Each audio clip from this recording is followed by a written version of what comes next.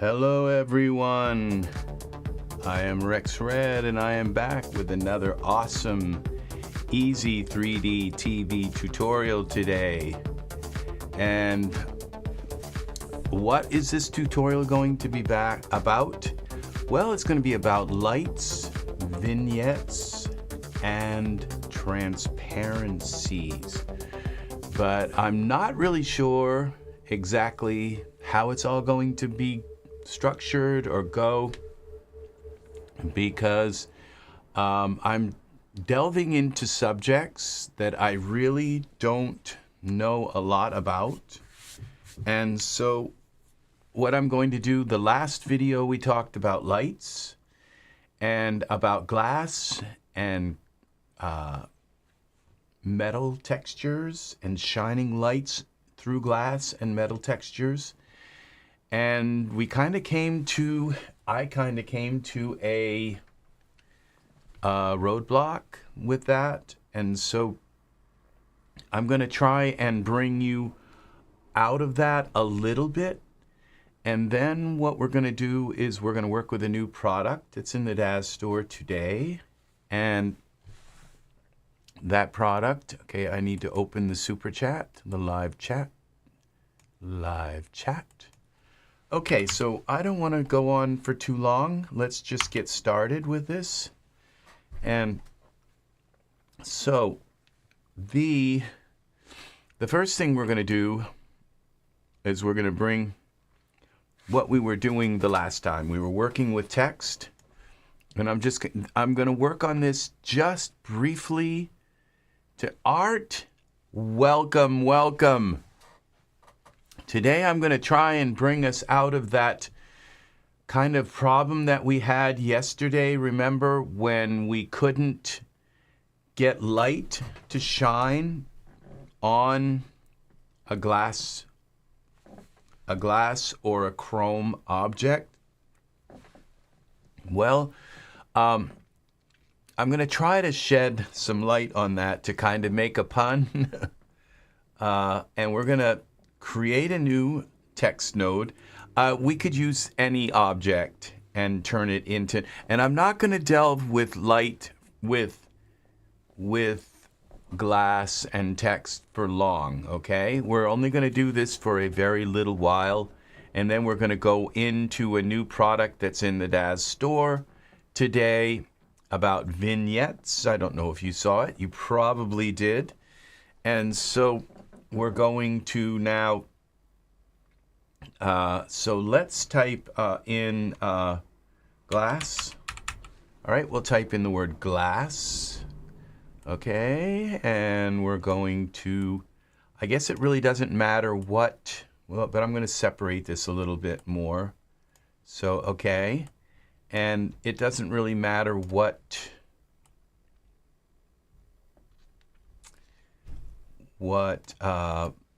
font I use. So with this one's, I guess, okay.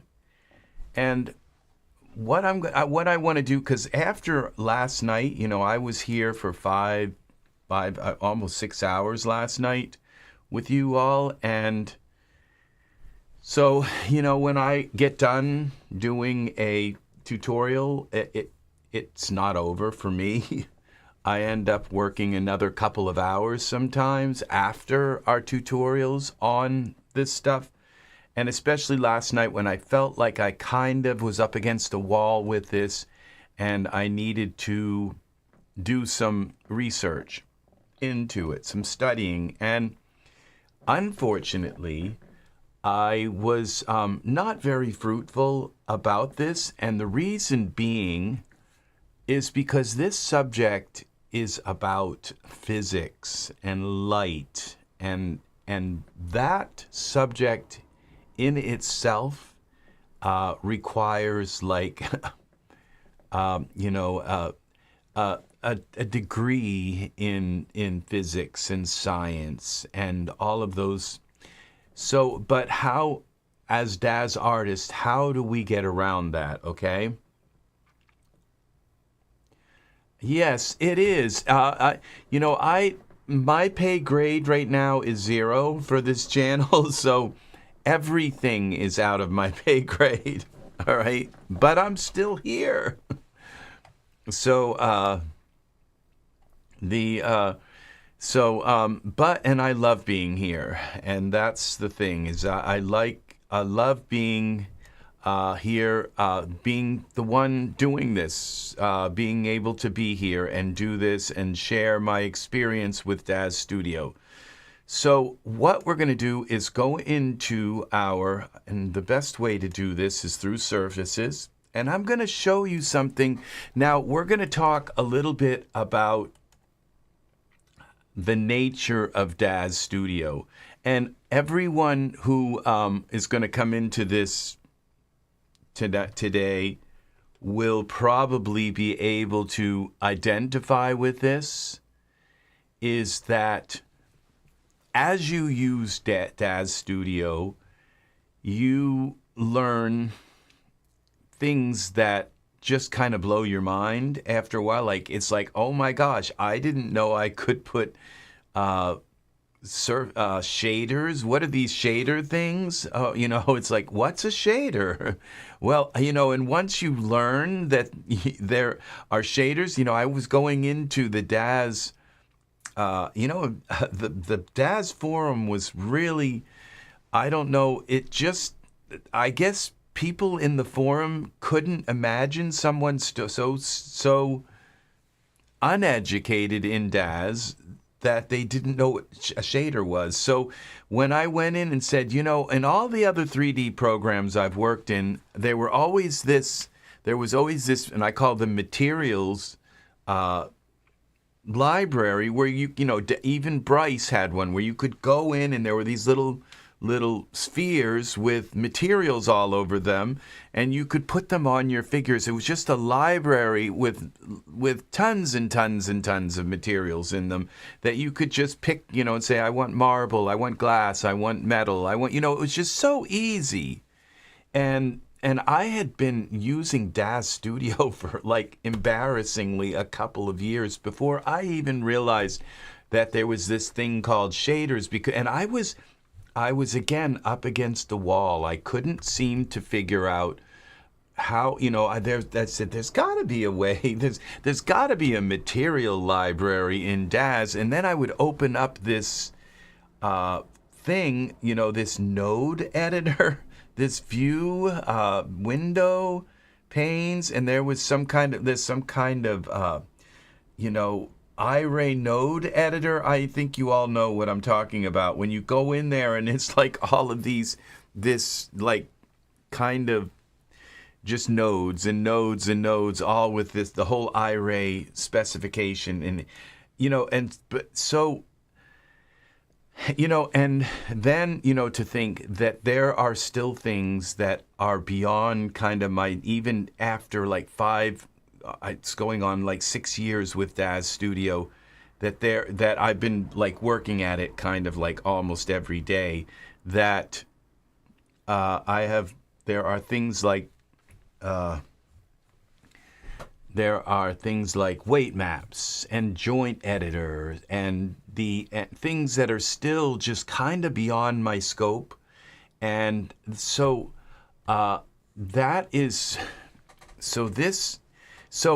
that's the nature of Daz Studio, that as we progress and use this program more and more and more, we just find deeper levels of stuff that we, down into even how people who make items for Daz Studio, that there's a whole protocol to naming these new items and how that they have to, so that they fit into the content, smart content, and so that their items all are corralled into a certain grouping of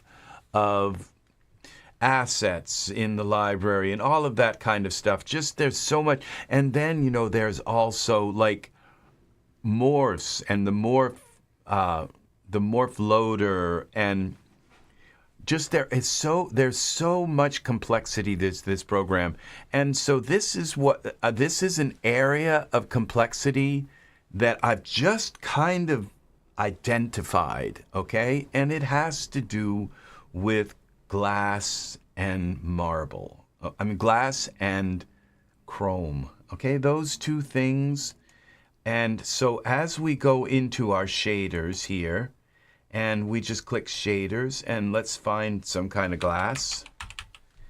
And we have this has some kind of Iray, I think 3D light texture on it. But all we need to do is let's find a glass texture. And now this one, okay, is a glass texture. Now, as you can see, now remember last night I said that that the HDRI in your scene is backlit. Okay? I mean, it's not backlit, it's a projection. So it's not like an emanation where there's an image on the 3D. There's an image on the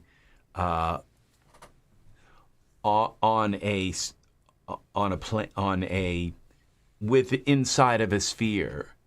It's like this image is somehow projected on through the the smoke and mirrors of some kind of projector that's able to project a 3D image. I don't know exactly how this works, whether if it's projected somehow from within the world or up above the world, way above the world, and it's projected into this 3D sphere, and how that's done, that is way beyond my scope of knowledge at this current time. I'd like to know, but I have heard that I believe it was Jay who mentioned this, that it is a projection.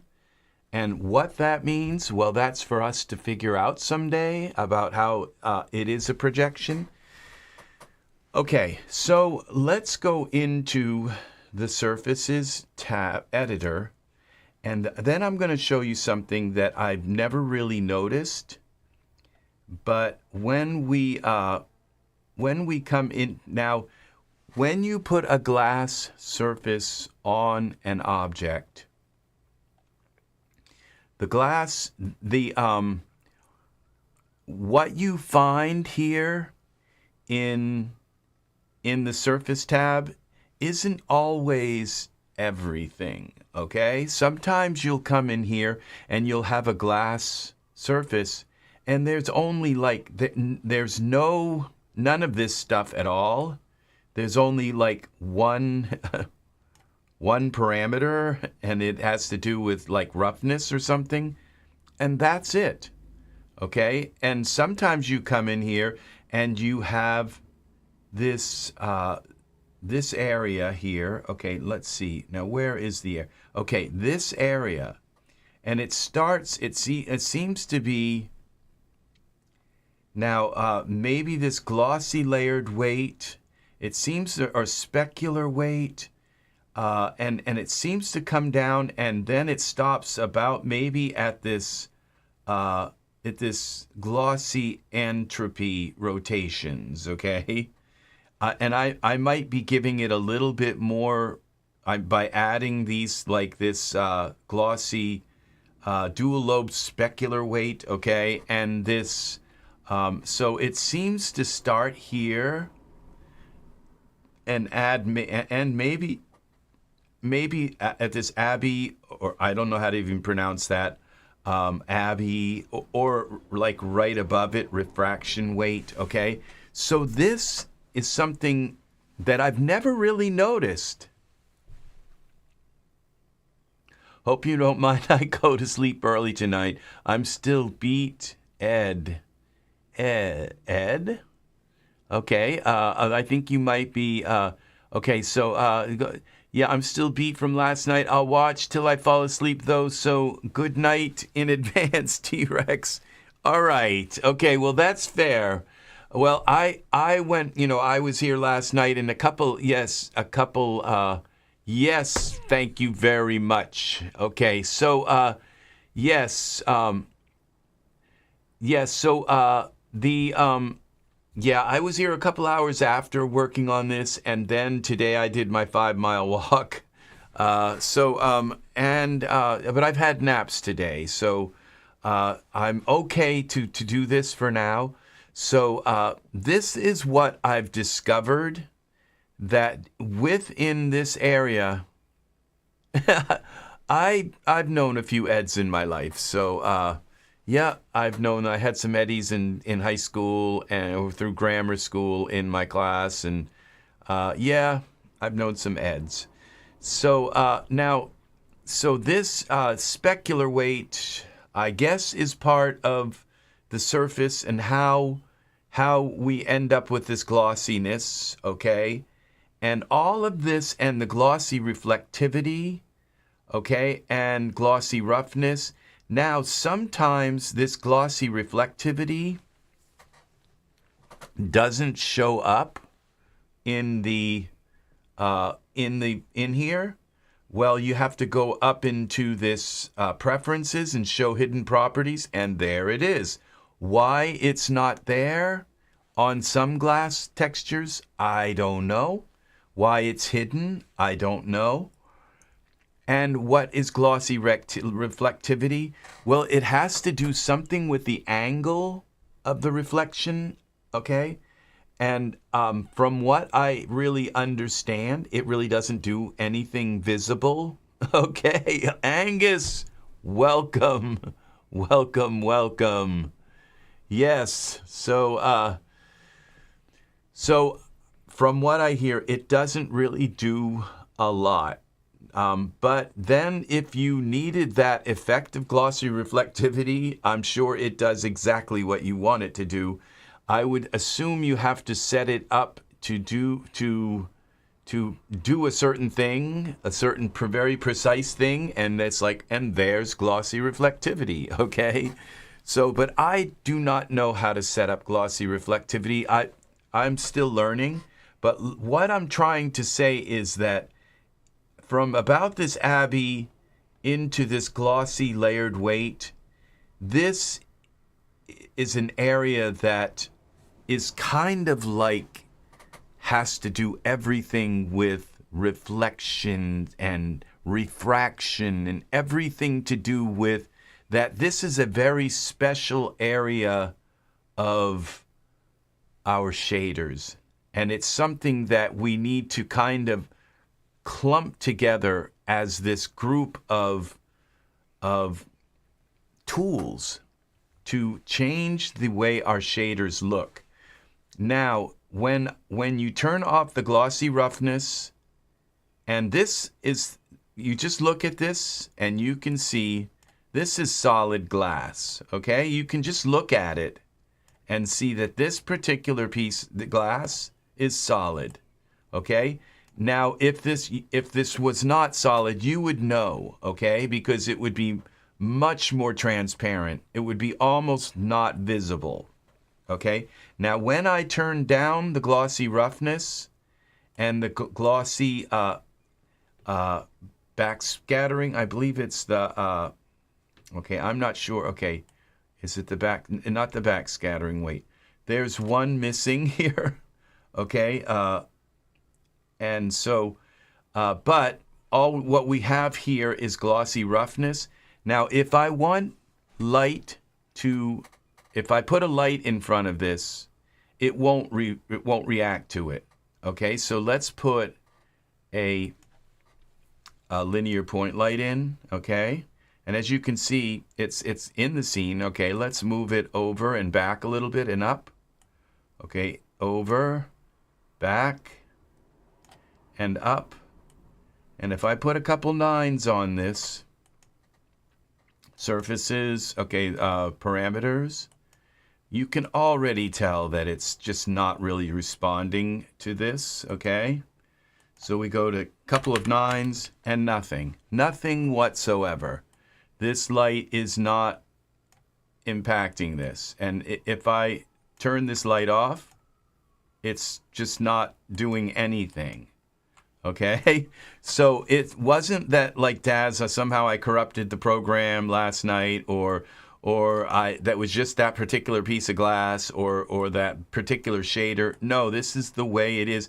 When you turn off the roughness, you get no response. So as I bring the roughness up, now you can see that if I turn this light off,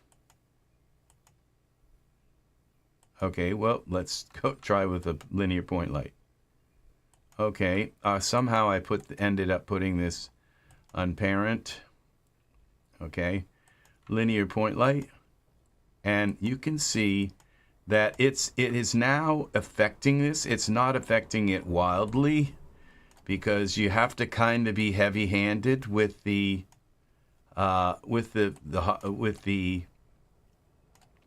but as you can see now, I turn this off and on, and now it is responding to the light. So the short answer is that surfaces, the text, okay, is that the more glossy roughness you put on the figure, the more now it's responding a lot to the light, okay? But the thing is I don't think this is the effect we were looking for. We were looking for light that just seemed to glow from within, and just a nice crystal clear glass that glowed from within, that just seemed to shine and emanate light in this beautiful kind of way. I haven't found that yet, okay? You turn on the, if you turn on, you make the light into an emission, turn on emission, it just washes out the light. It doesn't have that crystal clear kind of like thing. How you do that, I don't know. How you brighten the light, because, and this, if we take this light and put it inside the light, okay, like this, okay, it seems to have like some kind of more of an effect. Okay, well, that's shining it from behind. Let's try actually getting it inside. And rather than just, okay, so if you put this inside the light, okay, it seems to be responding to this in some kind of way. Now, if we go back to our true type here and select this, now we'll first go to parameters and just kind of turn this light down a little bit. Here we go, turn this down, let's see, take one of the 9s off and another 9. So we'll go to 5, like, yeah, it seems to be, because now that it's inside here, okay, it seems to be lighting this, but this is kind of frosted glass. This isn't what, and the more you turn down, so it's like, it seems as though, I would like to say that glass is just not, it's just not there yet. But you know what? I'm probably wrong about that. It's just my lack of knowledge on how to use these tools. And now we have this light geometry. So we now have, and the shadow type, okay, deep shadow map. We have these things, ray trace, software only. I don't know, okay, but that's in these, now we go back to the surfaces. I don't think that's actually in the light parameters. So, but when we come back in here, and let's now turn down just a little bit now remember this whole area has to, so if we go, now if you notice glossy reflectivity doesn't do anything. but it's supposed to do something. Glossy reflectivity is supposed to change the angle of the light, okay, that you perceive. What that means, I have no idea. That's okay. Art, if you need to snooze and get and sleep, we all have our nights and days where we just need extra rest. I think at least one day a week, everybody has their day where they need to rest. And so, it doesn't have to be Sunday. It could be, it's whatever day it is that you feel you need rest. It's no problem. So if you fall asleep, that's okay, all right? Because you can always come back and watch this later if you want. So I'm going to go through this, and I don't know how long I'm going to work on this. So if I bring this glossy roughness down, then suddenly, as I bring it down more, then suddenly the glass, it's just gone from the glass. The more roughness. So, having the roughness, it's just that's fine. You can stay as long as you feel comfortable staying. This is it's all about enjoying and having a good time here. So that's it's just lovely to have you here, even if it's a short time tonight. So yes. So this is so we've got a few other people here now tonight. So we pulled in a few. Thank you for the likes, people. I'm just going to go over this kind of quickly. And again, I'm going to reiterate for the people who have come back in here tonight. There is a grouping of parameters in our shaders, and it seems to go from this Abby. I don't know if this is part of it or not, but when I go into this, you notice what that it does. The Abby does something there, okay? And I don't know if that's pronounced Abby or Ab or whatever it is, but it's doing something here, okay? And when I do this Ab and then I go to glossy roughness, and so we have found that the glossy roughness, the Ab seemed to turn off the roughness, okay, which is kind of odd that it would turn off our roughness.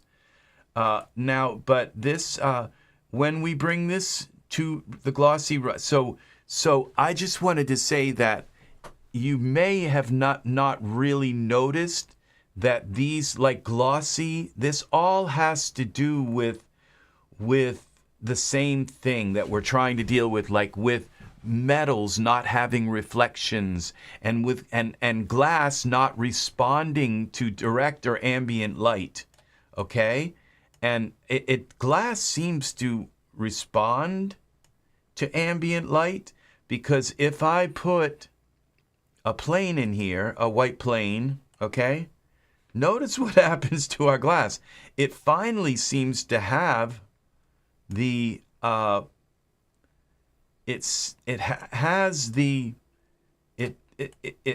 it seems to have just kind of come alive. Is this reflective? Now if this glass reflectivity, when I turn this off and on, so this glass reflectivity, like I said, is sometimes hidden. It's like, well, what happened to glossy reflectivity? It's just gone. But then if you go into here and you go to preferences and show hidden, it's hidden. Why is it hidden? I don't know, in some glass textures, okay? But when you use it, it seems to do nothing. So just kind of to let you know. Abe. Okay, Abe. That's interesting, Abe. So, all right, very, very helpful, Art. So Abe Maria. Okay, excuse me. I'm sorry, that was a bad one. It's like you're exonerated, Abe. You're what's the word? I don't know. Exonerated isn't the word I was thinking of, but absolved, my child. Abe. So, Abba, it means father in Hebrew, A-B-B-A. Abba, Abe, okay, Abe. All right, so now, that's what we need to do and I'm not there yet, okay? But what I'm trying to say is now the translucency weight, this is kind of interesting because maybe what we can do to this glass, and this is bothering me just having this here. Now look, how did we end up with the glass having this color? So that's interesting. Suddenly our glass is colorful, and I'm not sure why. Okay, we'll go to surfaces again. And what did I turn up?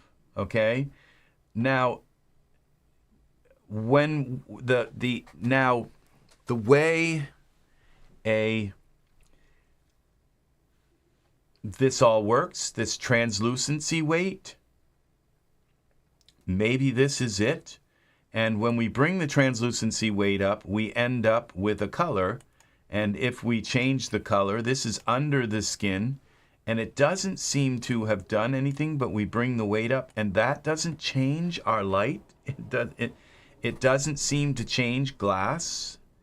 Now when I turn the specular light off and on again, just to make sure.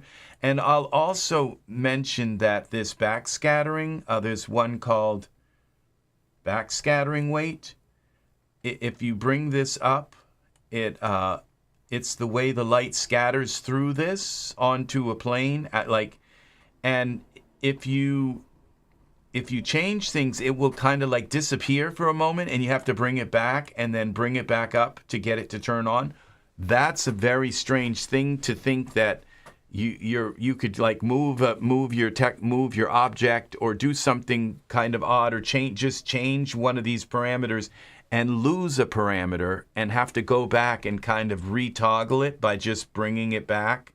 That's strange, okay? There are strange things happening here, okay, in this. So what this means is that this whole area, we really, really, really, really, really need to go deep, deep, deep, deep, deep into every one of these parameters.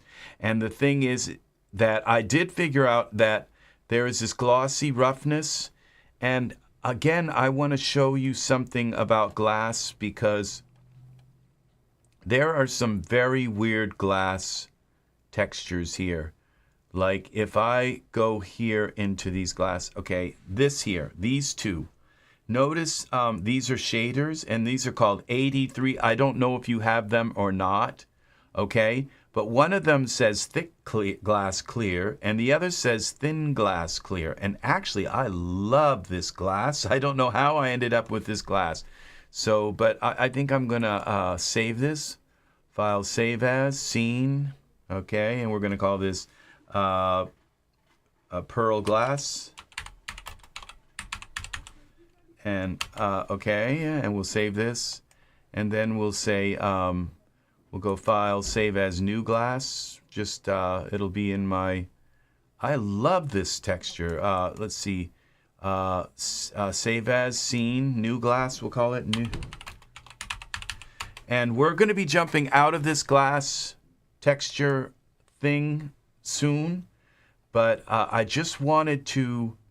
And now I've lost my place here with this. Okay, it's saving. Okay, where are we? Okay, it's here, I think. Okay, yes. So here are two, just so you know that now when you look at this glass, you can tell that this, and this is what I want you to be able to do, is to be able to look at a glass and say, this is solid glass, and it's like, it should be kind of like evident, but it's not something I think we generally are born knowing, okay? And so this... So, just so that your eyes can see the difference between something that is solid glass and something that is, now this is not solid glass. This is like a glass cage, okay? And this is solid glass. So just so we know the difference, so, and now a glass cage is going to almost look completely transparent, okay? And so, and again, even this glass cage doesn't respond to the light unless I come into the surfaces and add some. And now, what's really strange about these two particular glass shaders, that in order to make glass, let's go back to this one.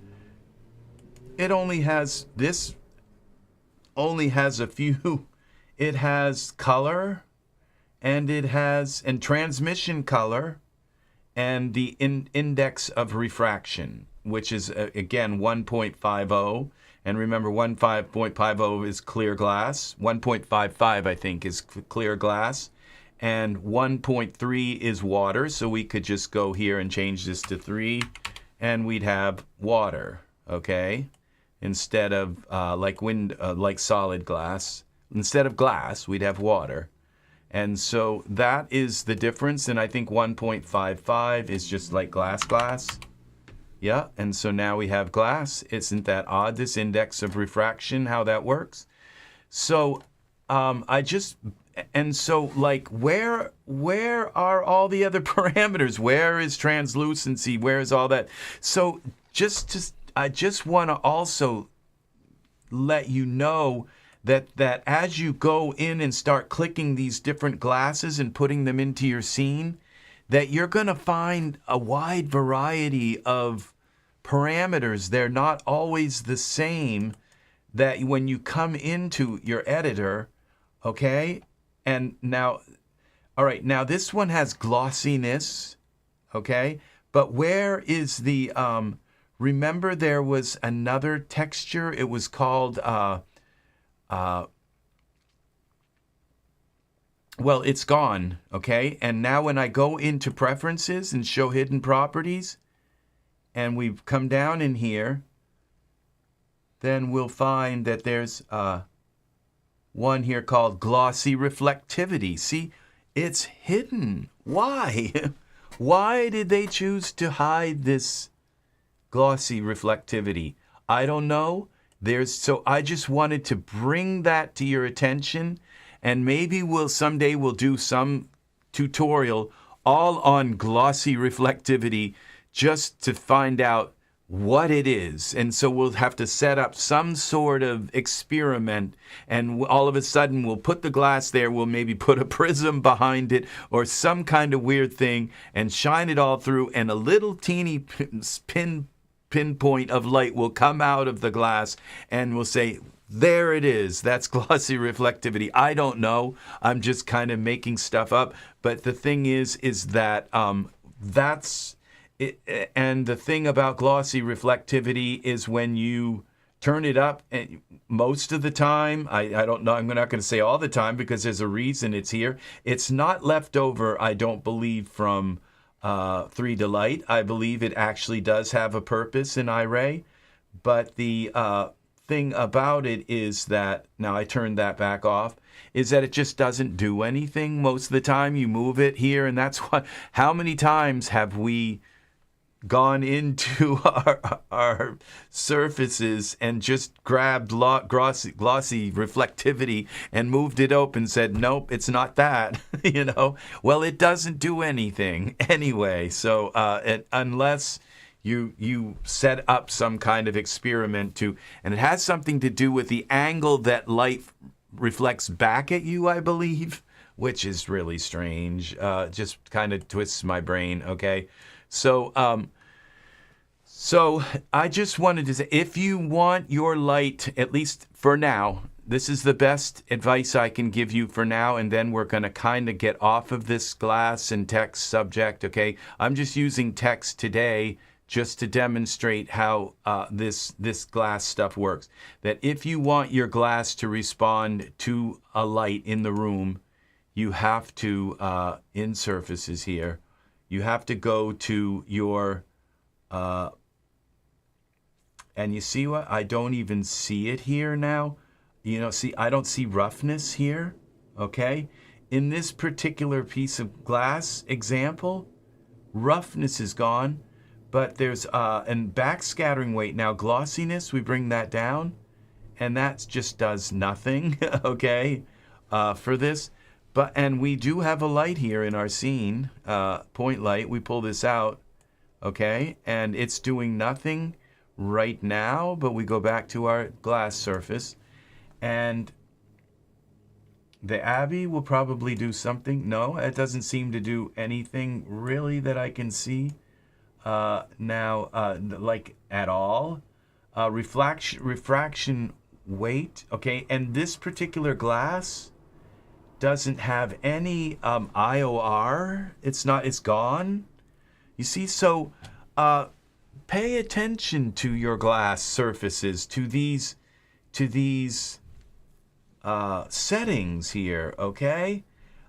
Pay attention to what's here when you click on a particular glass, and learn all of the ones that are usually here that are gone. Now we go share glossy inputs. We turn that on, and it's like, oh my gosh, we got something here that's changed, like massive. And then we've got apparently this black glossy color has come into the thing. But what's really strange here is now the refraction weight. We bring this down, and see, I would have thought that would have made the glass, transparent or something. We turn this now. I turned off the glossy weight, and it's still. Let's go out of here into texture shaded, and let's go back to Iray. Now, a moment ago when I turned that on, it made everything black. And then now it's solid black, and even when I turn it off, it's black. See, there's some really strange things here going on in this area, and it's something that we all as Daz artists need to get a handle on, okay? I mean, a massive, massive understanding of light and refraction and, okay. So that is going to conclude this part of the glass, okay? So and so at this point, we're all going to go kind of off on our, in our own way, and hopefully look at glass and metal textures with a little bit more discernment and a little more curiosity and a little more kind of understanding that these particular parameters require a lot of research. Each one of them you do is exactly as Art did, and Google them and look them. And I find that the Copilot AI, that now when I type in something like what is glass, what is reflectivity, and it will all I'll just say is what is reflectivity or whatever, and it will say in Daz Studio. It already knows that I'm in Daz Studio. Somehow it knows that I am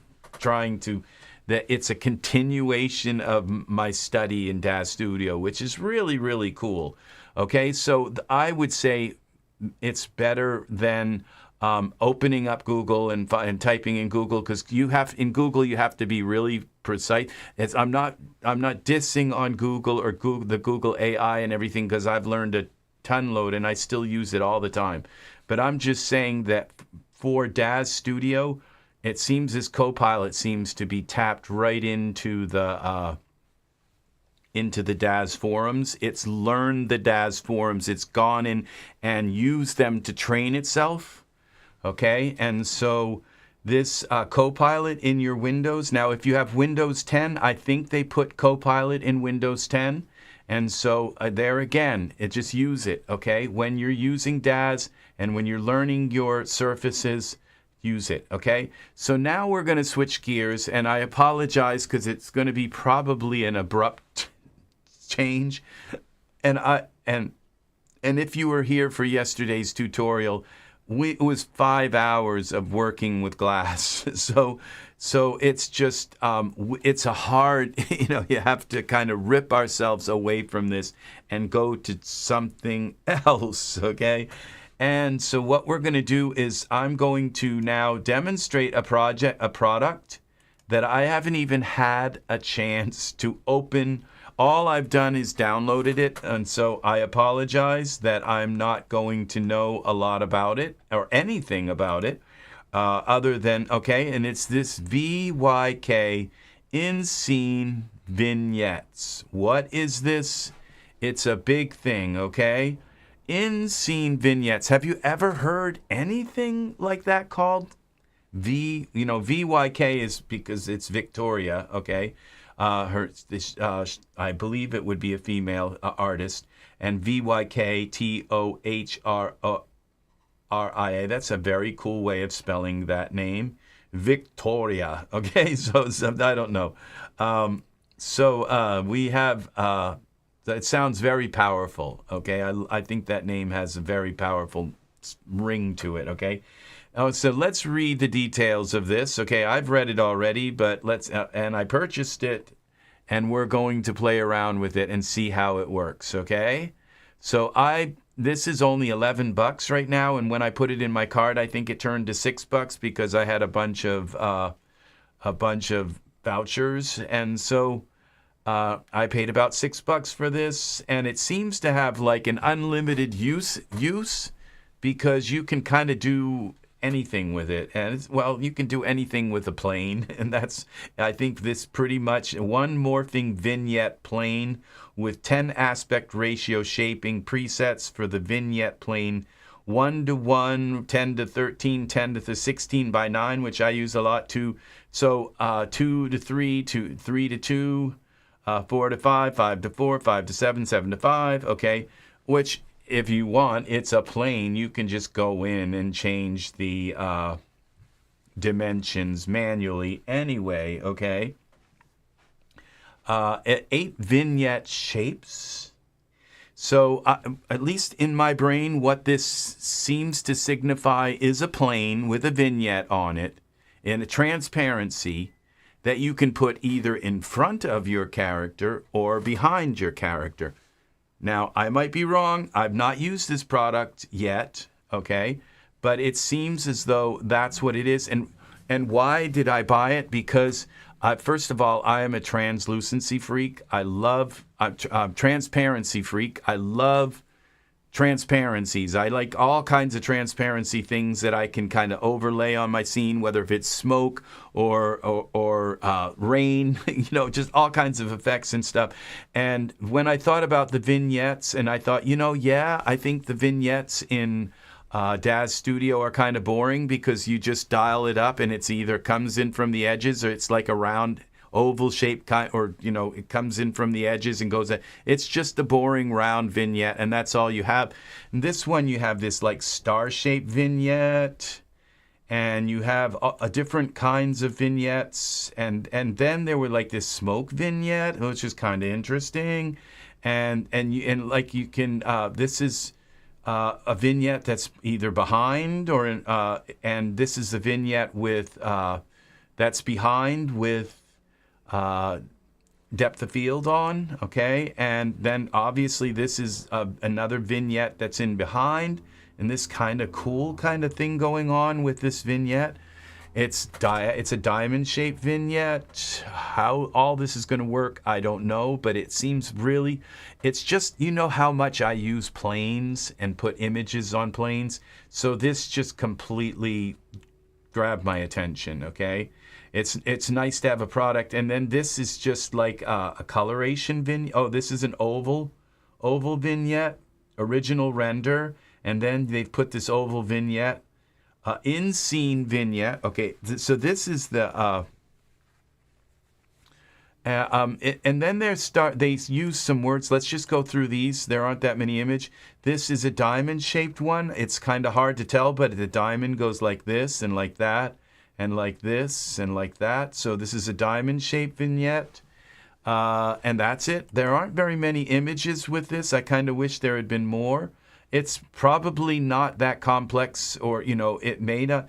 But it does say that there are 8 vignette shapes, each in a regular and a softer edge version for each of the aspect ratios. So that's 8 times all of these, each one. Okay, so that's a lot. And 4 opacity settings, which, of course, you can go in and set the opacity manually as well. And these are all 4K images, so that's kind of nice. They're not skimpy. They're not terrible. It would be nice if they were 8K, you know, but they're 4K. And what it does is it kind of gets us all thinking about using. So you can always then just make your own transparencies and build off of this, okay, for your own, by just putting your own images on these planes and that would have making your own transparencies in Photoshop or what. So okay.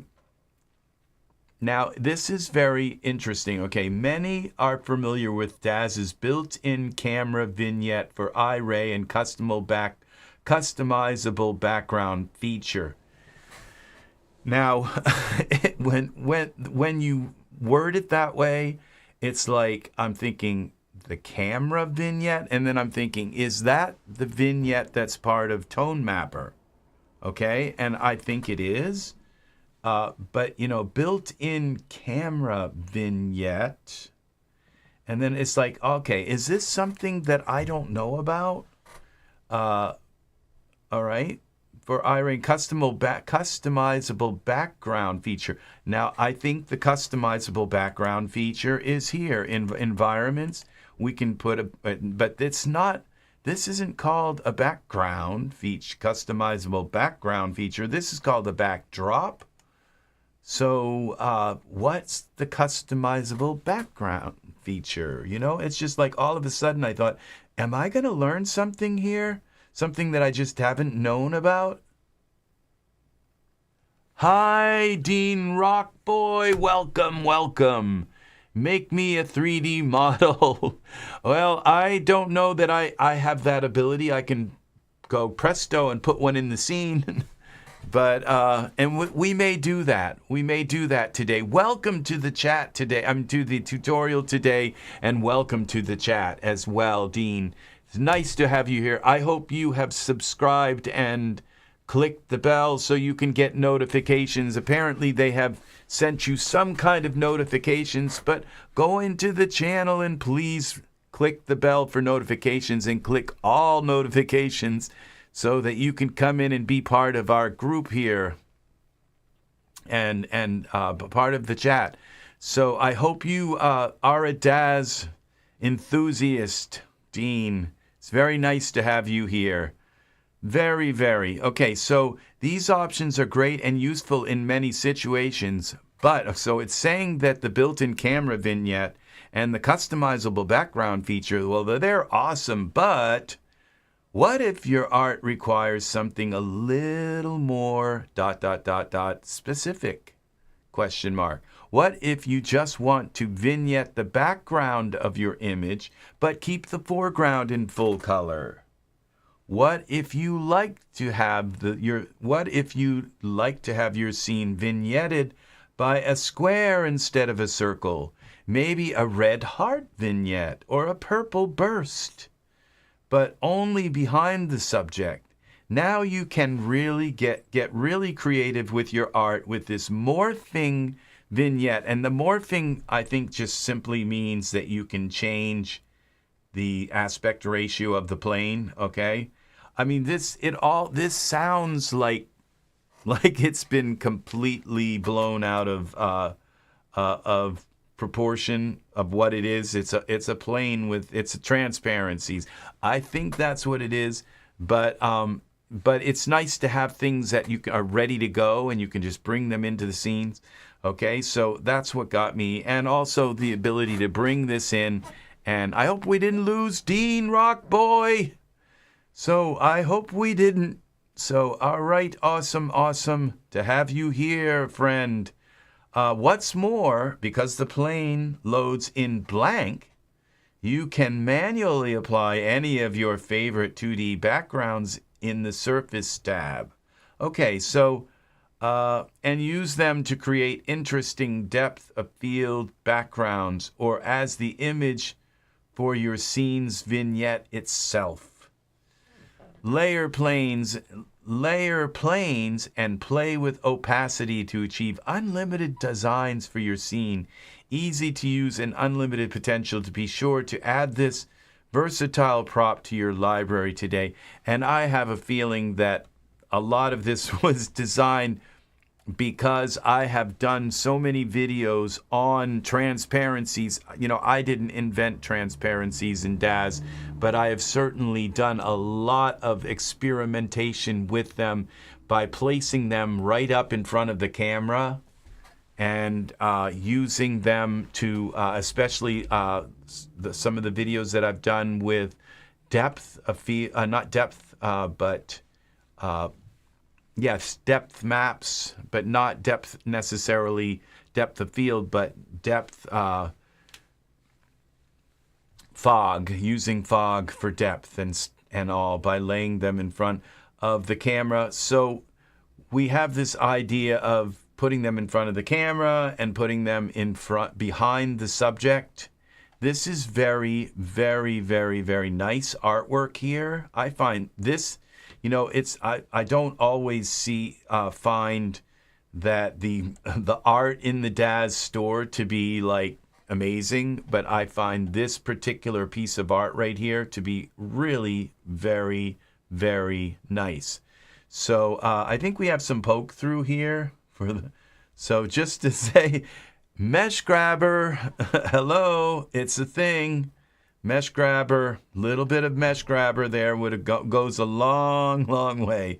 So, all right. So, and that's the thing is that I find that the Daz artists in the Daz store and all, that they haven't caught on to meshgrabber. A lot of artists have not caught on to meshgrabber, and you see them like using like what's it called? The modifier, smoothing modifiers, and or turning off parts of the body. When you just open meshgrabber, grab that little piece, pull it out, and it's done.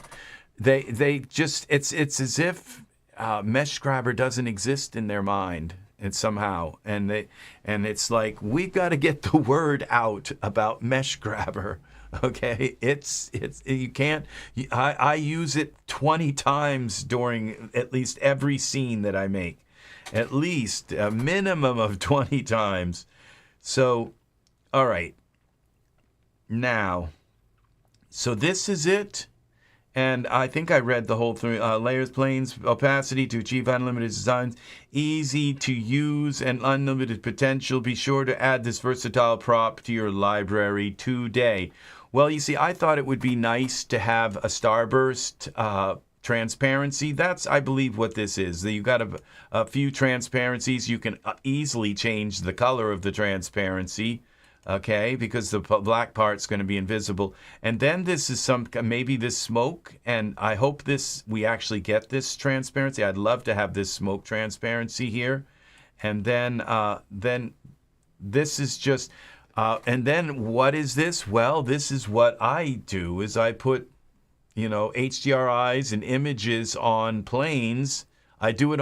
So in a way, it's, you know, should you buy this product? That's why I'm doing this, okay?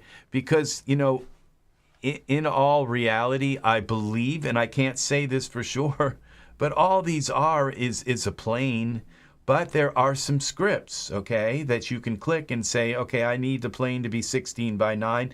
And when you change the script, you can then put on the script the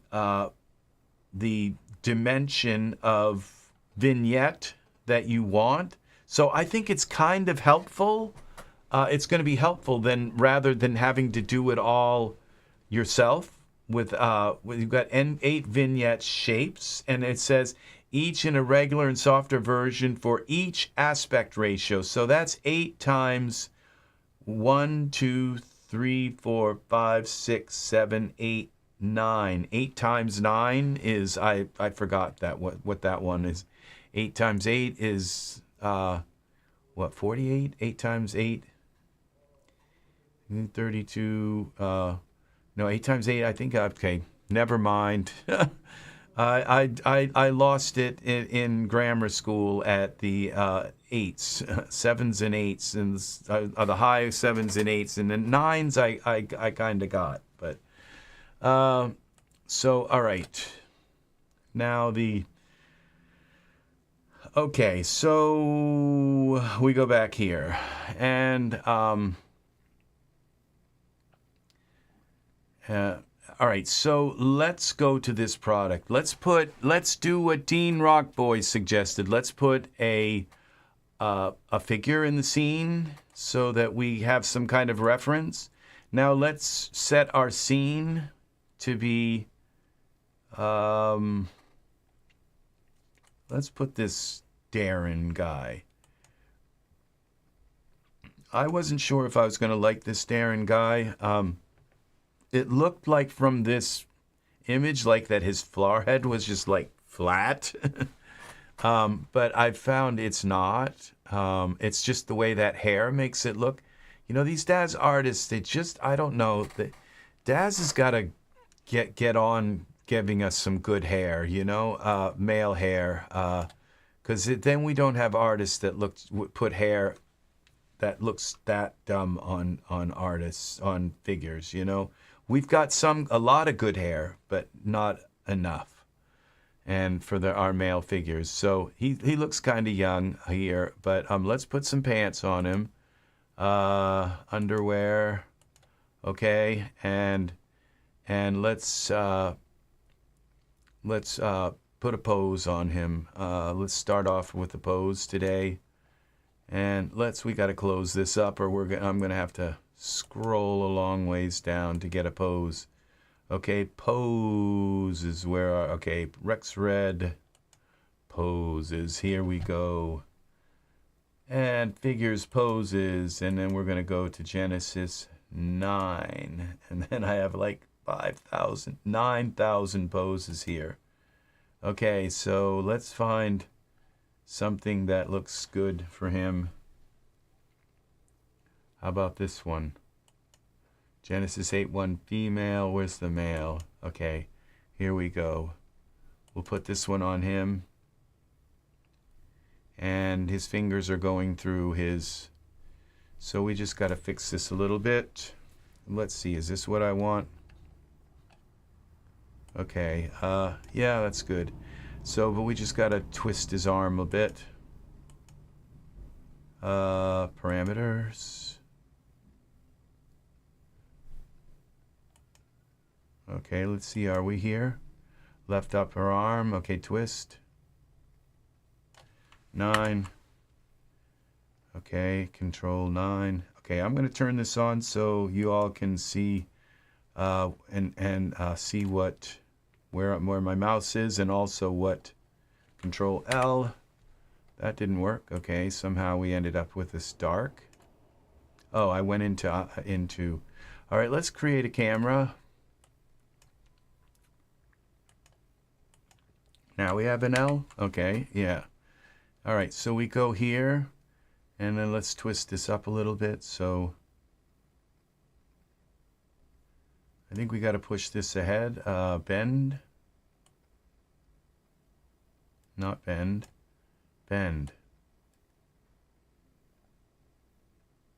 Okay. And what is this? All right, I'm just going to use this bone thing. Okay, and we're going to pull this over like that and push it down. See how that works? See? All right. And okay, so now we can look through. So we've got a pose on him. Save this. Then now he's saved as new glass. Of course. Now we're already in 16:9. And okay, we lost everybody. We got 2 people here. That's okay. 2 people are better than none. And let's see now what we're going to do here with this. They're probably all downloading this product and playing with it in their Daz Studio now. And so, but that's okay. That's okay too. We're all very fluid here. We appreciate that everybody has their own thing. Yeah, so this particular figure, I thought his forehead was like all kind of messed up, but he's actually turned out to be a kind of little handsome little guy. So I think I'm glad I bought this. And of course I got him on a massive sale. So we go to here to hair. And let's find him some hair. And okay, this hair will work. And we select Aaron. Okay, and then we got to turn it dark because he's got dark. Well, it's already black. Now we have to select the hair and turn it on, or it won't show up in our renders. Parameters. Was it in parameters? On, off, freeze simulation. It's interactive update. Where is it? Show bones. Okay, I think it's in surfaces. Danny hair. And it is somewhere here. Visible in simulation. Where is the hair? Is it in the hair base? Okay, hair. Something that says visible in.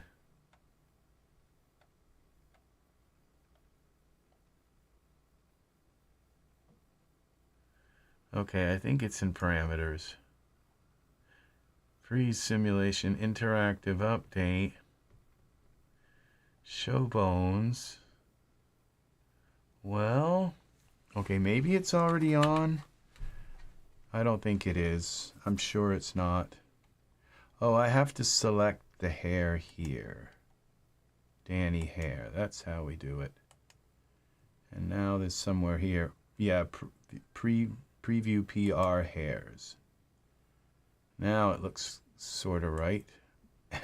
I thought that hair a moment ago was black, but now it's jumping in to see what's new. Well, we're going to set up a quick little scene here, and then we're going to play around with this product here in the Daz store called In-Scene Vignettes. And I mean, for $6, even if this is just a bunch of planes with a few vignettes on it, I think it's actually still worth it. So, because like I told y'all, I am a vignette person.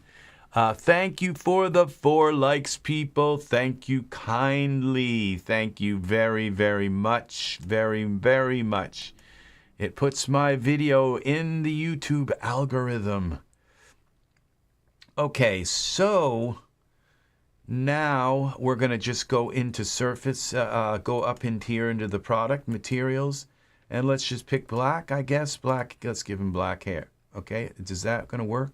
Yeah, it did. All right, so do we have to go black or can we go brown? Will it look okay on him? Yeah, brown is better. Okay, so here we go. And let's give him a shirt. We're not, let's give him some kind of clothing other than just shorts. Just so we have a model here to use. Okay, let's go up into this content thing, because wardrobe male. Okay, we have our selected guys selected here. And wardrobe, and let's just go through the wardrobe. This, we can see it a little better. Genesis 8 male, what's this? I think something just, I don't know what we're looking for. Let's just go through and not think too hard about it.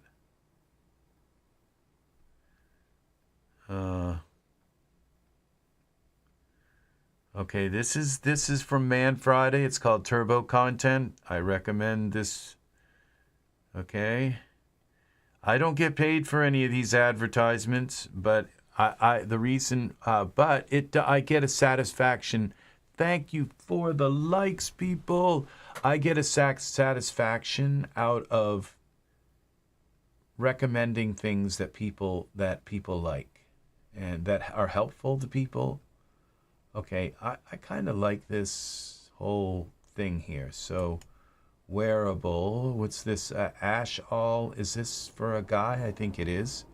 So we're gonna have to auto fit it. We'll see what we get here. This is what's nice. This tells us which figure, even Genesis 1. Okay, that would be just Genesis. Okay, let's see what happens here. Is this some kind of cowl or something? Okay, this is the shirt, Genesis. Genesis didn't have a different differentiation between male and female, so it was all the scarf, Genesis, and the pants, and then we can take off the shorts and that's it. Close this, and now we can lose the shorts. Where are the shorts? Ash pants.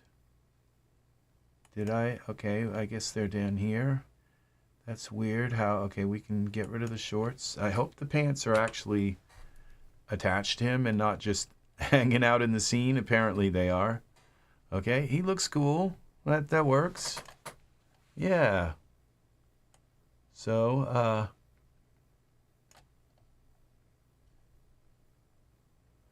all right, this looks good. So we'll save this. Now, yeah, he's like young Will Wheaton, the Will from Star Trek. It's kind of like a medical science trainee. Okay, so now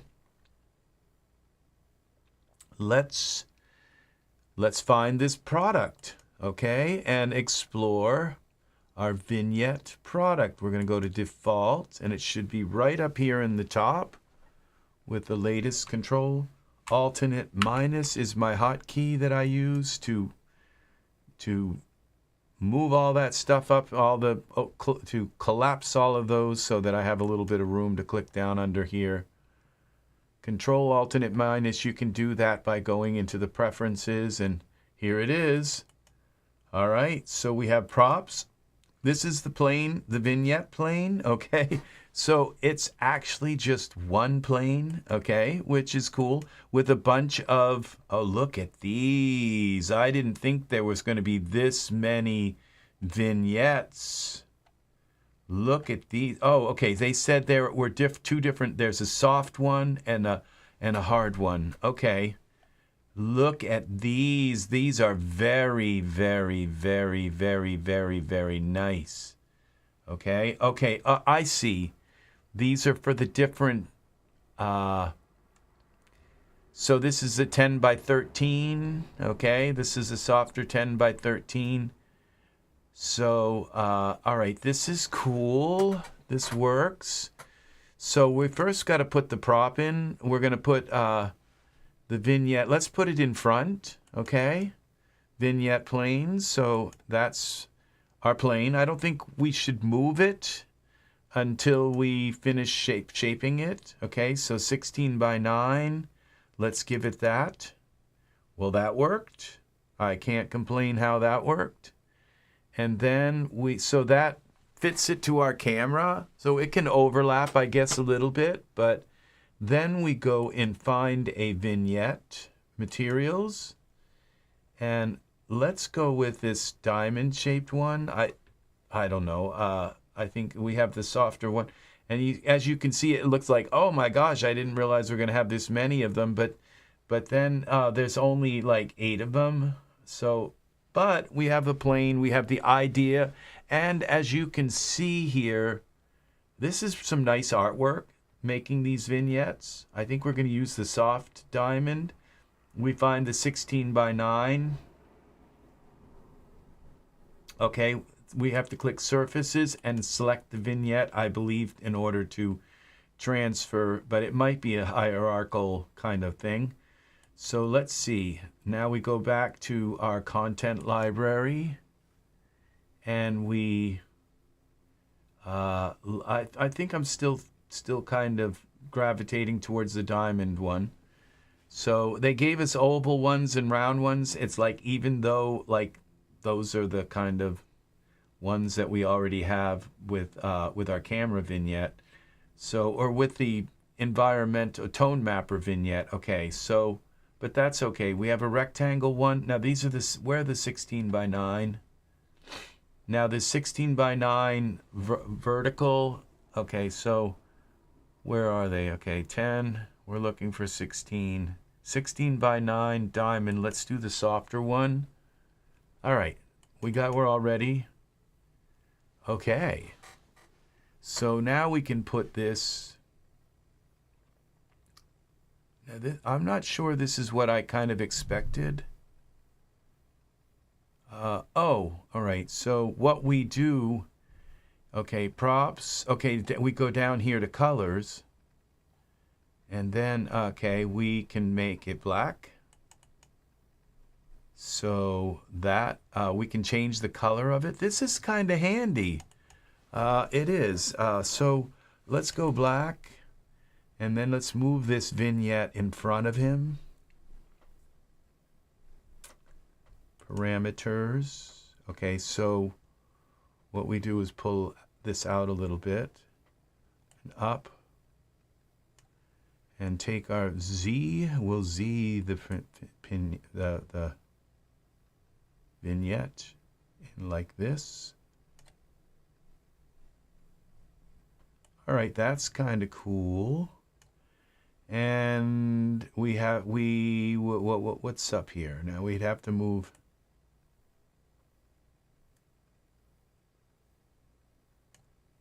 This doesn't seem like it's that square in the vignette, but let's translate the vignette over a little bit.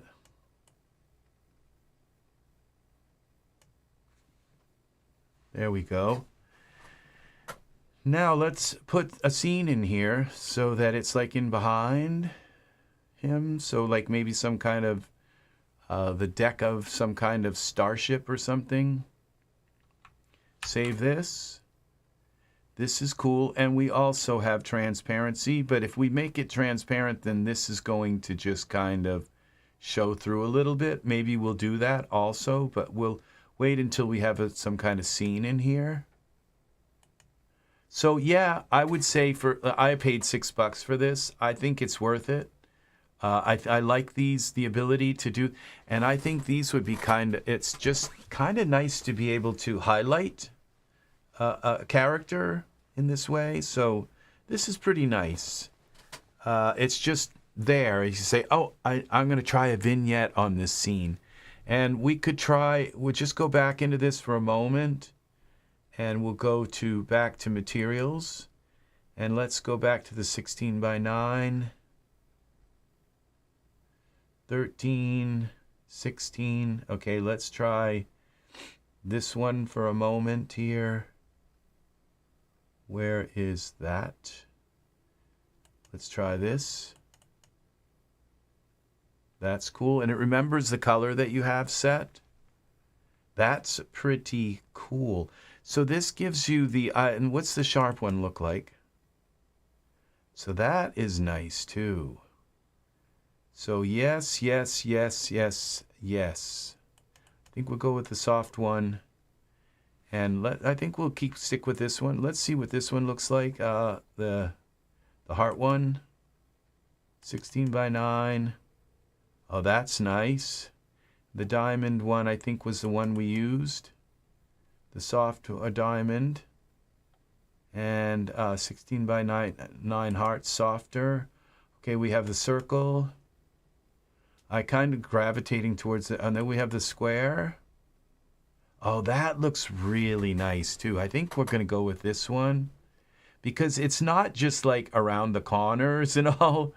This is nice. This is a very nice product. And then there's this weird one. Let's see what that, okay, that's the 13. It does work on the 16 by 9, but okay, and so does the 13 actually.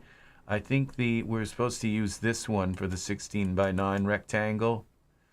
Yeah, and that gives us a kind of a traditional vignette. We could resize this a little bit so that, and bring it down, bring this in a little bit so that, yeah, that's pretty cool. But I actually like this. So yeah, we could, you can use the smaller ones and kind of bring in the edges, add a little bit of a cinematic kind of thing. And this is 69, this is a square one, 16 by 9 square. Wow, okay. Yeah, and then this is a 16:9 splat. That's very artistic there too. So yeah. Let's go with this one so we can have more of our scene in here. Now let's go to, you know, I'm sorry if I artistically pick, you know, maybe you wanted to use a different one. It's just everybody has might have a preference already set for these vignettes. So this is the one that kind of strikes me because it gives me a little bit more real estate with the scene. But that's I leave that up to you to experiment with these vignettes. And all right, so we're going to go here to the default, and then we'll go down into our environments. Now, when I put him in the scene, because I have my Genesis 9, it didn't complain about his morphs not being turned on. Isn't that kind of odd? But I guess we got him in the scene, so then I wonder about this mystical forest. Now, this was kind of expensive. I think it was this mystical forest. No, it was this mystical roots one. What if we try to load this in the scene and just see what merge into the scene? Merge. This is cool because it just gives you this. It's just there. It's almost like it's part of the camera. Oh, we're in a tree. We're somewhere in a tree. Okay, let's put all this on the camera presets. Let's get rid of that because we're going to use our camera. So we'll go mystical roots, and the lights, we'll put them together into a group. Okay, we'll go scene elements. Elements. Okay, and then we can move it around. We've got to go out of here into, all right, we're going to lock our camera so we don't accidentally move it. Content here, most used, lock. Okay, scene elements, Z, translate. Okay, it didn't turn off. Control 9. Control 9.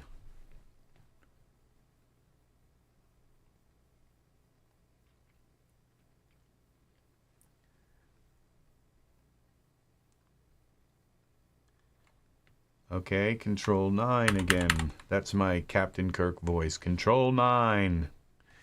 Yeah. Sometimes I just don't know. Maybe it's like so many years watching Star Trek that I just learned to emulate his voice. Control 9. Yeah. Sometimes when I'm singing, I hear it's like, oh my gosh. William Shatner here.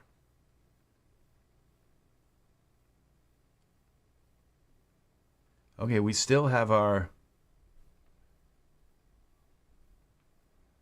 What happened to my vignette? Oh, that's right there. Okay, it's still here. Okay, let's go to parameter view, perspective view, and let's select... Okay, let's go like this. Okay, and zoom out. Scene element. Why isn't it zooming out on the whole thing? it's supposed to. Okay, he's in the middle of all this. Which is kind of where we want him. I think I moved it around. Now, okay, let's put this. Let's zoom out a little more. I can't really tell what I'm doing here. Okay. He's in that little area here.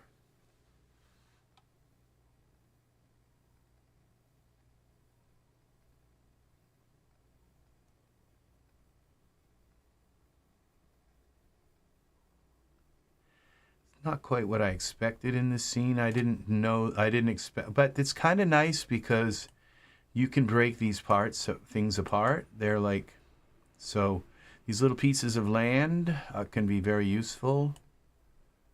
Okay, I'm liking this, but I think my idea of this, of maybe the starship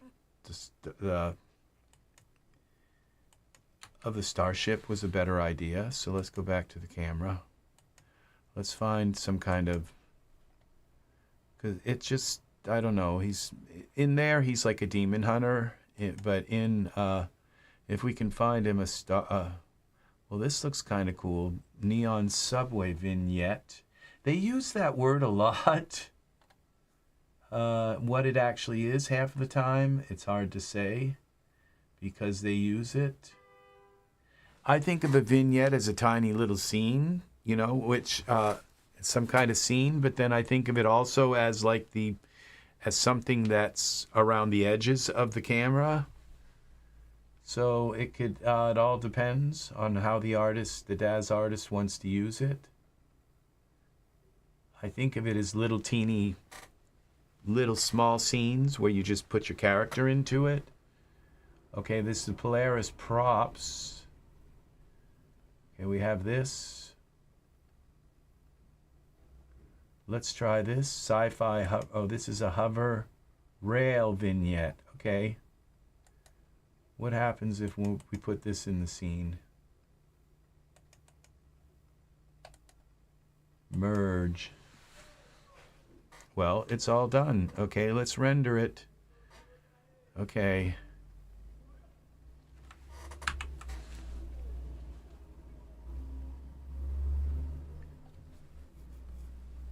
Yeah, it's done. Scene is done. Okay. And we do have our vignette here. No, I'm not seeing that vignette like down in this corner. Where is it? I feel like if I move anything, okay, this light is kind of not supposed to, it's an artifact from our last scene. Let's get rid of that. And it's here, but like it's supposed to, sometimes some scenes can kind of corrupt a vignette. It might have used a different camera. Let's see, this camera. Okay, I don't want to use these other cameras, so we'll just get them out. It's just too hard to see whether if this is, let's try the vignette that was like came in on the side, or a smaller vignette. Let's try something a little more profound. Kemet Comic Art 74. Try Depth Maker to be used with After Effects to create a 3D animation effect from a still photo. I have not. That sounds very interesting because I do have After Effects. So let's look up Depth Maker for a moment. Depth Maker for, I have After Effects and I know how to use it to some degree. Anybody who tells you they know how to use After Effects is like crazy because it does like everything. Depth Maker, instantly generate 3D depth maps. Okay, somebody has been watching my videos. So for After Effects, Okay, this is very, very, very cool. How to create 3D depths in After Effects. You know, we have in Daz here, we have the most awesome depth maker. So like here in this, where I can take and very quickly, okay, let's put our vignette here, okay? Let's go to the vignette. This, I think the scene is almost done, except I have to put some kind of sky here. Let's go with some kind of Martian sky. We will go into, okay, 3D animation from a still photo. Okay, okay, that's that sounds very interesting. The thing is that and that's very nice. The thing is that yes, I guess you could say that After Effects is kind of like a 3D environment, even though it's not your traditional 3D environment, because it's kind of layers. Okay, it's layers. But that's what we're dealing with right here. That's what this is a layer here.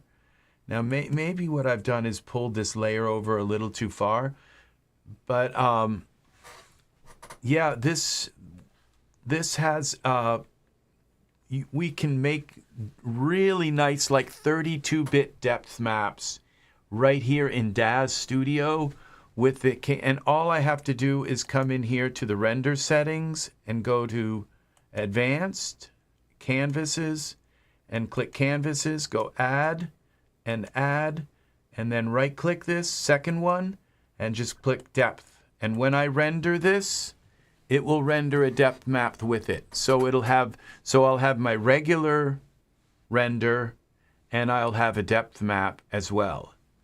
So that is, and so then I can bring this depth map into Photoshop, overlay it over my image, and put a fog in here. So a very cool kind of fog that would give me, or I can use the depth map to change depth of focus. So it's very nice having you in here, Kemet Comic Art 74. Please click the bell for notifications. Please become a part of this channel. Become a subscriber here. Thank you for coming in, and thank you for your lovely comment. It's very nice. Very awesome, awesome, awesome. You are welcome here. So, and awesome, awesome image for your avatar. Very cool. So yes, please subscribe to the channel. Click the bell for all notifications. Come on in. And this is Daz Studio. This is free. You can get Daz Studio for free with strings with 10,600 and 600 strings attached, because you end up buying just a bunch of models and things to go with your scenes and everything, clothing, hair, everything. So, but it, so just to be a disclaimer, yes, Daz is free, but all the stuff that you want to use in Daz, it does come with a bunch of awesome Genesis 9 models and all of that stuff. And all you have to do is render your scene, and it will create a depth map along with a 32-bit depth map along with your scene that you can then change the curves and all of that, and overlay it over your scene, and use the depth map either for depth of field or for creating an atmosphere that goes off into kind of white. Let's put an environment in here so we don't have a gray background here. So we'll turn on our canvas just so that we have a canvas, so we can, when we render this, we will have a nice depth map for it. And then we also go into render settings, and I don't think it's going to matter. I think I want something maybe like one of those, the acid world. Where is that? Okay, where's Acid World? Okay, we're in render settings. And where is it? I don't want to go by it.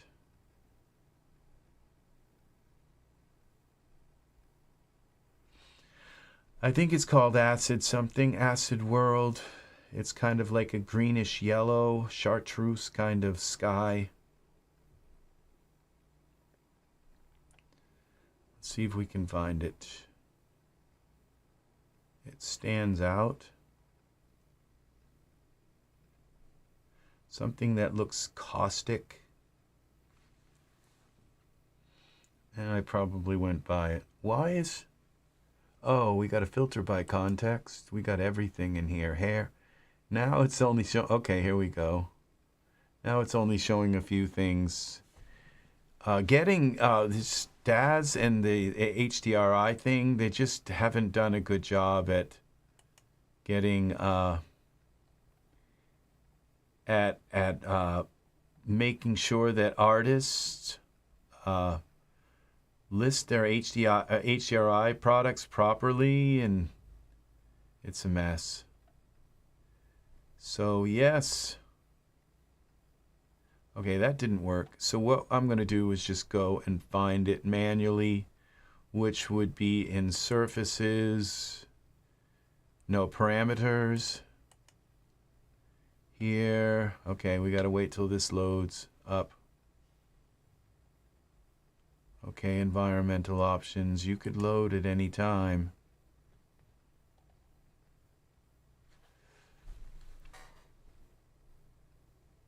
Well, okay, let's go to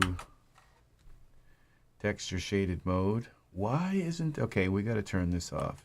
Show sub items, that would help. Okay. All right, I think that's what it is. Okay, environment tint. Okay, I'm in environmental options.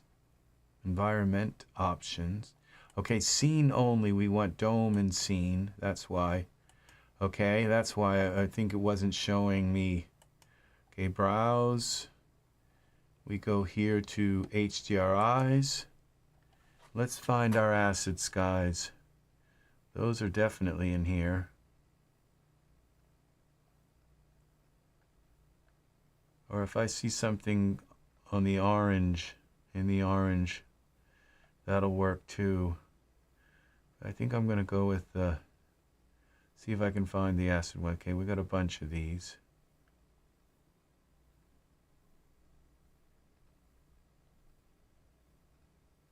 Okay, keep going. Just 30,000 more to go.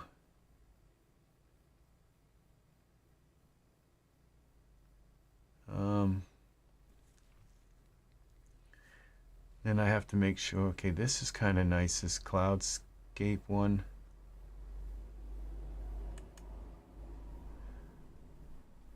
Well, okay, I think that one's nice, so let's try that.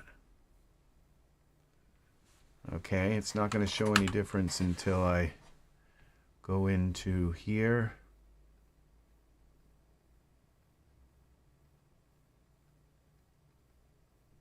Why isn't that? Okay, we have to turn the dome on. Okay, that kind of works. I think I want to try the acid one. We'll go back. Orange is like a green or acid color. I think it would be. It's just the red looks a little too warm for this. Let's pull this down a little bit. Let's try acid A. See if that comes up with anything. No matches. All right, so no. You have to find it the hard way, Rex.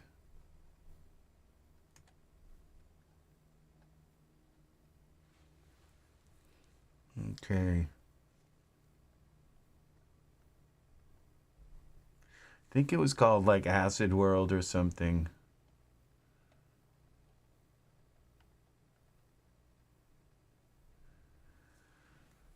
Okay.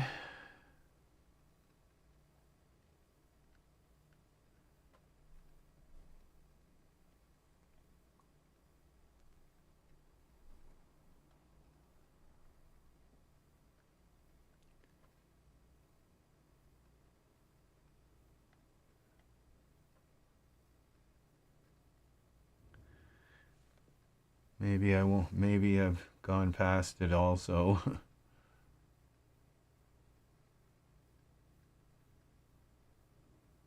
I know it's in here, so just a matter of finding it. Once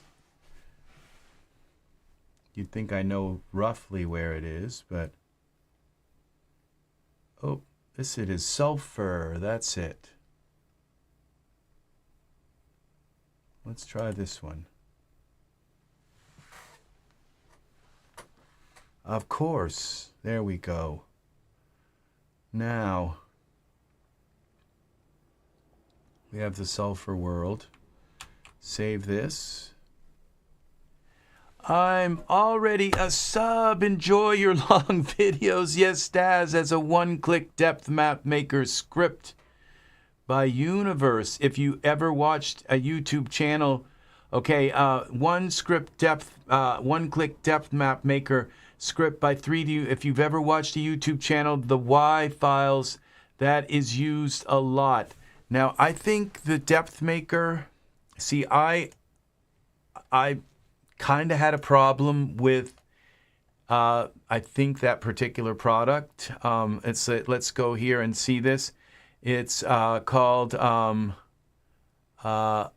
one-click depth maker.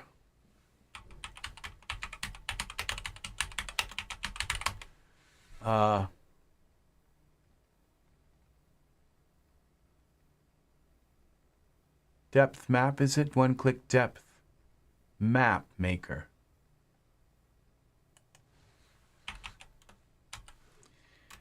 Because it's not 32-bit,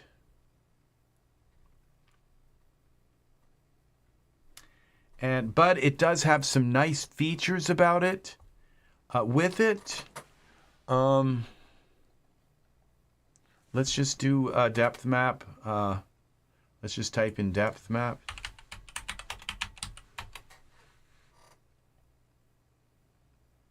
Yes, this basic depth map maker.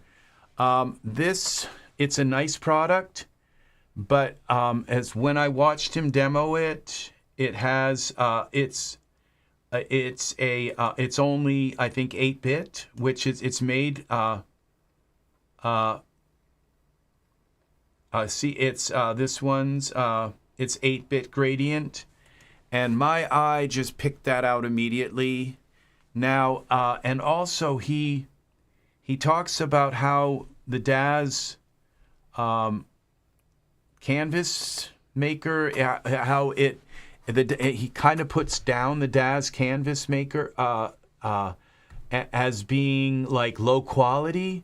Well, it's not actually. In fact, I think he's kind of disingenuous about that. And I'm not saying don't buy this product, because it's one click and you can make a lot of adjustments. You can invert it. There's all kinds of cool stuff. But in the end, you end up with an 8-bit map, which has banding in it. And it's like as soon as I saw that banding, it's like that was when I started investigating the Daz depth map maker, okay? And I mean, you can get this product on sale for like $6, you know? So, you know, it's not a lot of money to make it. And he does make a nice video explaining how to do it. And in fact, this particular video is like it's like the go-to video to learn how to use depth maps. But unfortunately, his product, I don't think he should have based it on 3Delight. It should have been based on Iray. And it's just that simple. Because putting an 8-bit bitmap, you can see this right here in the stairs. You see the little lines, the little gradients? That's an 8-bit map. It's and the fact that this is a new product, it's only been out for like about maybe 4 or 5 months, and it's 8-bit 3Delight. It's like, you know, it's based on the 3Delight engine, but it's still, you can use it as in Iray. But the problem is these gradients. And the Daz canvases are 32-bit, so that means that you get this pristine. And so if you render your image, okay, I'm going to show you this. Like if I render this image, we'll go into render settings, and if I render it at like 1,000 by 16 by 9, if I go like 1,000, okay, yes, it's going to give me a low quality depth map, okay, because it's only 1,000 by 563. But if I go and I render this at 8,000, okay, then it's going to give me an 8,000 by 4,500 depth map, okay? And you see, he's kind of disingenuous genuous when he explains and says, oh, the Daz depth map, it doesn't have any good quality. Or maybe he just doesn't know that all you have to do is raise your render up like to 10,000 or something. And this 10,000, and this will render a 10,000 by 5,625 depth map, okay? I'm not saying don't buy his products because it is a one-click kind of thing, and it just spits out a depth map really quick. It's very nice, and because it's a depth map, I don't know that it's that important that you have 32-bit depth map, but I love that smoothness of the 32-bit depth map. So use the Daz one is my humble opinion, okay? It's just if you want a big size, and then you resize it down, you've got your aspect ratio of the depth map. It's going to lay right over your image. So if you want a high quality depth map, you just render your scene larger, okay? And you will get a very, very, very, very large 32-bit depth map with I don't know whether if he was rendering it like at like 100 by 56. Yeah, if you render a 32-bit image with that small of a resolution, yeah, it's going to come out with all kinds of distortion around the edges. But I will tell you right now, if you render this at least 6,000, like 6,000, you will get the most smoothest depth map you could just ever imagine. It's so beautiful. It's a dream. It's just breathtakingly beautiful, okay? So it's everything you need for a depth map, okay? So very, very, very precise. So, and it's not that big, it's a few clicks. So to do this, to just come in here and turn on the depth map, you make sure you have beauty and depth selected. And you don't have to touch any of this texture compression or anything like that here. You just come in here and you add your beauty and canvas and your depth. And in that order, I think you want to have beauty first, then depth second. Yep. And so the type is depth map there. And then go into your render settings and make sure you render your image. You may only need like the image to be like 2,000, but render it large. Render it at 6,000, and then just resize down your main image. But then you've got this massively dense depth map to lay over it. Yeah, so this is how you do it. And because, at first I thought, I kind of bought into what he says, and it's like, oh, I think I need this product. But when I saw that banding, and when he said, well, he does come out and say that, Daz renders in 32-bit and doesn't have the banding, and but I can see banding right here in this image. I can see little teeny fine steps going up through there. Daz doesn't have any of that. And all that stuff he talks about in the video about Daz have like this, like I said, he must have rendered this at at you know, like 100 by 50 or something resolution, because if you render this even at 2000, it doesn't look like this. You know, it doesn't at all.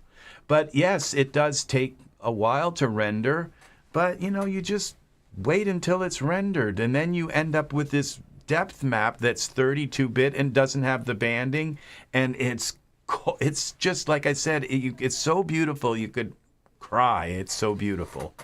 So yeah.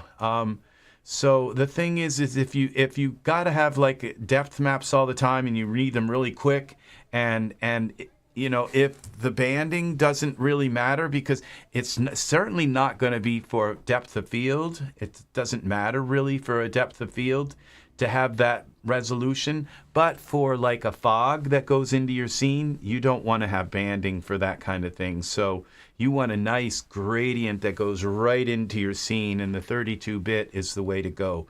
So my advice to 3D Universe is give us this product, this one-click depth map maker in Iray, okay? You know, 3Delight is dead. You know, it's just, at least now it is. If they ever bring it back, you know, then it's back. But it's only 8-bit.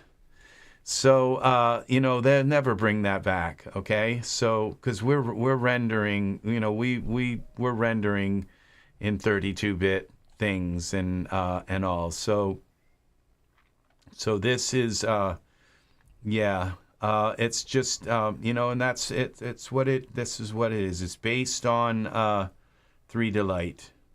So no need for Iray canvas. This utility uses OpenGL to quickly render. Yes, it renders real quick because it's not 32-bit. And it, yes, there is, this is where I disagree with this, you know, and it's nice to be able to invert it right there before you, and it does, it just exports it right out. But there is a need for 32-bit Iray canvases. This is just incorrect, okay? This uses OpenGL. No, we want to use Iray. We want 32-bit canvases, and it's that simple. So it's very rare when there's a kind of a product that you know, that comes out that I just kind of have a rub with, and this is one of them. That don't use this product to make your depth maps. Okay, use Daz. That's my opinion. Okay. And we're going to make a depth map for this, okay, so that it can go in. And that's good that you came in. That's very nice, Kemet, that you came in, because then we can add depth map to this scene as well. So I think all I'm going to do here, I've kind of gone over this transparency. I'm going to add a little more vignette to the side. I don't know what that's going to do to my depth map, but it's okay. And I have two 3090 graphics cards. So when I render this scene, I'm going to end up with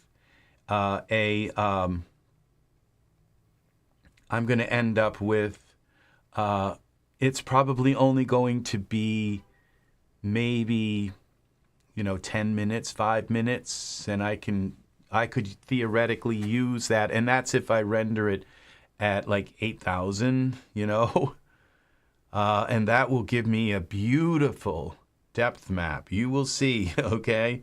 Daz gives you the most beautiful 32-bit Iray depth maps, and there's no argument about that whatsoever, I will tell you right now.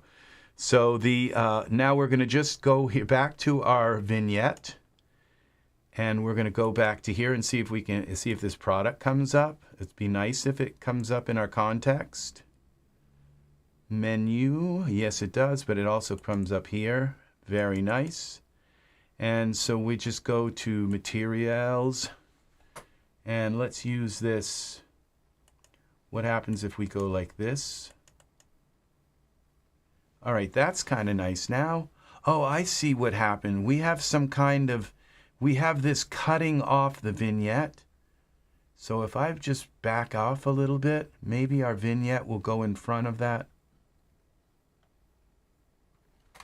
Let's see what happens. We have to bring the vignette back closer to the camera. Okay, that's what we have to do. So that, okay, so our vignette, that's what we do, is we can take this parameters. We're almost ready to render this, okay? So we're gonna go, you know, and when I've been doing this depth map thing, and I've been kind of just saying use the windows. I haven't really officially come out and targeted that product and said, don't use this, okay? I haven't really come out to do that. But when you came in and you talked about it, and I thought, well, is Kemet considering purchasing this? Or maybe I should have come out and said this, hopefully, so that people haven't been using it because instead of the canvases. All I did was show in my videos, because I'm kind of a, you know, a nice guy. I don't want to just, I just didn't want to come out and, you know, diss on a product. So I just tried to show people the right way to use canvases, and it turns out that possibly maybe I should have I should have also mentioned that there's banding, and the banding is just unacceptable. So in my opinion, okay, that is my opinion. But okay, so we're gonna go out of here into texture shade. Can we turn on? No, we don't have a light. Okay, we're on our camera here. Let's go Z and bring this. We're going to bring this closer to the camera and then scale it down.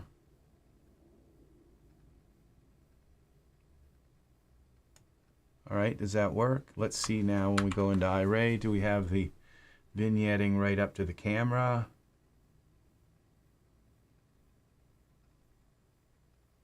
I think so. So now this, well, I don't know.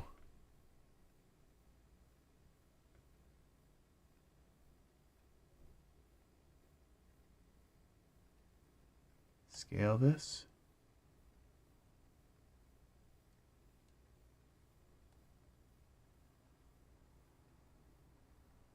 Oh no, okay, here we don't. All right, here we go. So we bring this Y translate.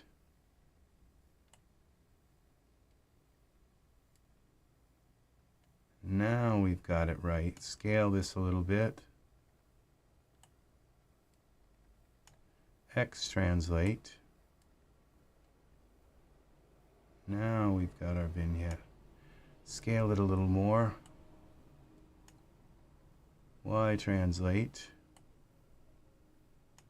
And X translate. All right, now we have it right.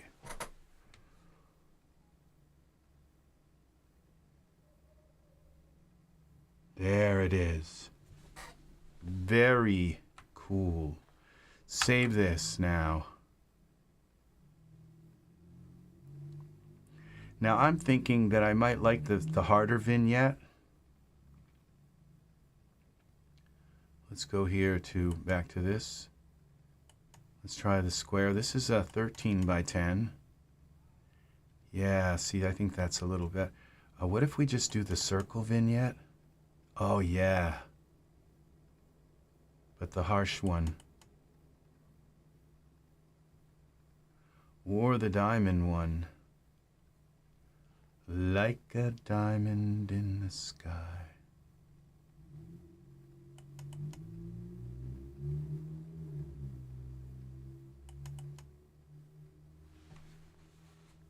All right. Let's go with this and see what we get for save this. All right, so now we're going to go into our render settings. We have it set up to make our depth maker. Okay. parameters, surfaces. Okay, we're back to render settings. That's what we need. General. We're going to go this at 8,000. 8,000. Okay, 16 by 9. We're going to go to progressive render. Maximum samples, maximum time. Okay, and we're going to go to turn that off. And we go back to here. And let's change this to go to my desktop here. Desktop. And we'll call this new folder. We'll call this diamond in the sky. Okay, we'll call it that.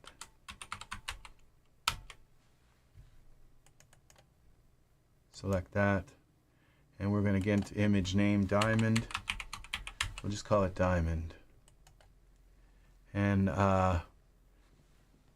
then we will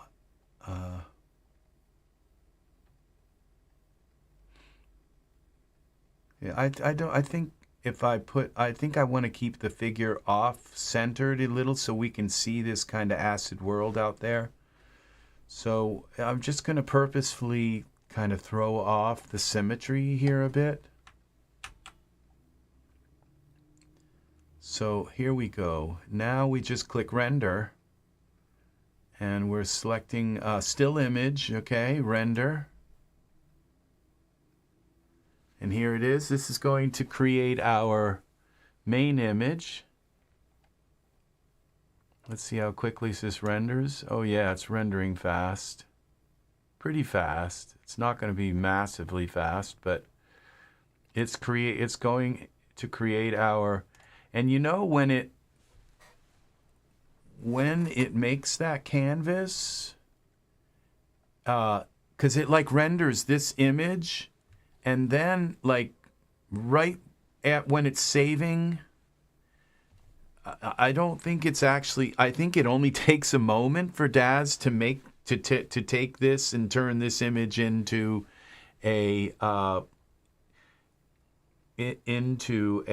depth map. So because it's like at the last minute it just says saving depth map, you know, or it doesn't really take a long time. So this is cool. Let's see what this looks like. Yeah, this works. Let's hope his feet aren't going through the floor. No, we're lucky. We lucked out on this. So, yeah. Very good. Genesis 9 is just amazing. The PBR textures, everything, they did everything right with Genesis 9. They really did. He needs a little rouge. His face is a little just too pale, but a little bit of blush would be nice here. Very, very tiny bit of blush. And looks like, are his nails? Is there something really weird going on with his nails? I don't know. Maybe. It's hard to tell from this angle, but it's not enough to ruin the image. And then we have Acid World out here. This is going to be white anyway because of our depth map. So we'll see how this works out. Okay, we're up to 300. I like to render at like go to 2000. And how long have we been rendering? 2 minutes. So I like to go to 2000, but maybe just for expedience sake, we'll just go to 1000. And I think this will be reticulated enough. We don't have any VDBs in this scene or anything, so I think it will work. We might even be able to get by with 400.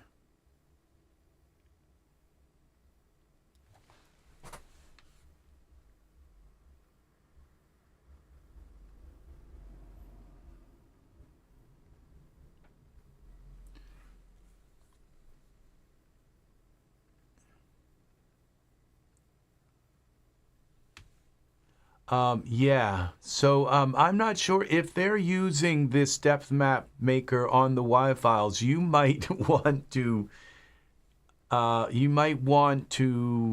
enlighten them, okay? That you know, like I said, for depth of field, it's just using the information on the depth map. It's not even really visible in the scene. It's just using the depth map to show where the camera focus is.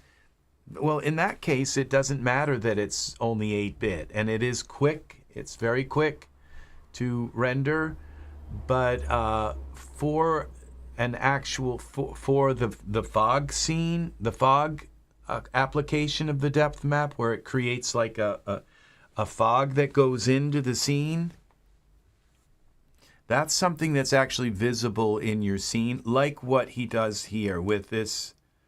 Okay, that's Cakewalk. I didn't need Cakewalk at this moment.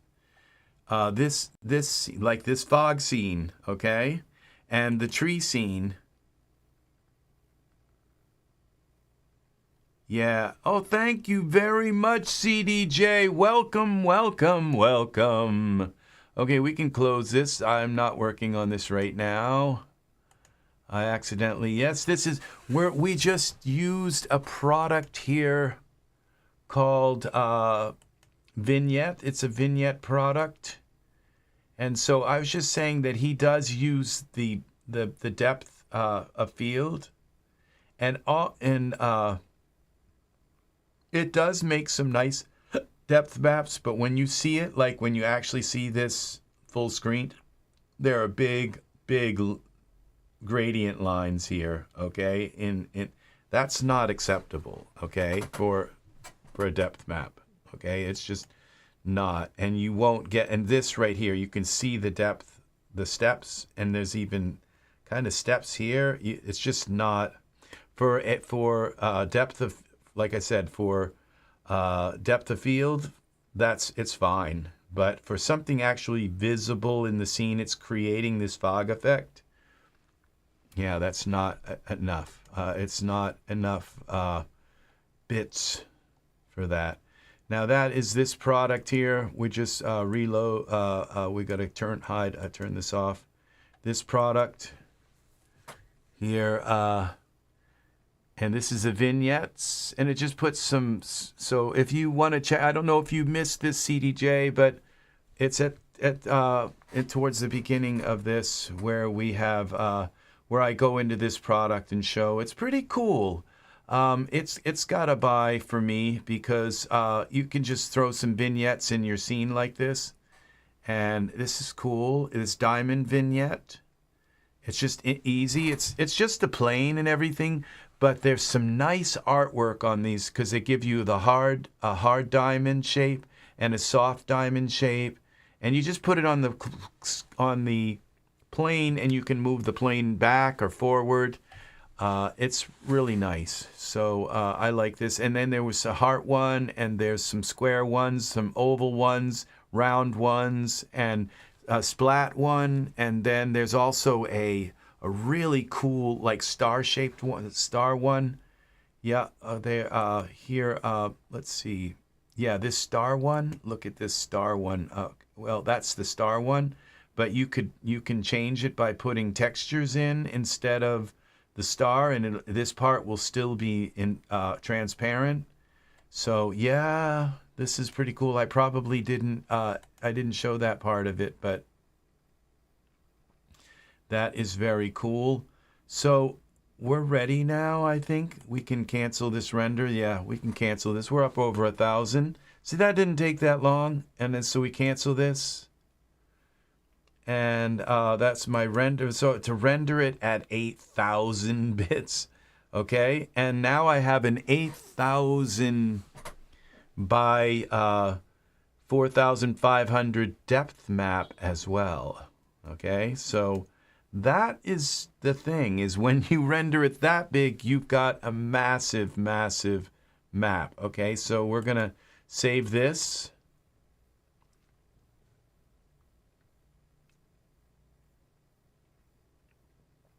And then we're going to go here to Photoshop. Let's open this image from the desktop. Diamond in the sky, where is that? Diamond in the sky. Right click, open with Photoshop. Yes. We'll go here and we'll open the depth map as well. Right click. So this is the depth map Daz created. It put it in a folder. Open.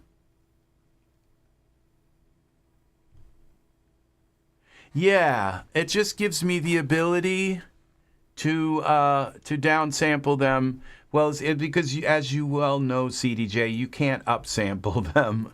So yeah, especially some things I don't downsample. Like if you've ever heard of Redbubble, where you can sell your images on coffee cups, and it's free to sign up for Redbubble, and you can upload and you can sell your images on like king size duvets for like a bed.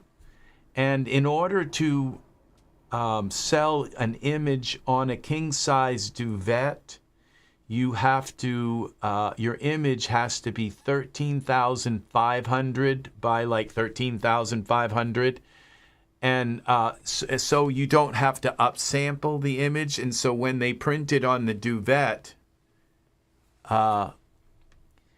awesome, Ed. It's very nice to have you here as well. Very nice. Awesome. So we have two images here, okay? So now, as you can see, this is like crystal clear. I hope this shows up on my videos, how just really sharp this is right here. Now, it looks like we've got a little bit of some kind of... Now, this is not incorporating the...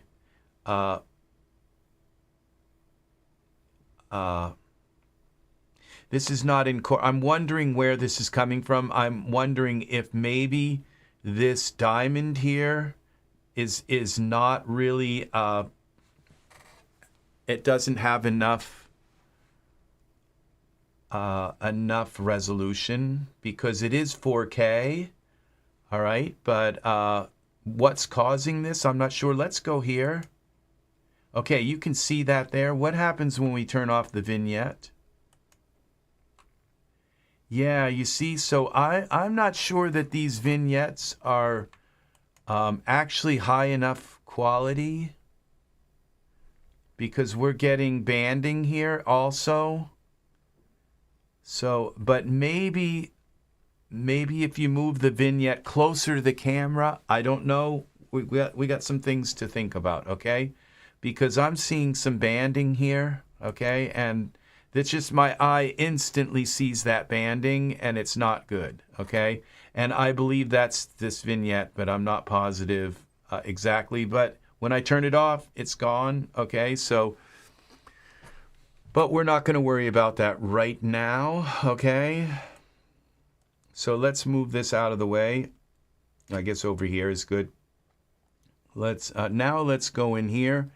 Now I've learned a thing you can do here with this image adjustments, okay? And you just go HDR toning. You select that. It says HDR toning will flatten the document. That's okay. And then you click, once that pops up, you click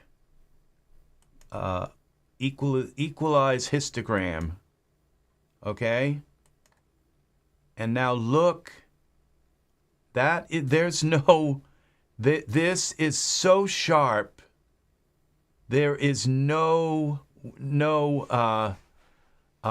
there's no distortion anywhere at all in this image. And this kind of tells me that my diamond is actually pretty nice. So maybe it's really not the diamond that's causing that. I'm not sure. Okay, so we're going to select all, copy, okay, and Control V, paste this over here. And then, and I happen to have moved this right where I need it to, okay. All we have to do is switch this to screen, And now look what we have. We see the depth of field effect. And there it is. So yeah, this is pretty cool how this works. The only thing I really don't like is this right here, how that cut that out. But I think what I could do here is possibly, let's view this from the perspective view. Okay, now this is kind of strange how this is all coming together. Why do I have two cameras in here? We'll get rid of camera 2. I don't think I'm using that. And then what you do is you bring this in here like this instead.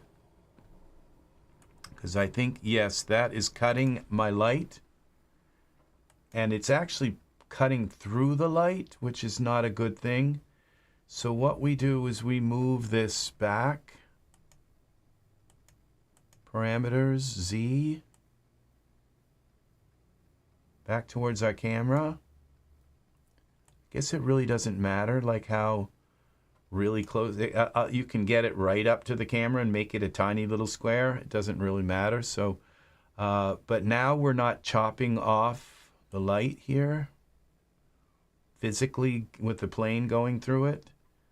So I think that's enough. And as we go back to our camera, and then we take this plane and scale it down.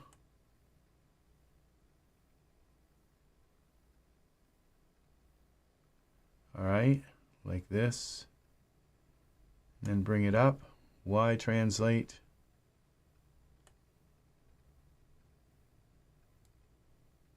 Scale it a little bit more.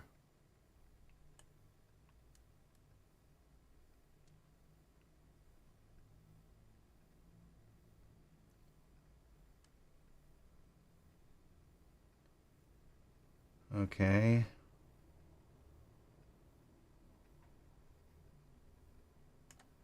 And bring it up, Y.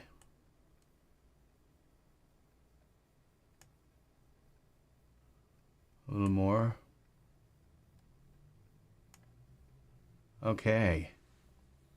And now I don't really see that banding. Well, you know, I do kind of still see it a little bit, but I think it's, yeah, I see that banding a little bit. Now when I turn that off, oh, it's gone. No, okay, so it is still kind of cutting the, yeah, so I'm not sure that 4K is high enough for these vignettes, okay? I think these vignettes probably could have handled being made in 8K. Now, can these vignettes be brought into Daz? I mean, into Photoshop and upsampled?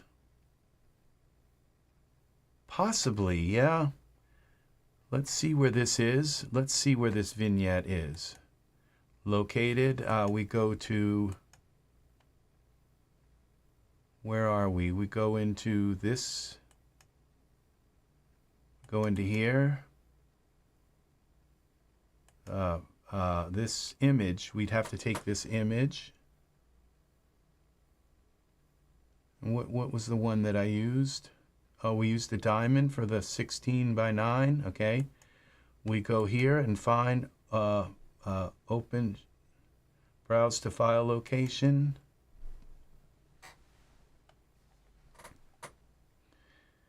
Where's the 16:9 one? 16:9 rectangle.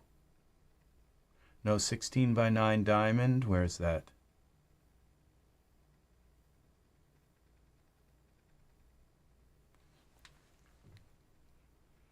Okay, this is the diamond, 16:9 diamond. We open this. Open with Photoshop. Yes. Why does that look so small? Because that's just the PNG file. That's like the so the only way to open this image is to open the DUF file. And this isn't helpful. It's like hidden somewhere down in the program, the actual image. Because I don't think we can open this with Photoshop, no. That's not helpful. Okay, so, but maybe we can take this little image here. How big is this image? Image size of 256. Well, let's let AI work at this. Let's go and make this image. Let's see what happens when we go and take this image and go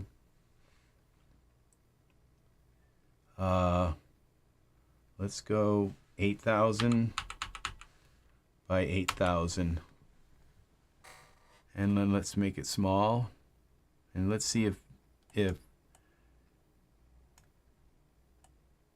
we've got banding or anything here. Okay,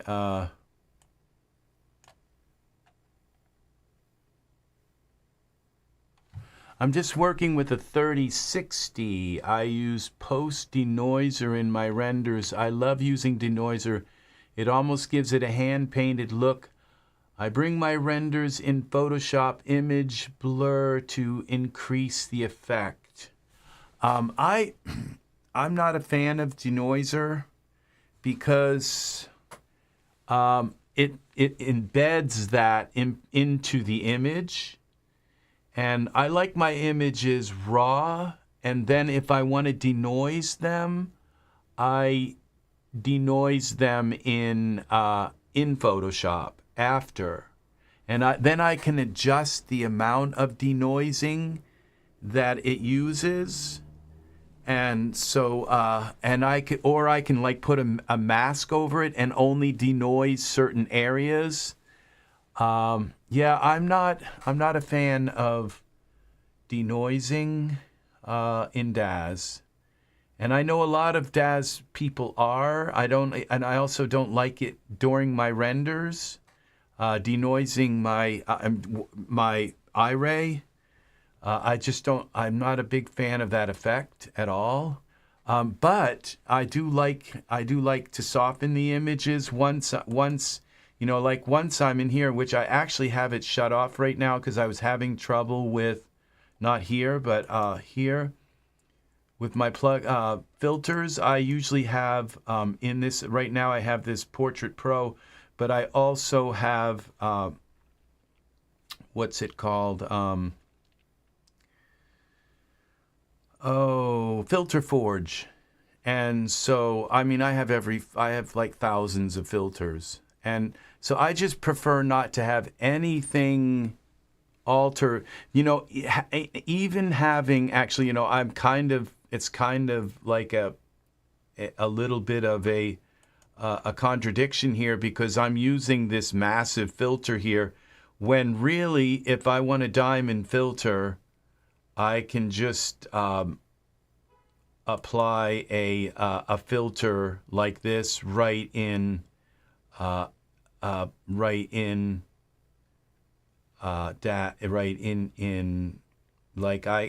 in Photoshop here.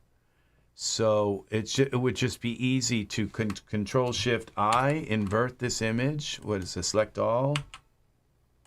Okay, I'm in the wrong thing here. Delete that. The text. Okay, Control Shift I. No, I think I have to unlock this. Select all. Okay, what am I doing? Something's wrong here. Okay, cancel. I went into Control. Select all. And then Control Shift invert. Why isn't it selecting? Okay, we're gonna go out of here. I'm not a massive like Photoshop guru, okay? I can get by and and do some really kind of cool stuff with it. But I am not a massive Photoshop. I have been using Photoshop for many years, but there are people out there that are just much more. Okay, we're going to go like this, and then we're going to do the generative fill, and let's do this first.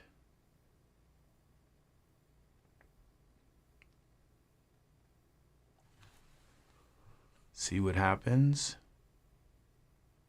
See, I can see this banding already in here. So, yeah, this it's really not it's not enough of an effect. This has got to be like 32-bit images and stuff, and it's nice art. It's too bad that this artwork is wasted on something that has this much banding. Okay, let's see you generate. There we go. Now it's given us, it looks like there's a little bit of, so I can, a little bit of color degradation here.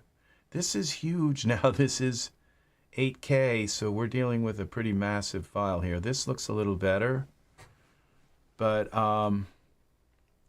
now I'm wondering if you're right about like adding a little bit of blur here. Yeah, that kind of worked, and we maybe a little more. Let's blur the heck out of it. Filter, blur. Blur more. Okay, now I don't see the banding quite as much, but yeah, this is what's got to happen, and I'm wondering if I could come in with like the blur tool and blur this a little more. Size. Why don't I have this? Select all. Okay, we don't. Is this blur? Oh, I have to flatten the image. Okay, layer. Flatten the image. Undo this. Now we can come in here with a blur tool and maybe just blur this out a little bit, kind of like redoing the artwork. So, and I just find that blur doesn't work very well. Strength is 50. It's like you just want to blur it, and it's like, and Photoshop doesn't know what blur means anymore. Blur used to work. You could just come in and kind of smoothen it out a little bit, and now it's like you can just keep blurring this to your heart's content, and it doesn't work. Does anyone know why? Maybe it's like one of these particular things I've got to drop down to make blur work. And why doesn't the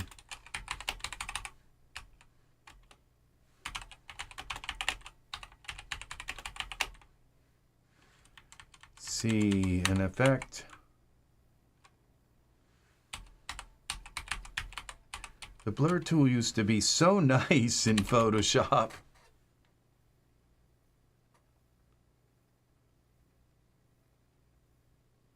Because it's crap.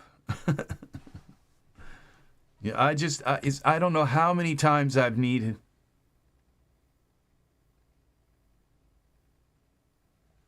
No, it's not stuck. It's the way the blur tool is in every version that comes out. It's the way it is by, you know, it's, yeah,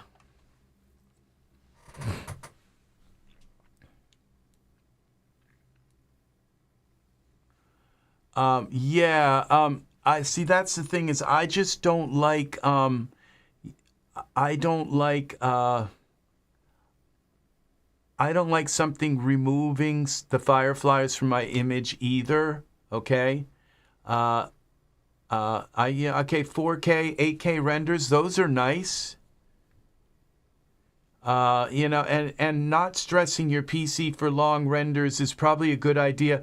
What you might want to do is go in and use a program called, it's called MSI Afterburner, and you install that. And when you go to render, just make sure your fans on your graphics cards are turned all the way up. And it shouldn't be a problem stressing your computer for long renders. I don't know, don't quote me on that, but I leave my computers rendering all night, and I'll just make sure the room they're rendering in is cool. And what I do is I open the side door of my computer, and I just take the side off my computer. My computer would never survive with two 3090s in it without the door off the side, you know. I just take the door right off. So let's see. Select the blur tool. Right-click on the icon and choose Reset Tool. Okay, let's try this. Right-click on the icon. Okay, Blur Tool. Right-click on the icon.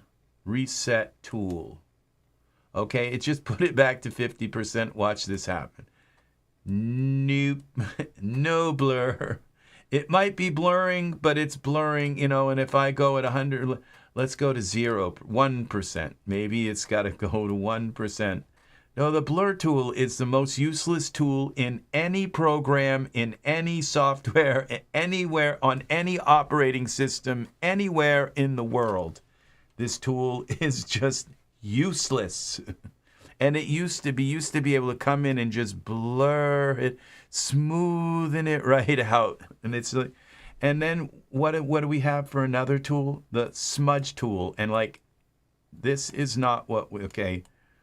Now this isn't doing anything either. So maybe I've got something really wrong here. Strength is 50%. Sample all layers, okay? No, usually the smudge tool works. This doesn't work either now. Or maybe it's trying to catch up. I don't know. I bet it's going to just all of a sudden snap and be all like, oh, look at that. It just like got blurry.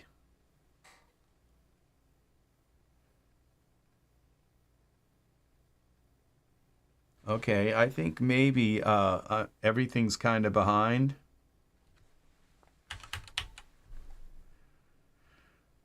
Okay, we don't need the update here. Okay, come back here to the blur tool. We're going to stay with the smudge tool. This should like yank this and pull it out. Oh, I know what's wrong with this. Okay, I have this at like 13 and it's got to be really large.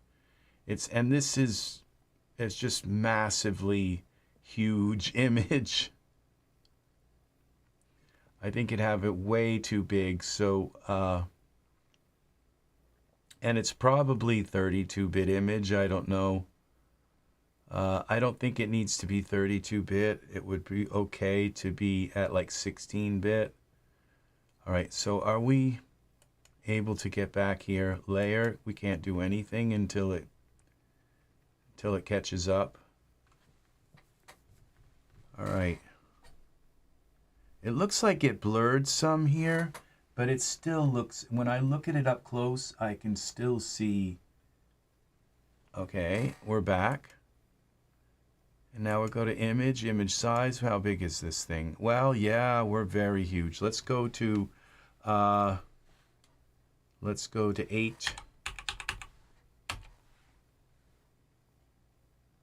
All right, that's a little more reasonable.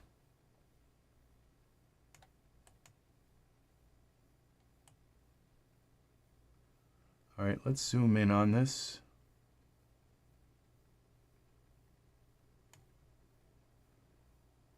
Okay, and this is the smudge tool. I don't really want to use the smudge tool. I want a blur tool. But let's see what happens.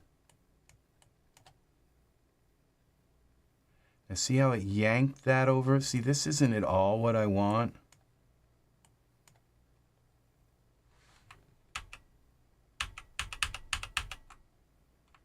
Undo the smudge. This is going really, really slow. I gotta look and see if this image is like 32-bit or something.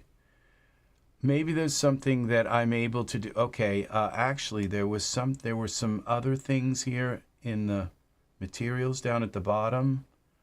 What were there? Opacity. No, see, that's not what we're looking for, and these are colors. So yeah, we can make it, you know, a little bit more transparent, the thing a little more transparent. That's not what we're looking for. We're looking for a higher resolution image than 4K. It's just got to be higher than 4K. I don't know, maybe it's also to make the product. See, this is undo. Okay, we undo all this. That looks terrible. So let's go back to our blur tool. And okay, looks like my brush is too small here as well. Okay, let's bring this brush up. That's too high. I don't know why they do that, like make it. Okay, so see, there's just no effect. Where's the blur? It used to be able to kind of just, it used to actually have a function here. And what's this tool? Dodge? No. And, no, there's just nothing here now. Nothing that works like the blur tool used to work. Color replacement, mixer brush. No, it's just, there's like nothing to get rid of gradient. This it's called banding, you know, or this, it's just, I don't know. This is just not a gradient here. It's just not. So it's kind of like makes it unusable. And so what we do is we go File, New, and we go, let's try this.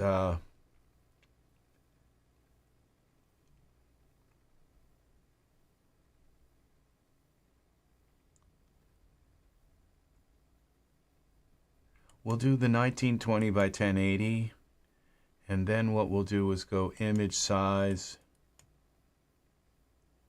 and we'll go 3840. Okay, no, we'll go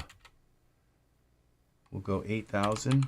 We'll go 8K by 4,500. Okay, we'll do the 8K here,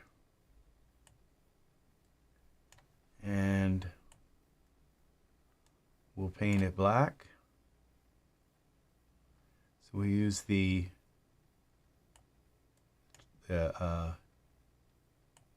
dropper paint bucket, and then we'll go white, and then we'll take our brush tool, we'll make this large,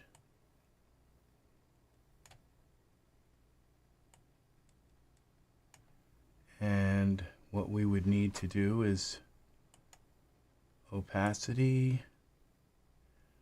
Okay, so this isn't flow. I guess this isn't as easy as I thought it would. Let's see. Okay, so Z, that's, now what if we do with flow and put that down halfway? Z, opacity, now what would be hardness? Okay, so we want this kind of large.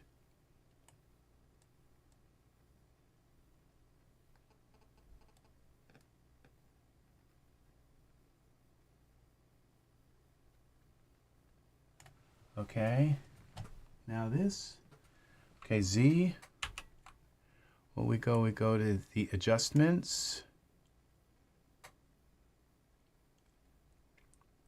image, mode, up top here, we go to 16-bit, okay, and now when we go here like this,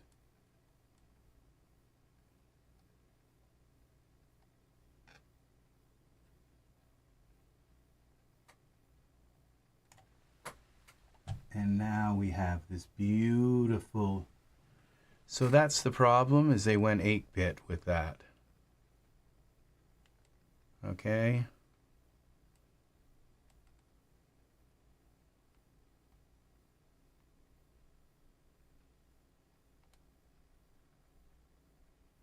And it's too bad because like there's all these, there's so many, all these colors you can apply to it. It's all this stuff. And so we now go, look at the gradient we have now. So we go File, Save As, Save a Copy. Desktop. Okay, all right, now that I think of it, okay, so we're gonna have to use 2 of these, okay. I just wanna make sure that I have, okay, it fully white in here in the middle, that I don't have, so that it's fully white.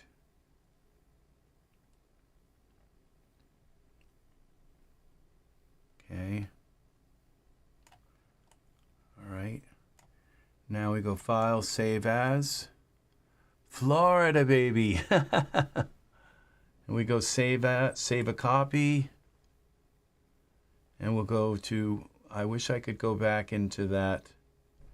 We'll save it in this raw file, okay? And we'll save it as a PNG. All right, and we're going to save this as diamond.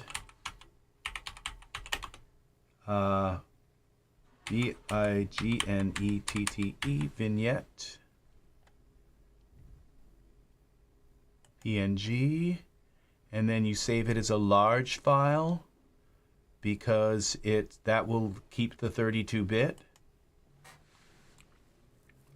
Okay.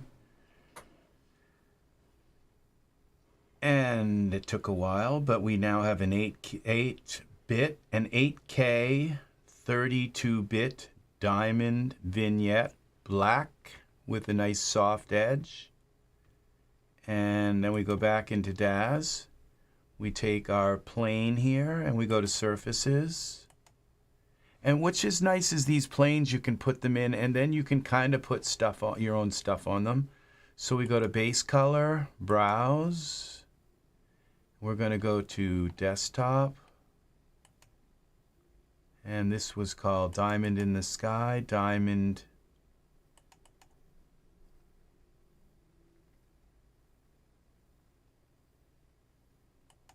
What happened? I think I might have put it in another different one. Country Road.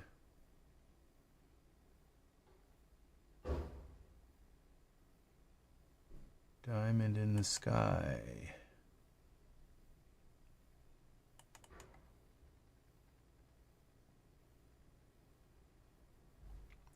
Well, let's look again. See where I saved it. Is it still saving? Oh no, it's okay. File, save a copy. Okay, I saved it in this raw area. Okay. It's desktop. And we're going to save this as a PNG. Let's try again. And we'll save this diamond.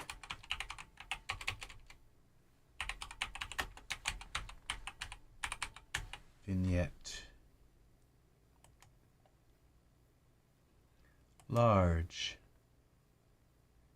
So that's not taking that long to save. I've seen things take like some PNGs take a long time. Browse. Desktop. Diamond in the sky. Here we go. And now, where's the other image? Okay, we're going to take this off this. Okay, where's this diamond vignette? Okay, I think I have to flip that around. Okay, so we have to invert this. Back here. Yeah, because black is what's visible. So Control-Shift-I. Here. Invert. Oh, maybe we have to unclick that. I. Select all. Invert.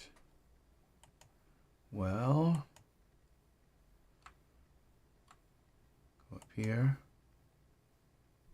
Shift Control A, File, Edit,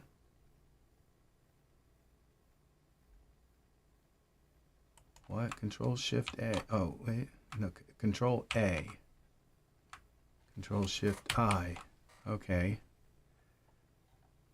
Now this will invert it as well. I think I just want to Control-Shift-I.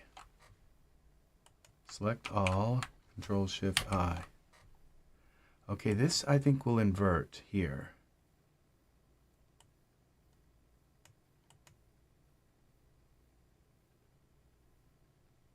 Select all. Okay, I think this one is, one of these is invert.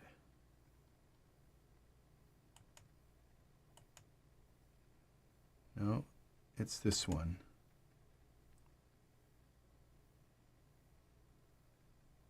Oh, I can do it here, maybe. In these, here. Invert. Okay, File, save a copy.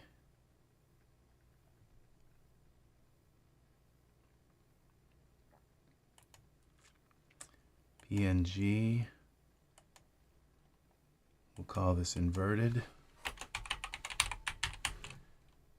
inverted, large,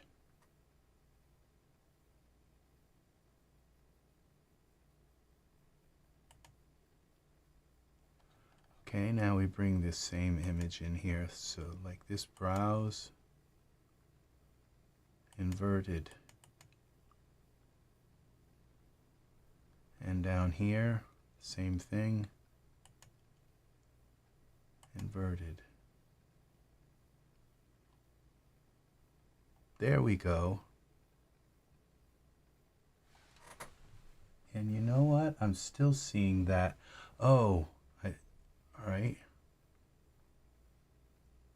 I'm still seeing a kind of, our camera's locked. A little bit of some kind of distortion there. It's like a layering, so it may not be, but when I turn this off, it's gone. So it might be just some kind of another weird anomaly. And this may not be normally the case with with these vignettes. They might just be fine, and it might be just this particular light, how it cuts this off, that it's that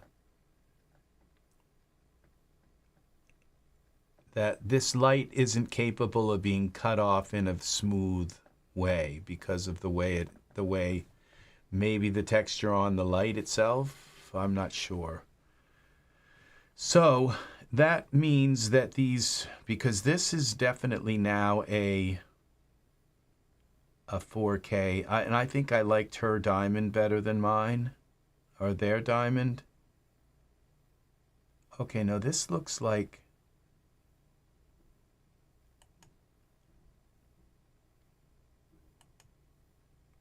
it kind of doesn't look like the diamond I made, but,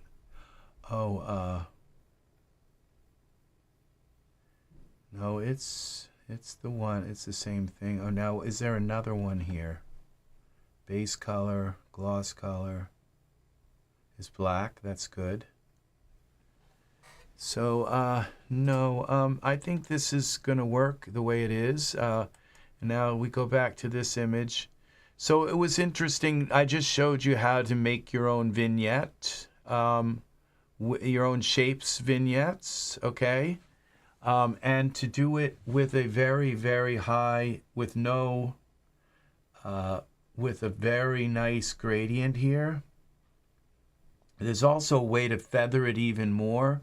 I'm not really sure exactly how to set the feathering up so that it like feathers out more, but you can get a very nice feathered vignette in here in Photoshop. So, that's that. I'm not going to worry too much about this. See her art there, this artwork here. Vyktohria. So yeah, this is very nice artwork. Other than, and the thing is that I bet she has these files.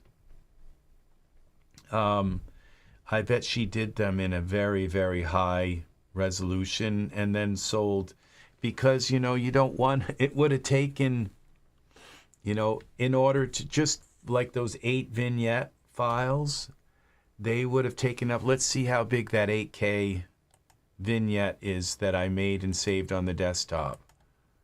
Because then, it's like her whole product was just downloaded very quickly.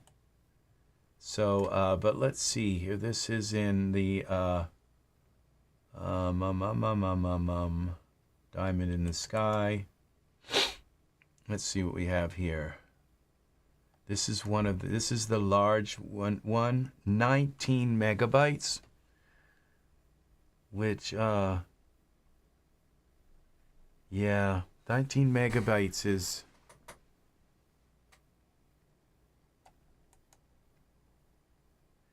quite a few megabytes for one file. Yeah, that's, when you figure an MP3 of a whole song is like 5 megabytes.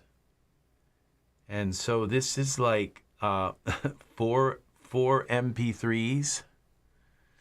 Yeah. So, yeah, that would have been a very huge product. So the thing is, if you need your, and I suppose you could lay this into, bring it into Photoshop and use it as a template and kind of follow along the edges on her. This is my vignette, but on her vignette, just bring it into Photoshop and use it underneath in the background as a template on another layer. So, yeah, okay, so that's pretty cool. I think I would, because this doesn't look any different really, I think I would just as soon go back to using her vignette. I think it looked better than mine. So we just take this with Z, we'll just take and put it back. But what we'll do is, now when I put it back, I don't know that it goes back in the same place.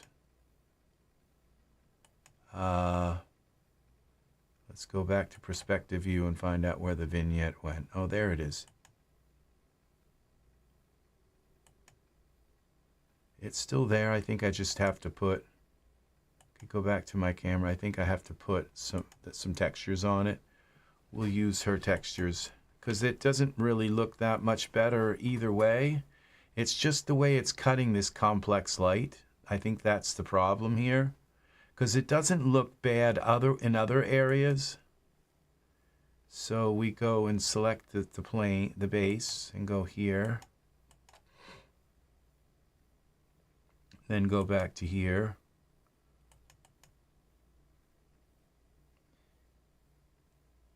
Yeah, I think her vignette looks better. Oh, and I think I've stretched this in some way. No, maybe not. Okay, this is the 10 by 13. We would want the 16 by 9. Oh, and this... Oh, it's stretched. That's weird that it did that with the 10 by 13, 16 by 9 vignette. Yeah, I like hers better. It seems to follow the contours of this room better. So we'll just save this, and we put up with the banding there. So, or we could just kind of render it without the banding, without the vignette, and put the vignette in Photoshop. So that's another option. So let's do that. Let's do another render. We'll go to render settings, and we'll render this one as diamond 1. And sometimes I've noticed that it gets rid of your canvases disappear, but they're there. So let's go here to render. Let's see if we can create well, we could maybe use her vignette. Okay, well, this is not actually the vignette. This is...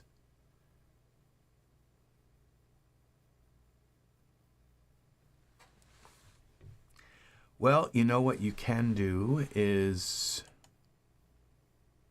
go here to Daz, open up another instance of Daz.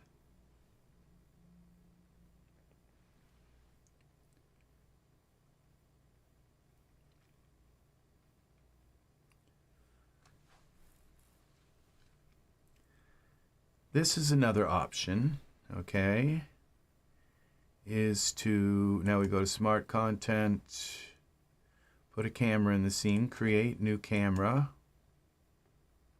copy this, we'll copy it from here, and then we'll go select it from the front. So, okay, select the camera, select it from the front, and then go back to default, and go into this product, which would be from the highest product ID. Okay, where is it? It may be actually doing my...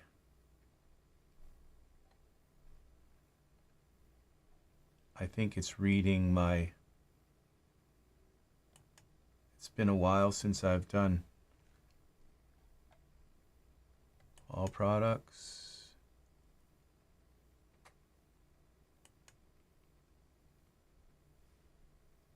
Oh, okay, I see. This and default.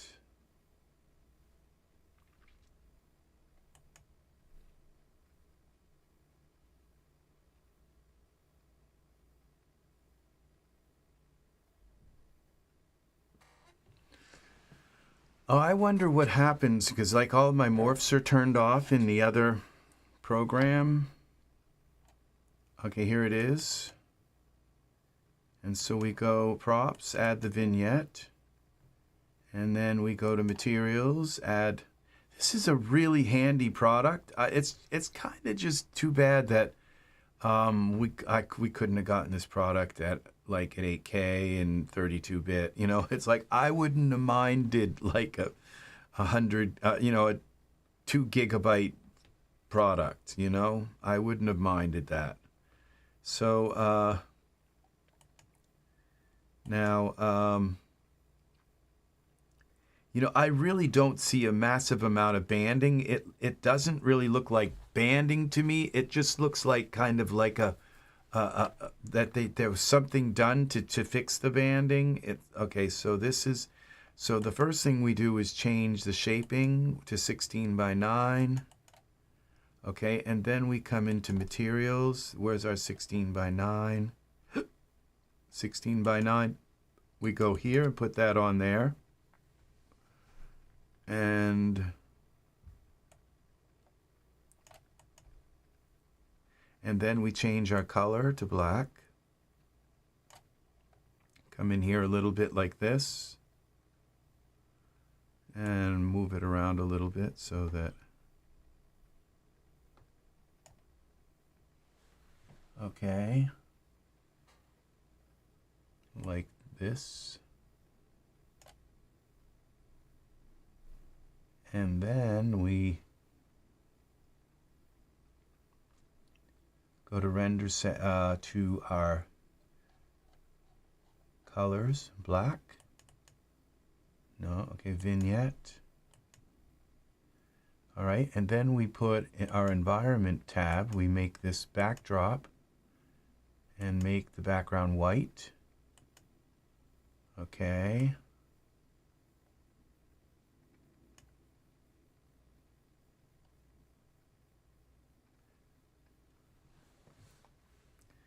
Why isn't that very tight? Okay, oh, we were using, okay, I remember, we were using the diamond one. So we go to the 16 by 9 diamond.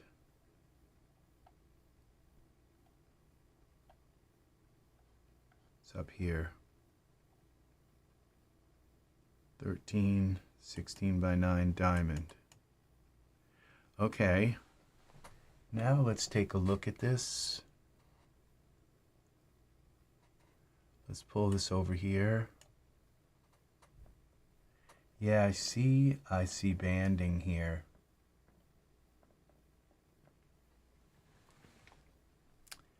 That is a problem.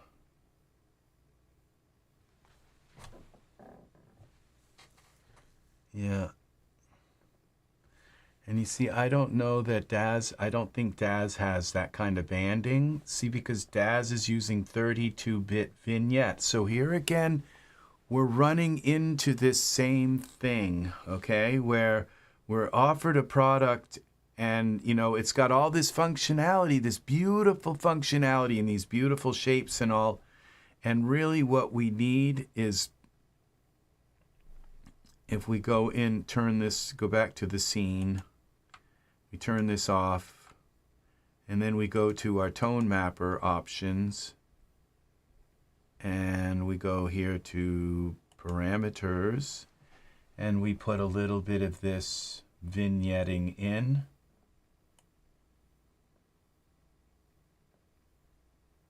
Okay, why isn't it working? Tone mapper. Now we have a lot of vignette. It should be black.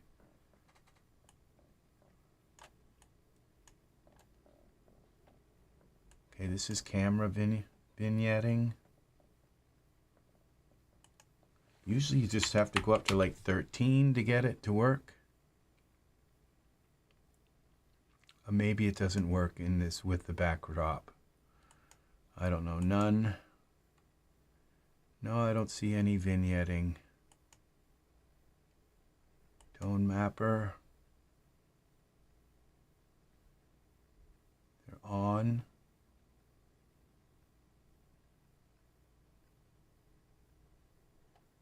What's this selection? We're looking through our camera.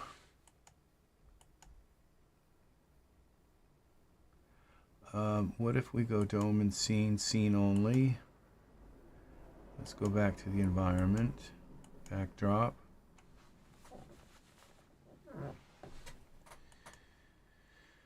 Tone mapper.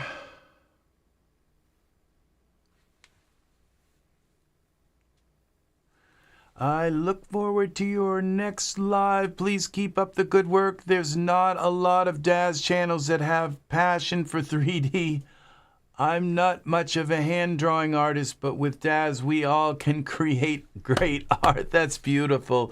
I am atrocious at drawing. I can't draw anything with my hands. So I am terrible. I just drew a triangle. I mean, a diamond. It looked horrible. So, yes.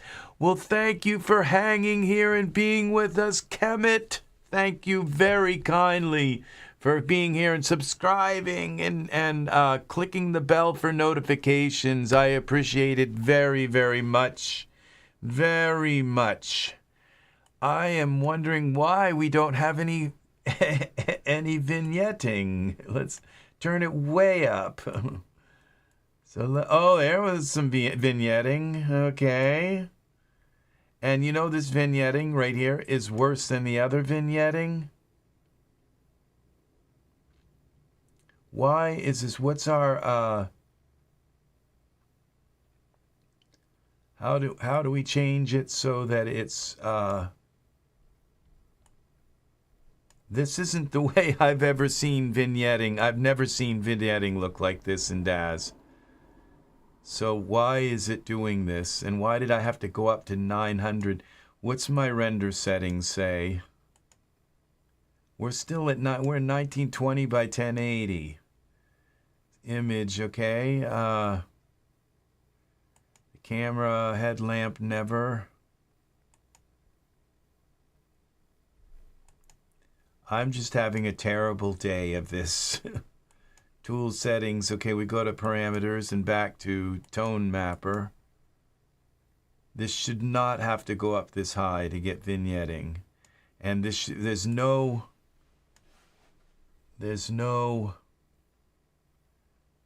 softness to this at all.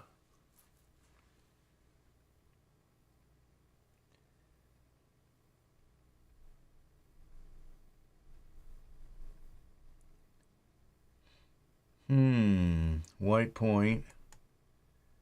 Usually just changes kind of the angle. The places. Okay. Reset value, white point. What if we go to black here with white point? No, that didn't do it.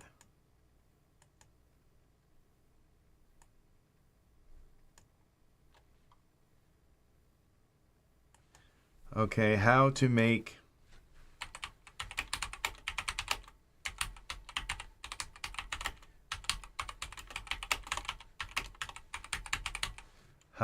vignetting soft in Daz Studio.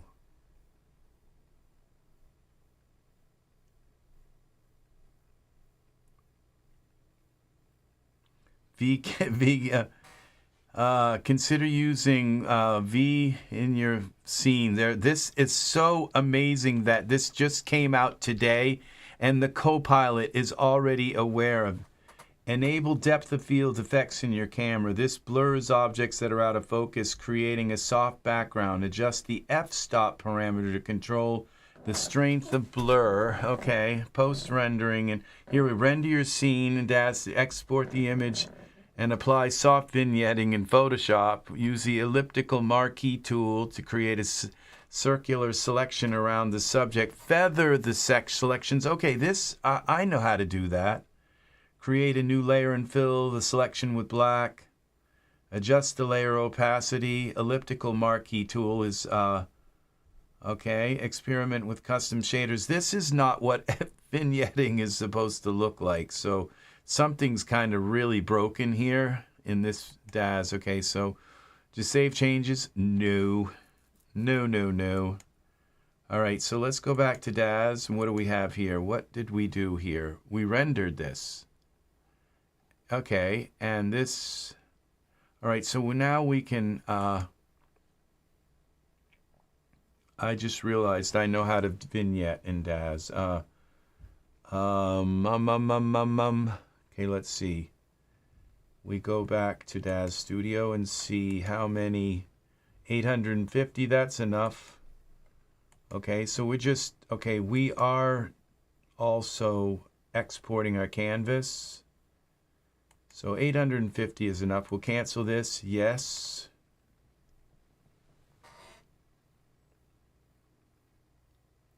See, this won't happen. I don't believe this is going to happen. The thing is that I believe that those lights that are running along the floor. What they might be is like little sections of lights, okay, that make up a long light. I don't know. So that when we use the vignette over them, it's okay. Diamond. We're going to call this diamond 1. Okay, we'll save it as diamond 1. Save. Okay, let's close this. It's just too large. No. This is pretty cool right here. So we'll save. I think we'll save this finished like this. Save a copy. We'll save this as a PNG.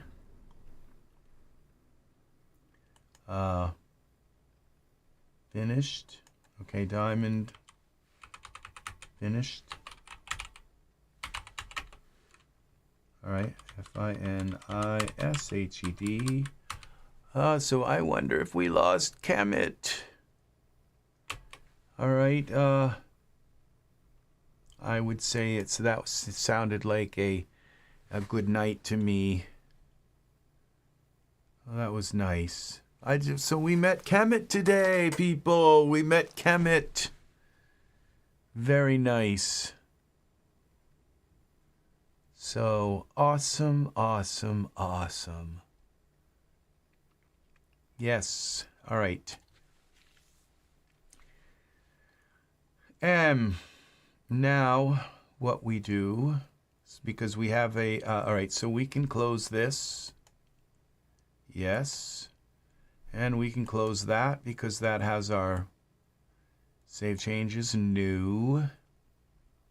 Okay, and we'll minimize that. Minimize this. This is diamond 1. We go and open with Photoshop. Now we're going to create a Photoshop.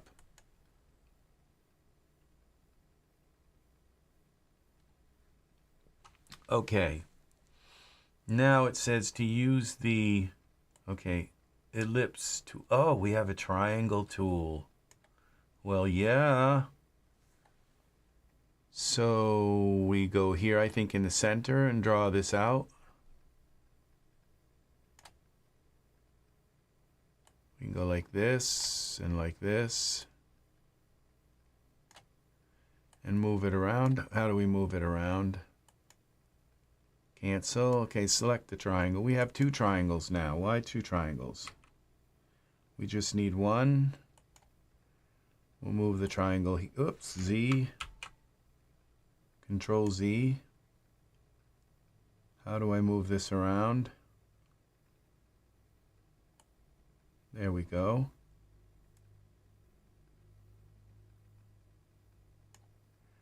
And then we can go like this.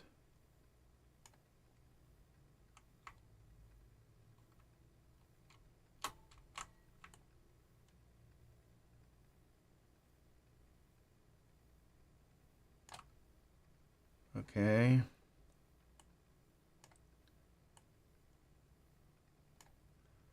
Can I move this like that? Yeah. Okay. Now we go to, I have to remember where to go. To here. Okay, there's, I'm thinking of, okay, I'm thinking actually of, create a mask.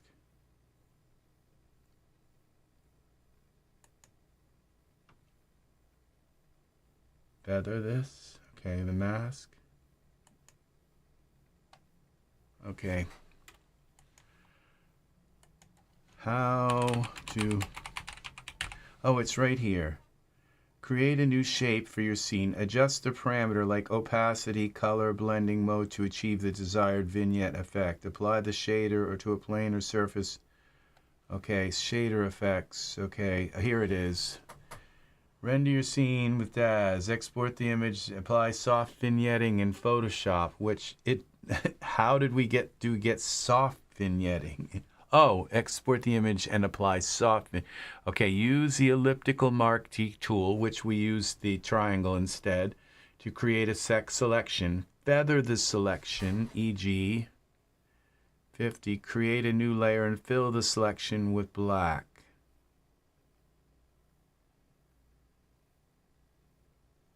Feather the selection, e.g. 50%.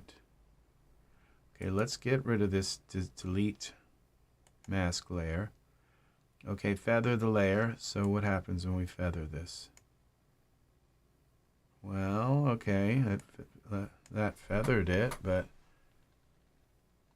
create a new layer.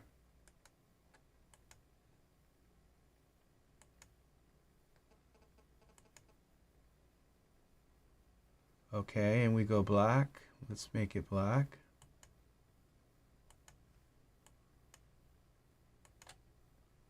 And paint the layer black. Black.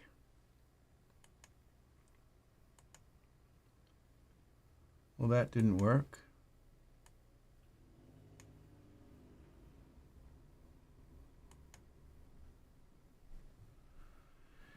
See, I know how to do this in Premiere as an effect. Video effect. Feather the selection. Create a new layer and fill the selection with black. Adjust the layer's opacity to control the vignette strength. Okay, let's...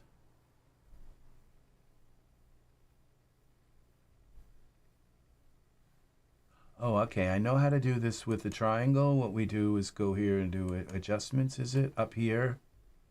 No, properties. Here with this. Triangle.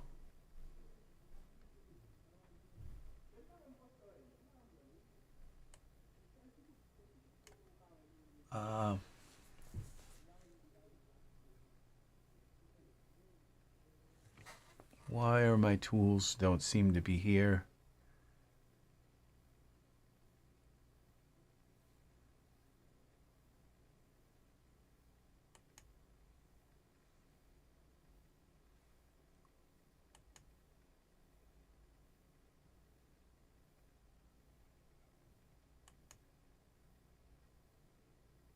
Let's do this again. Take this out.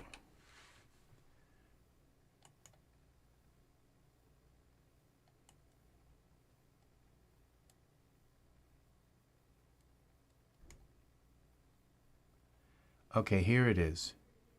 Stroke, none. Okay, fill. Okay, the fill would be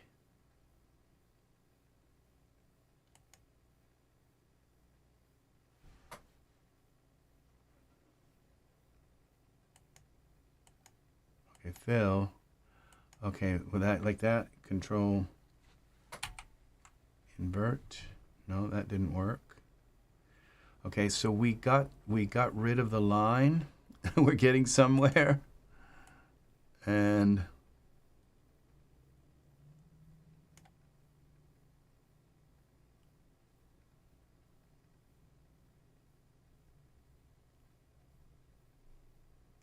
oh, okay, we don't fill it. I see we do this. We don't fill it. And then we create another layer.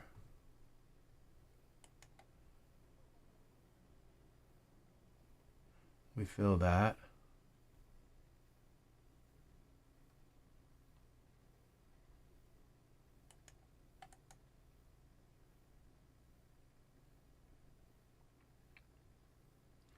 I think it was supposed to have a mask.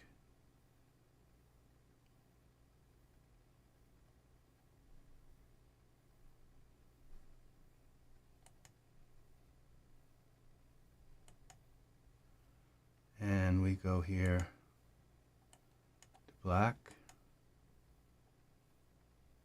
fill that.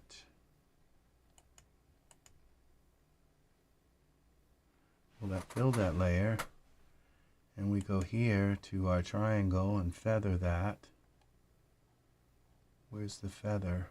Now that's gone. No, it's here. Okay.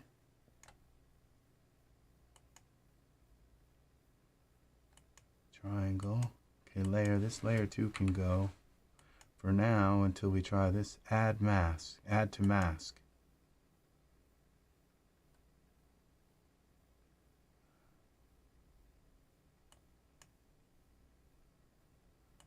Okay. Maybe that's what this is.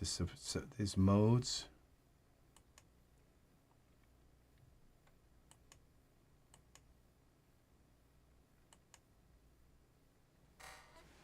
Feather.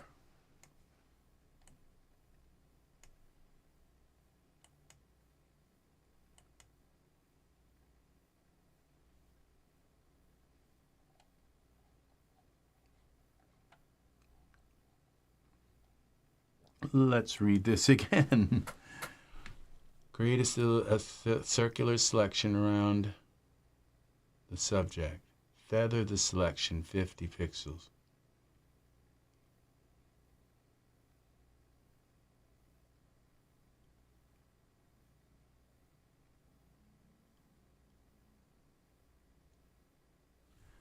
Create a new layer and fill the selection with black. See, this doesn't make sense, but let's see.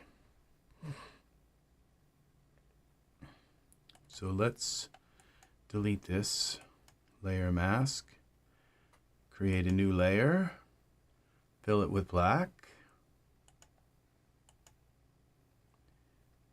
Triangle.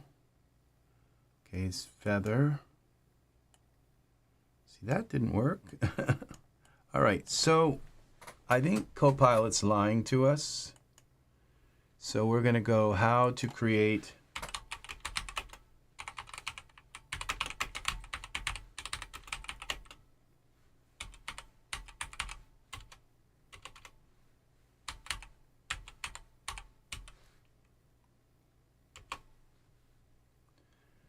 bringing an image into Photoshop, add the curves adjustment layer.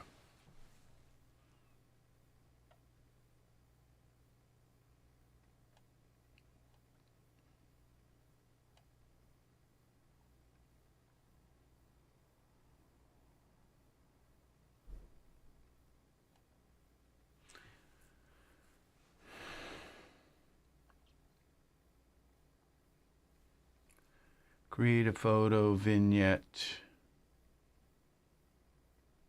How to create a photo vignette. How to Vignette with, what was that tool called? He called it ellipse.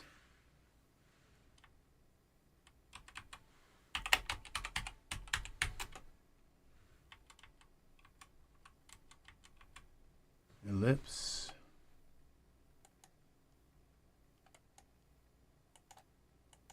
Vignette. In Photoshop, okay. Create an ellipse vignette and you can use the elliptical marquee tool to draw. I think I'm using the wrong thing here. I'm using the square tool, okay? And this is the marquee tool. Let's see, this is a triangle tool. Okay, and this is the marquee tool. Yeah, and see, this is, we got okay, ellipse marquee tool.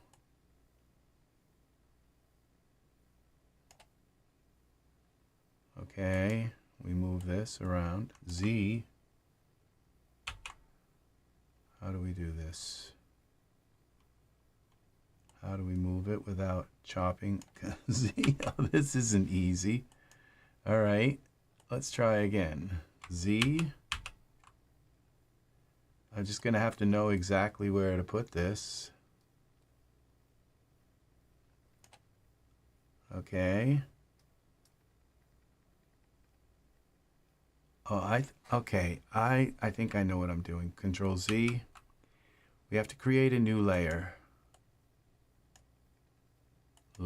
So we're not working destructively. Okay, then we can put the ellipse tool and make this layer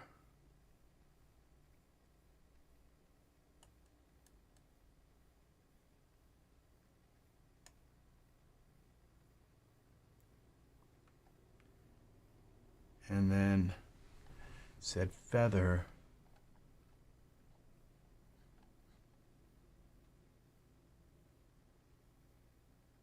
Which is, I think, up in here. Fill. Okay, it says to use the elliptical marquee tool to create a circular section. Feather the selection. Okay. Oh, it'd be up here. 50. All right.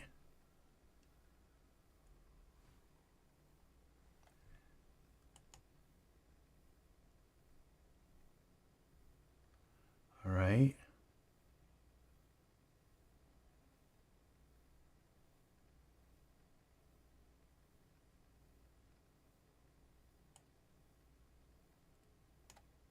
Colorware.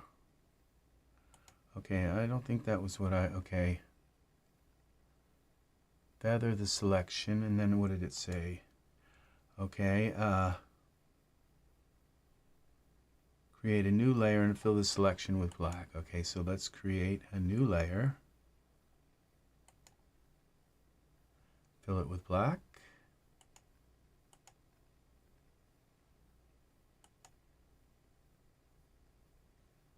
Well, we have the new layer.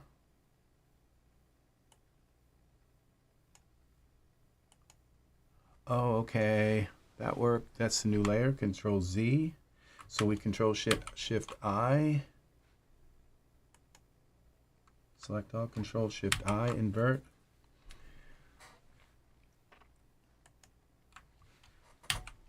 Invert. Well, we're getting close. Kind. What would be this? Okay, that was feather.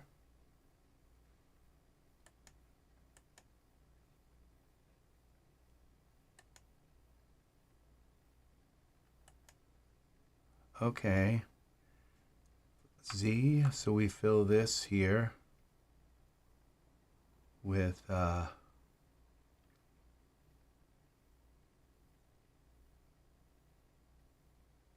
eraser tool.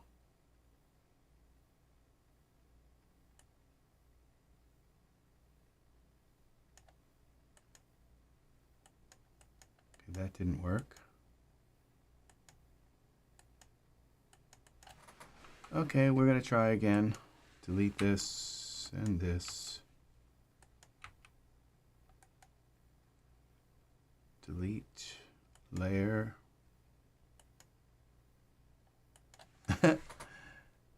So eventually we will learn how to do this. Okay, we have now this selected here, which we didn't want.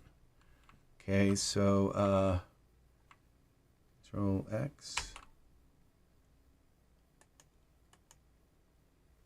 Okay, that got rid of that. We now add a new layer.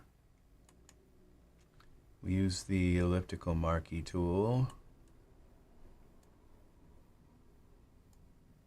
on the new layer. I think we can move this around. Yeah.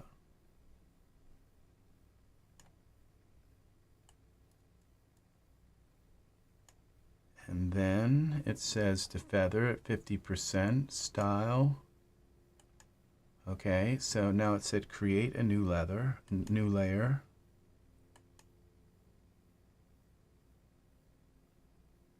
Fill the new layer with black.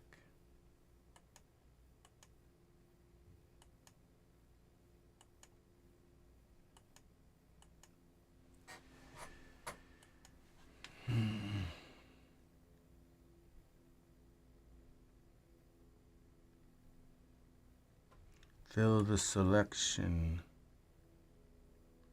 with black.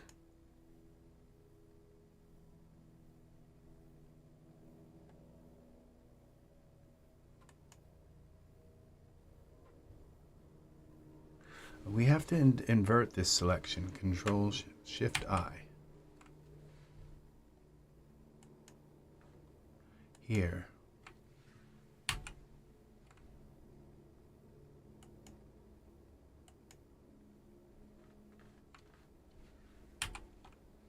There. Now we can fill this with black.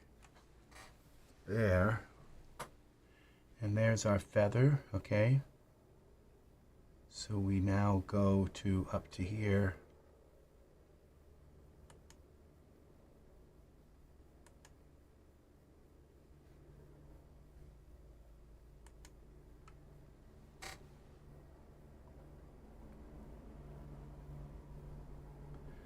Okay, so if we undo this, we've got kind of like what we needed here, but feather 80. Now it's not feathering.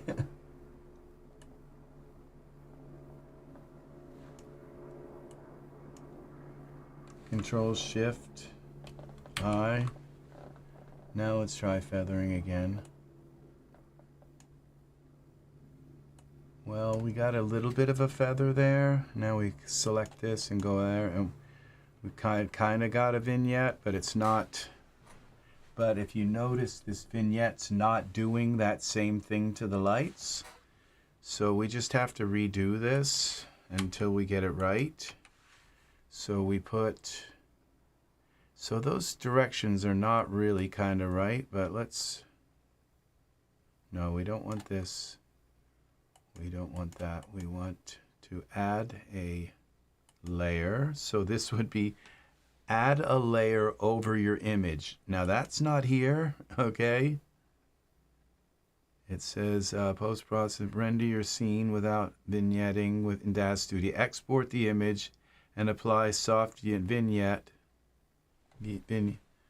Apply soft vignetting in Photoshop. Oh, and that's what it's saying. And to do that, you use the elliptical tool to create a selection around the subject, which you really want to do this in. So it would be create a new layer first, then put the elliptical tool in here like this, which is not really what I wanted to use. I wanted to use this triangular tool, but I probably can, but I'm not positive about that. Okay, we're in the wrong layer. This one, could not move it. Okay, because we got to be here, all right? Okay, the selection is empty. There we go. Now we can move it here like this. Now it says feather.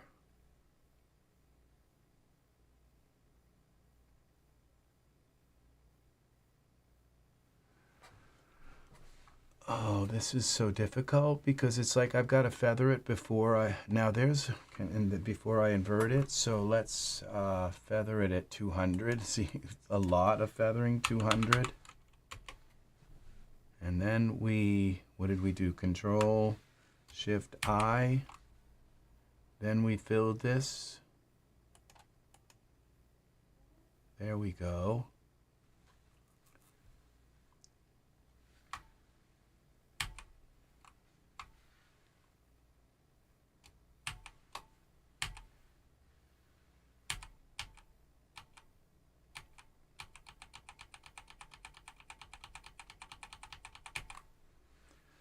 Okay, that's kind of interesting. Control.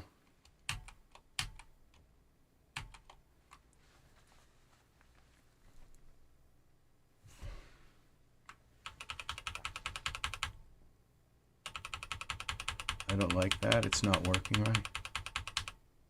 Okay,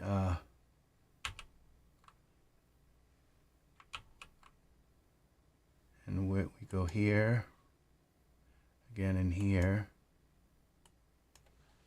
500. We'll feather it at 500. We can't really see. Control I. Okay. We have to select this.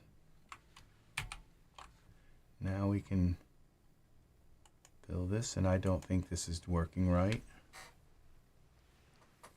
Okay, and then we can come here and go use the opacity and bring it down some.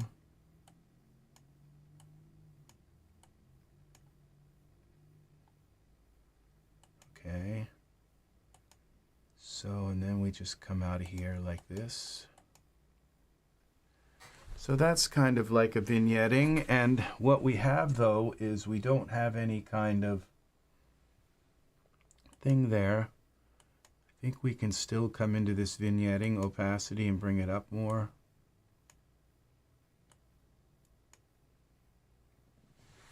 Yeah, so there's that. This is horrible. I feel like this particular tutorial, not all of it, but this part about using vignetting in Photoshop and this, how do we use this product here and get the kind of effects? I probably picked the very worst lights to use this kind of product in. So what we'll do is we'll save this. What did I call this? I call this on the desktop a diamond in the sky. We'll save this as scene, save as scene.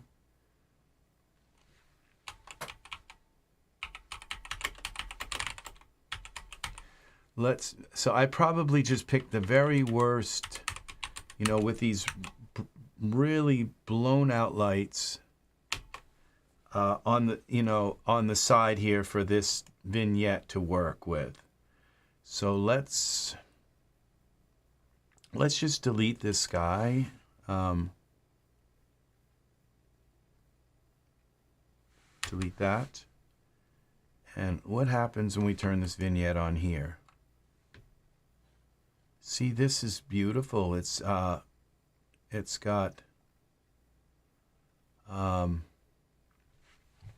so I don't see any banding at all here. So it's just an effect. It's just a particular anomaly with those lights. And let's turn off our render settings. Let's turn off our canvases and just do a quick render here. And see, we'll be able to see this because I think this is at 8,000. So we'll be able to really kind of inspect this. Yeah, see, there's a little bit of banding, but you know, I don't think I've seen much worse banding. There's a tiny bit here. This isn't too bad. It's not that bad. So I am just horrible about banding. I really, really am. See, these images should have been like at least like 16 bit, you know. So I don't know whose decision it was to not make them 16-bit, but it's kind of obvious that they're not. And I don't know that they really needed to be like 8K. They just needed to be 16-bit or somewhere up in that 10-bit, you know, PNG files. Maybe Daz is compressing them. So I can't even kind of zoom around here. Yeah, see, so this is I think this is what we were seeing with those lights, because we can see it right here in the 8K image. So yeah, it's here. It's too bad. And let's take this image now and see maybe if it's not the Daz beta, but let's see if the Daz vignetting. I don't think Daz vignetting is, I think it's at least 16-bit, if not 32-bit vignetting. So, but we get one vignetting setting in Daz, okay, and that's I think my I don't know, okay. let's just turn this off. And let's go into our tone mapper. I think my mouse is dying. Yeah. All right, let's see if I can quickly get over into the parameter. Now I have to change the battery in my mouse. My mouse. Ugh.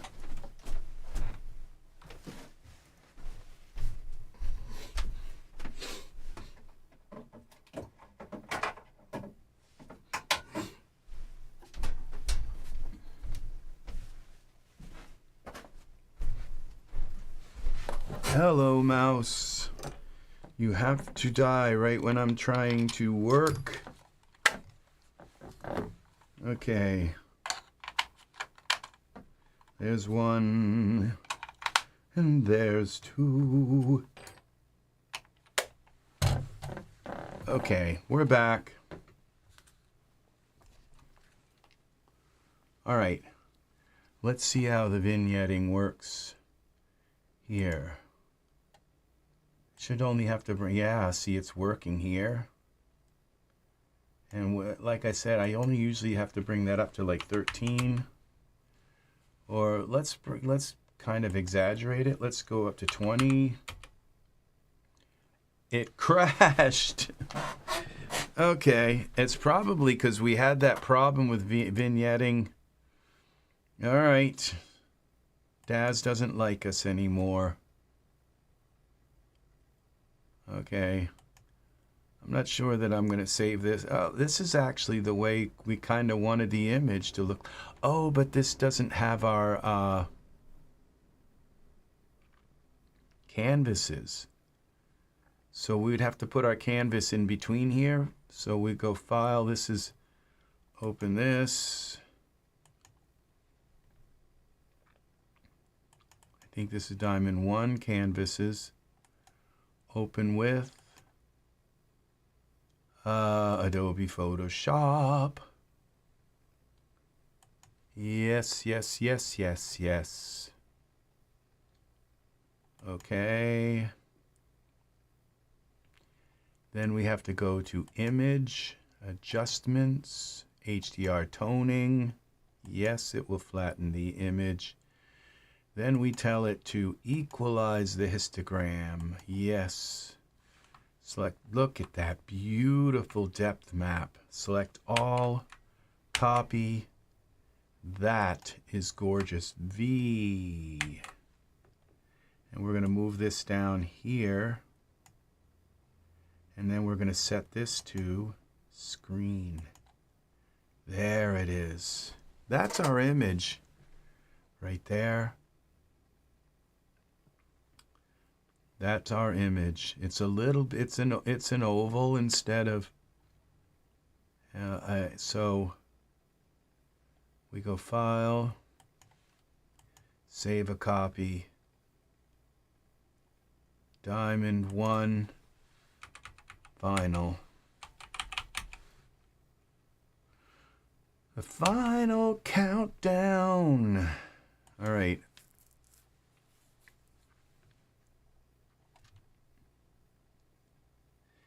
So we're back here. Let's see about our vignette. Open diamond in the sky. New.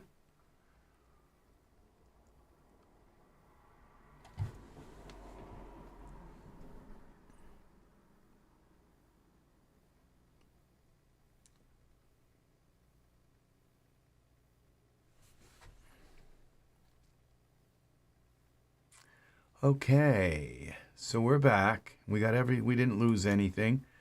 All we want is a vignette, people. Tone mapper. Parameters. I was doing a lot of stuff. So we go to 25. And let's go to 50. See, now that is a 32-bit vignette. Let's go to 100. See, there we go. See, Daz, the built-in vignette, but, you know, and, you know, I don't, in this product here, I don't see any deception. You know, it's not like where they said the Daz vignette is such poor quality or anything. They, you know, they didn't go that far to. They just said it doesn't have other shapes and it doesn't have. You know, they didn't put down the Daz vignette. They just said that it doesn't, and they're right. It doesn't have cool shapes. And it doesn't have it doesn't have some of these cool colors and stuff. I think it just comes out as black. But this, now let's render this at 8. At 8, let's double check our render settings. Yeah, at 8K. And yeah, that's all set. So let's render this.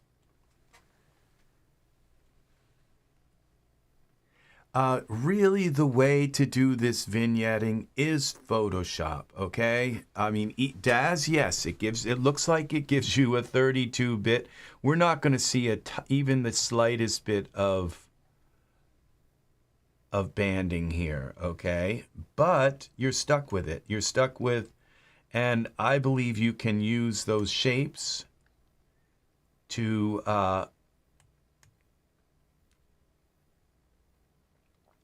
you have triangle shapes. You can use other shapes. I don't believe you have to only use the marquee. I'm sure you don't have to. I'm sure you can use all kinds of shapes and feather them and all. Now, I don't see any. I don't see any. No, it's just not even showing up in the render at all. So, oops. Yeah, why aren't the tone mappers? Why isn't it showing up in the render? Maybe it applies it after. I don't know. It's been a long time since I've used this. Okay. Why?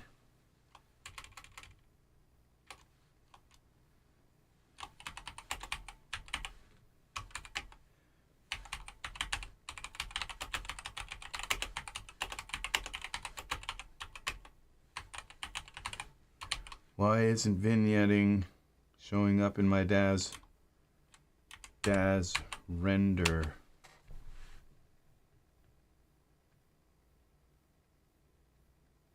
That is amazing that this Copilot already knows about this VYK product, and it's just came out today.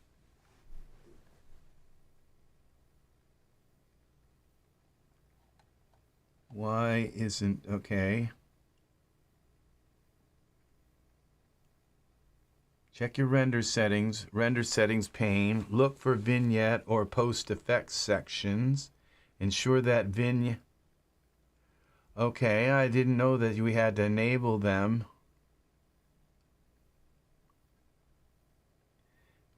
Option is enabled. Adjust the parameters such as intensity, shape, and feathering to see if it affects the render.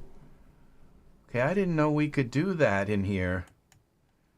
That's kind of interesting. So there are probably some effects here. Cancel. It's not showing up here. So we might as well cancel it. So let's see if there's another kind of parameter area. Hidden. Okay, I thought I canceled it. Cancel, yes. Yes, yes, yes.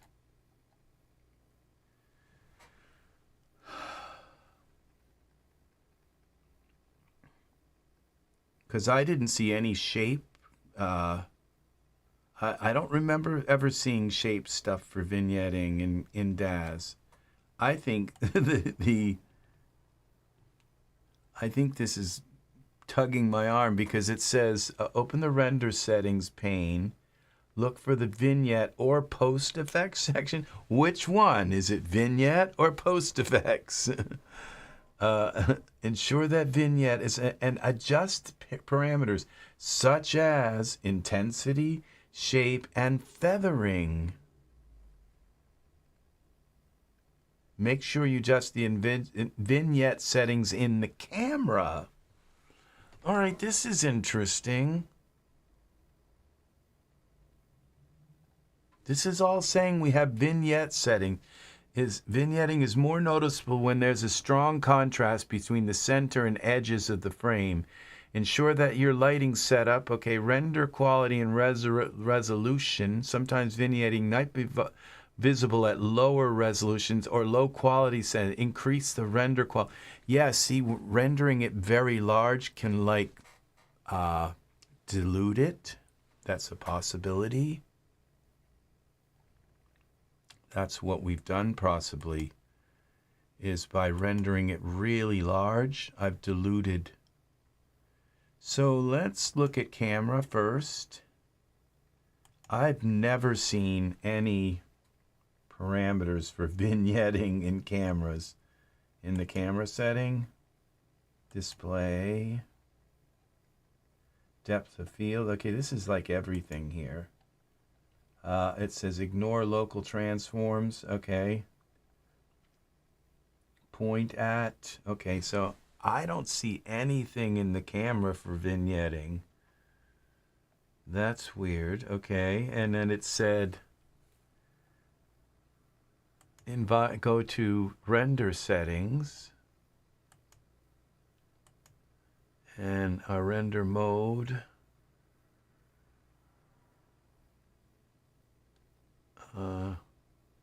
Post-process script, whatever that is. I have a feeling that I know what it is. It's because render post-sim SIM. I have no idea. That's kind of new. I have no idea what that is. Alpha, okay. Optimization, ray tracing, low memory, filtering. Okay, this might be it. Firefly enable is on, filter enable, that is on, and I use that.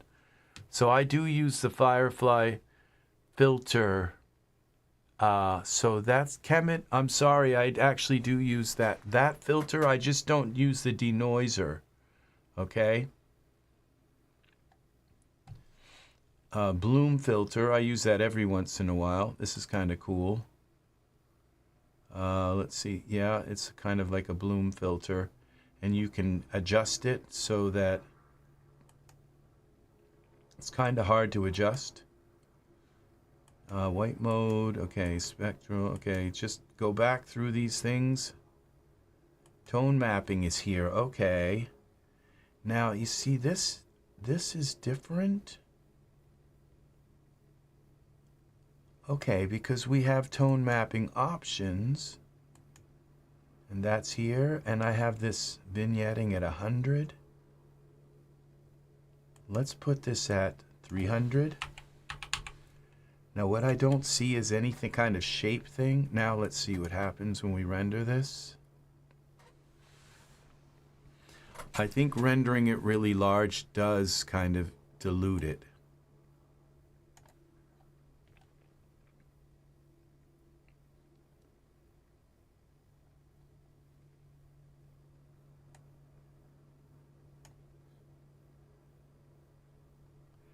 I see it's got kind of some black here now, but I think it's really very faint. So let's cancel this render. I'm not seeing much of the effect there.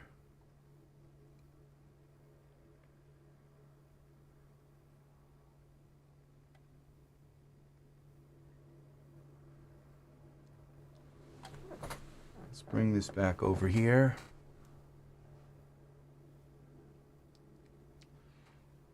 Okay. Cancel. All right.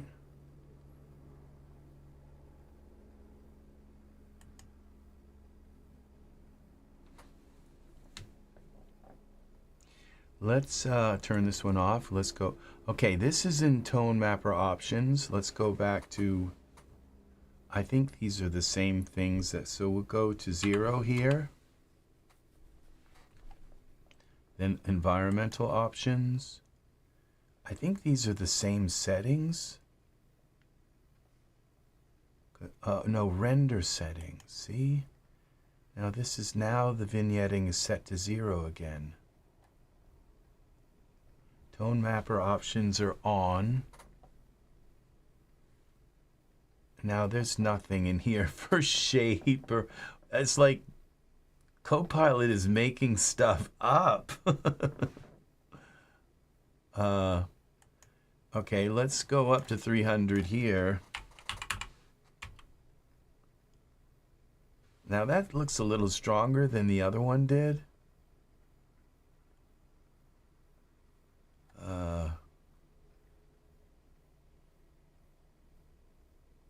Tone mapper, exposure value. Okay, all of this stuff. Now shutter speed, that's a camera setting. And f-stop, why are they here?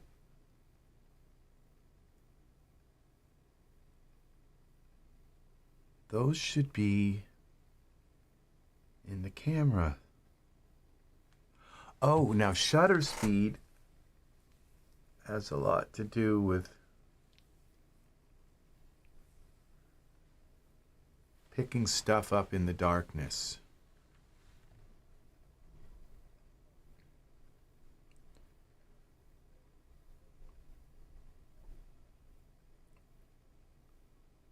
All right, so let's just do another quick render here. I don't think it's going to be, there's going to be any.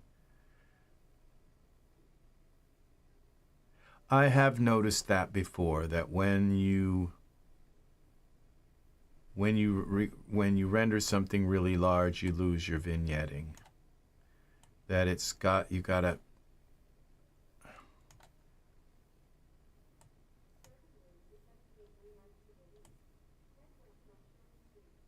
So we cancel this again. Yes. Cancel, cancel. And we, let's set this vignetting really high. Like up to like 500 or something.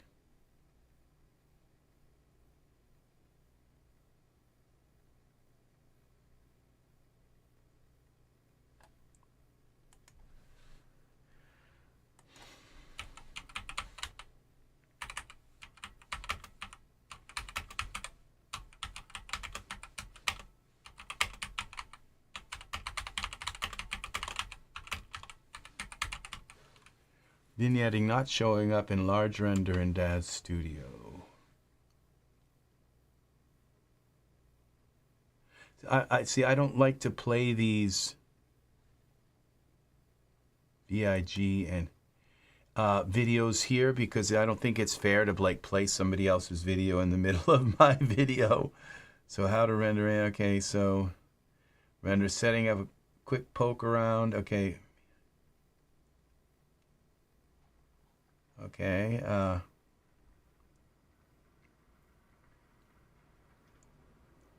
many of the settings you show are just and not necessarily for good results. Figures not, issues, skin textures, why are the lights? I think I read something about vignetting being broken in Daz. Now that I think of it a while back, it seems to be here, but I think vignetting is broken in Daz now that it is.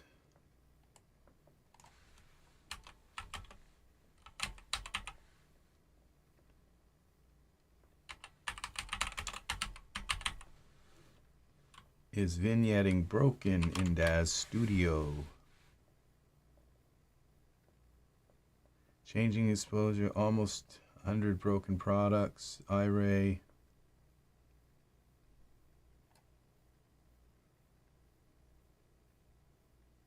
Retro vignetting product. I seem to lurch in from one disaster to the next. LOL. Okay, that's a different product. Where are the lights? Why are the lights not rendering in Daz Studio? Okay, let's go here to this. This is canceled. Okay, close. Let's go back to Daz Studio. Now, maybe if I close Daz and reopen it, it might work. It's just, let's save. Let's go up to 1000. All right, and let's save this because I have a feeling Daz might crash. Just because it's not working. Sometimes when something doesn't work and continues to not work. Now we have some things locked here. These rotation stuff, general. Oh, my camera's locked. My camera is locked. We go here to most used. I can't change. Okay, unlock. You can't change settings. Let's go back to now 100 was kind of nice. All right, save this. Now let's render it. Look at that. See, that's the thing, that's the rule here, is if you can do it in Daz Studio, and you know, it's like, I don't know about tone mapping and all, but the Daz tone mapping stuff and 32-bit and all of that being applied to your render and being able to see what it looks like kind of right out of the gate. Now this is the corner. I might have to close this and reopen it. It's really kind of hard to tell if vignetting is working when it's so...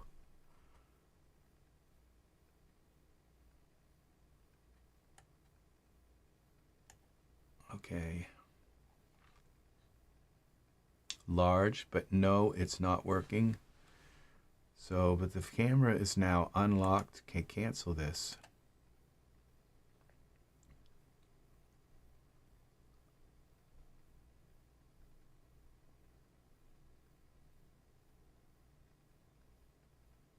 Okay, we're gonna say we have the scene saved. I'm gonna close Daz, reopen it, and I bet you I will get our.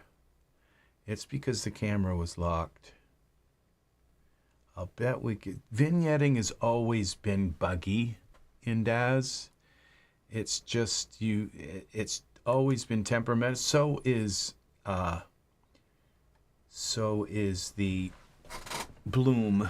Just they're kind of buggy. They're just the way they work. They're kind of buggy. I'd love to throw a spotlight on her, just a little bit on him. Actually, we're gonna close this. Okay, we're gonna wait 10 seconds. 3, 4, 5, 6, 7, 8, 9, 10. For it to leave the RAM, the video RAM.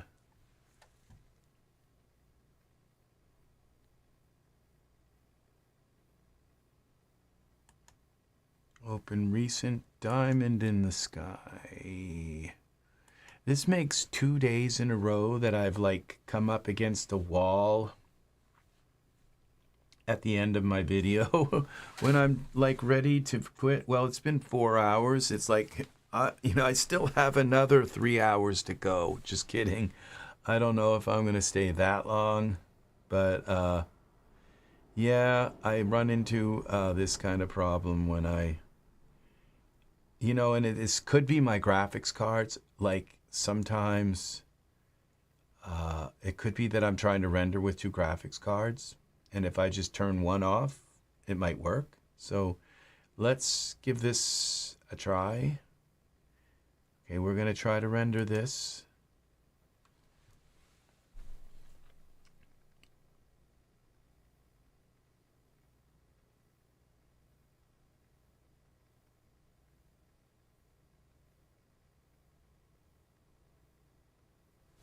No, this doesn't look like there's much vignetting, but what I'm going to do is I'm going to save it because sometimes you have to look at the image like from, this doesn't look like there's any vignetting at all, so cancel this. I'm just not going to bother with this. Now what we'll do is I will try to turn off one of my graphics cards, because what could be happening is it could be sending the vignetting to the other graphics card, and it just won't work with two graphics cards trying to render it. So if I turn one of them off, then it's only got one to deal with. And all right, so we go into Render Settings Advanced, and let's turn off a graphics card. Now render.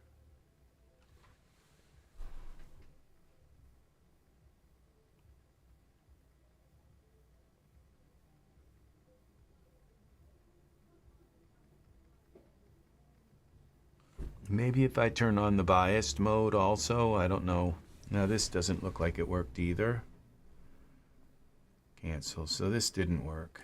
Cancel. I don't know. I do see kind of like some black, but once it comes in with 2 or 3 iterations, it just kind of disappears. So it's certainly not, yeah, see, it's like just now this gone. It's just,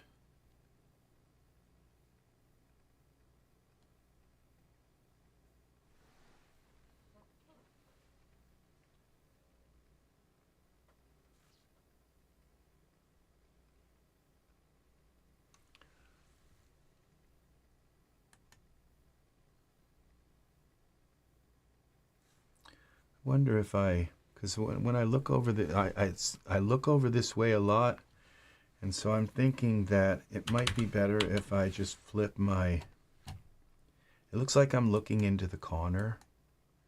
So if I transform and I flip vertical, no, that's not right. Hello, I'm upside down, help me. Flip vertical, that, yeah, I should know the difference between vertical and horizontal. I do actually, I just did it wrong. Okay. Now it kind of looks like, at least when I look over this way, it looks like I'm looking, because I look over this way quite often, that I'm looking into something that's important rather than into the corner of the screen. Okay. It's fun. It's all fun. So, okay. I think that's better. Now we're going to turn on this interactive, this biased mode. Maybe, well, I'll turn back on my other card. Maybe it's got to have this on to do this. Render.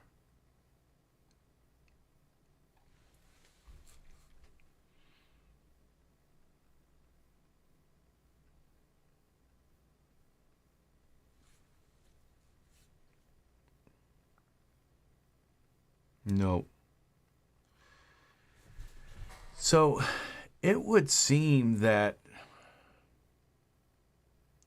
let's just try rendering this small, okay? Just give it a chance and see whether, if it's just at 8K, it's just so diluted that it can't show. So let's try it at like 1024. Cancel.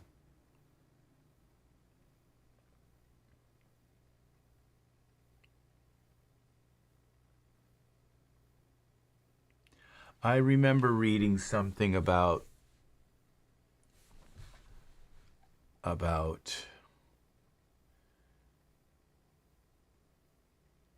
vignette being broken. And it would make sense that now this vignetting program, so the thing is that it kind of now, and you can see why now, if vignetting is broken, you can see why Vyktohria went to so much work to create, you know, some kind of vignetting thing for the masses, even though, yeah, the vignetting that, Now, I think her vignetting would be fine if you're just rendering it at 1024. You probably wouldn't notice the banding. It's only when you render something large, which is like what I do, is I render things really, really, really large so I can like print them on bed sheets, you know, on duvettes, you know, king size duvettes and all. So I don't need these on. All right, so what we'll do is just try one more thing here, and we'll render it at 1024 by 768 or 568, 16 by 9. Yeah, we'll render at that. We'll 1920. Set by 1080, yeah.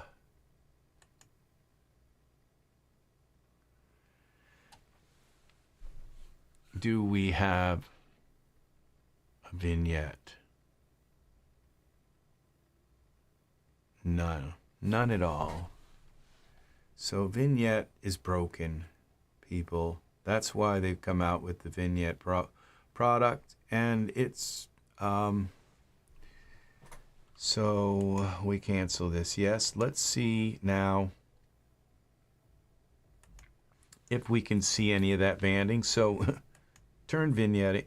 What the thing is I could like delete my environment options, delete tone mapper, and go back and okay, they're back already. And then go turn this back on just one more time. We'll give this a chance to vignette at 100 and render it. Just see if it just quickly, just by deleting them and bringing them back in fresh, if it works. You know, it's like, why, it's kind of like, where, you know, what is vignetting broken in Daz Studio? This is a simple question, okay? And like, where is the AI? It's just all of a sudden, no AI in Daz. It's like, no, you're not allowed to know the answer to this. This is, you're just not allowed to know this. All right, so let's try, you know, is vignetting broken in Daz Studio?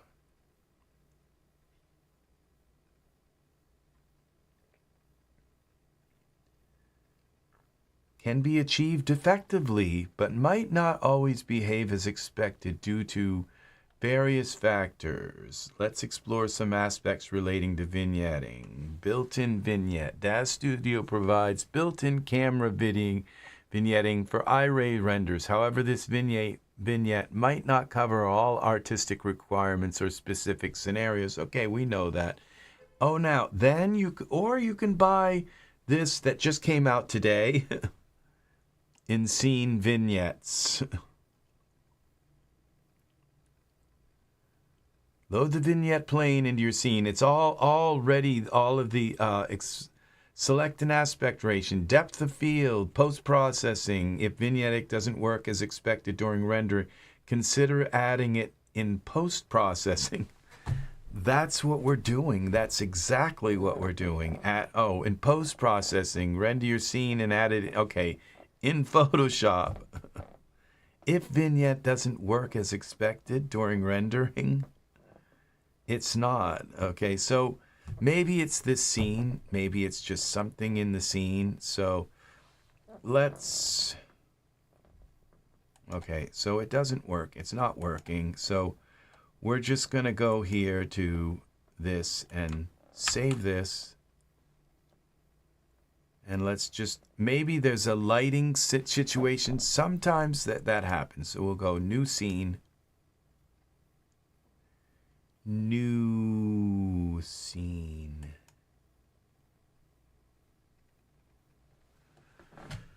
Okay, what happened to Daz Studio? It crashed again. I hope it just didn't corrupt my file. I don't think I closed it. I thought but maybe I did. All right, so what we're going to do is just go to tone mapping options, turn on vignetting as 100, and go to put in a camera, create. I think we have to have a camera to do this. Copy this. I don't see any vignetting now at all. Oh, we might have to go and look from the camera. Okay, let's render this. Do we have vignetting? No. I don't even see it appearing now anymore. Cancel.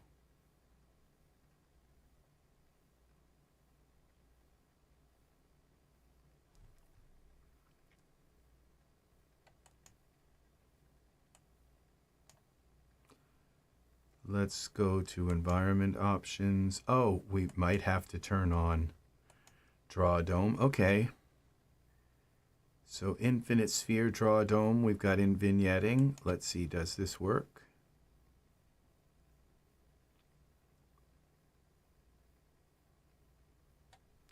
Now it looks like vignetting is working.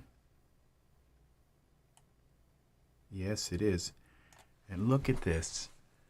Look, now we can look at our vignetting, and this vignetting is probably just as bad as the vignetting from Vyktohria's set. As it gets into the black, it just, so I don't believe, no, this vignetting is not 32-bit. So, what that means is that unless there's some kind of toggle or something that you can do to fix this, let's go 200. It's going to probably bring it right into the center. Let's render this. And this is rendering at a very low resolution, so you'd think it would be like really nice. Now, what if we go render settings? Okay, it's showing up here. It just wouldn't show up in that other render. Why? I don't know. Oh, we're at 8,000 right now. That's a lot. So let's go with 1920. Oh, darn, I can't type. 1920. Okay. Let's see what we, okay, this is just done. Okay, at 1920, you can't see it. So, and that's probably, and that's the same, I think, with Vyktohria's. All right, so how about if we go at like 3840 at 4K, 38440 by 2160, render. Can we see it at 4K? Now see, this isn't bad at 4K. Okay, and okay, so I would say that the Daz vignetting, you can see it there, okay? Where, you know, in Photoshop, you can't see it at all. Let's let it have a few more iterations here. So we'll go up to maximum samples, maximum time, and turn off the render quality enable. Let's see. So it can just render and render and render. Let's see if that changes anything. I would say that the vignette in Daz is a 4K vignette. It's barely 4K, and I don't know that it's not 32-bit. It's not. I don't think it's even. It's not even 16-bit. This is maybe. I don't think it's even 10-bit. So no, this is not 10-bit. This is an 8-bit vignette. So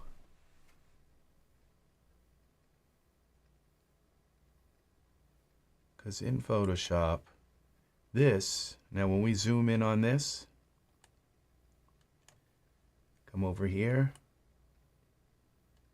this, okay, this is actually not, this is, now that I'm looking at this up close, see, that is not a 32-bit. So I think it's because our image is 8-bit. Let's switch this to 16-bit.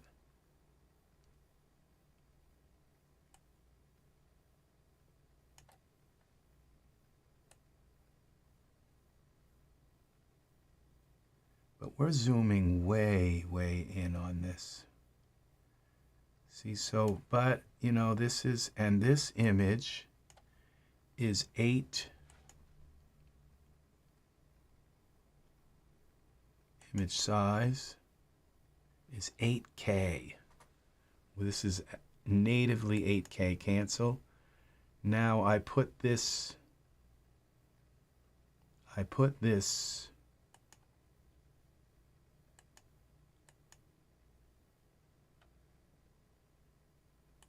vignette in here when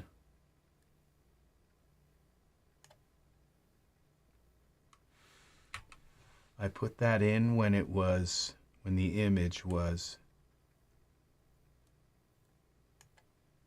So let's do this again, if I can remember how to do it. No, we have to have to add a new layer. And then we put the vignette in like this. And move it.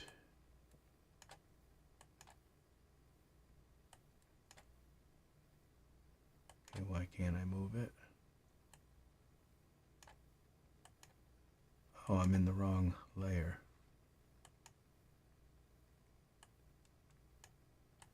Well,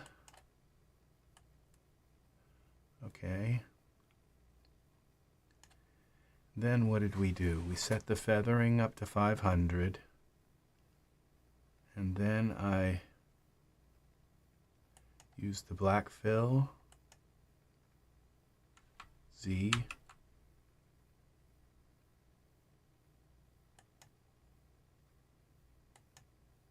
Oh, I inverted it. Control Z. Control Shift I, is it? Yeah. There. Now what we do is we bring the opacity down a little bit.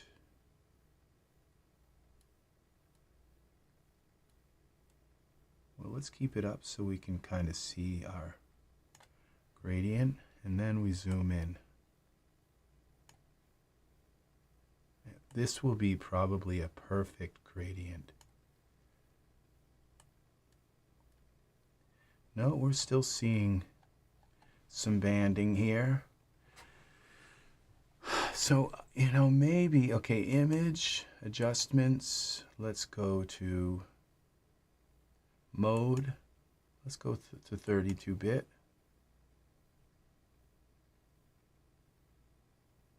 Merge. Don't merge.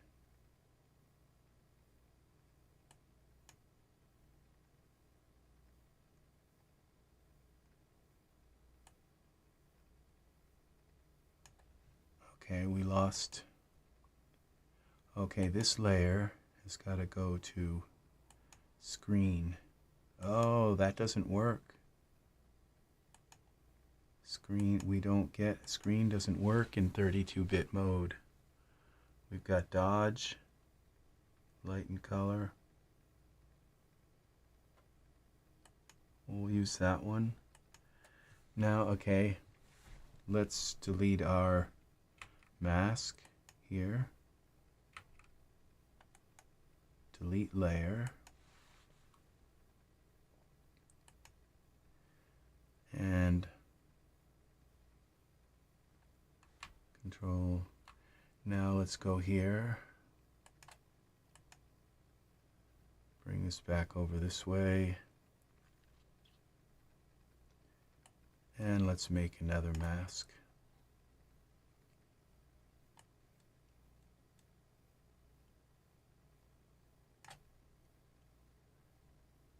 And we go here. No, here. No, I got in the wrong place. Create a new layer. Like that. Create a mask.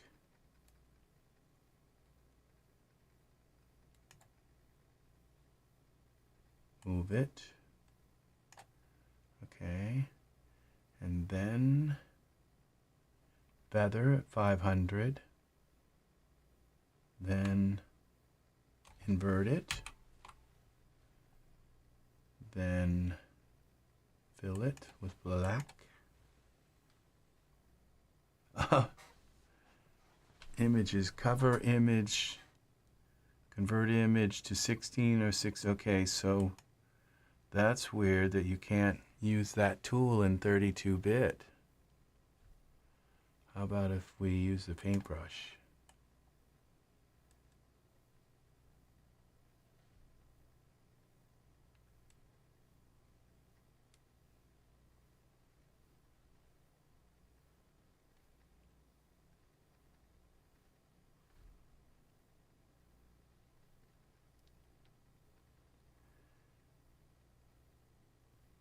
Paintbrush works. And we got opacity. Let's bring that up a little higher now in the corners.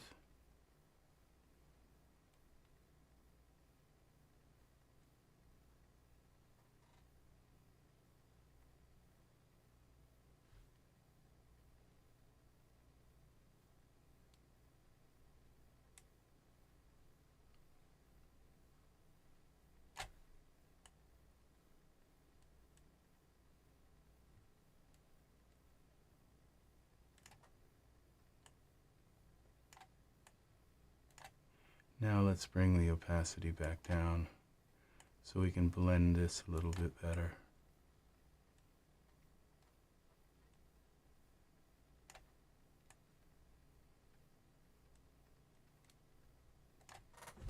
I don't really care for this that much, but let's zoom in now.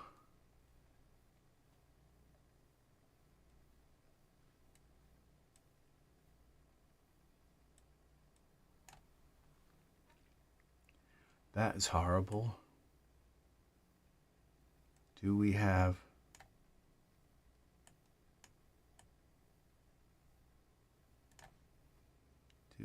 a, see, there's no banding here. Oh, there is banding. I wonder if that banding is coming from no, see, I don't see any banding. That's the thing with, like, when you have one color, like black.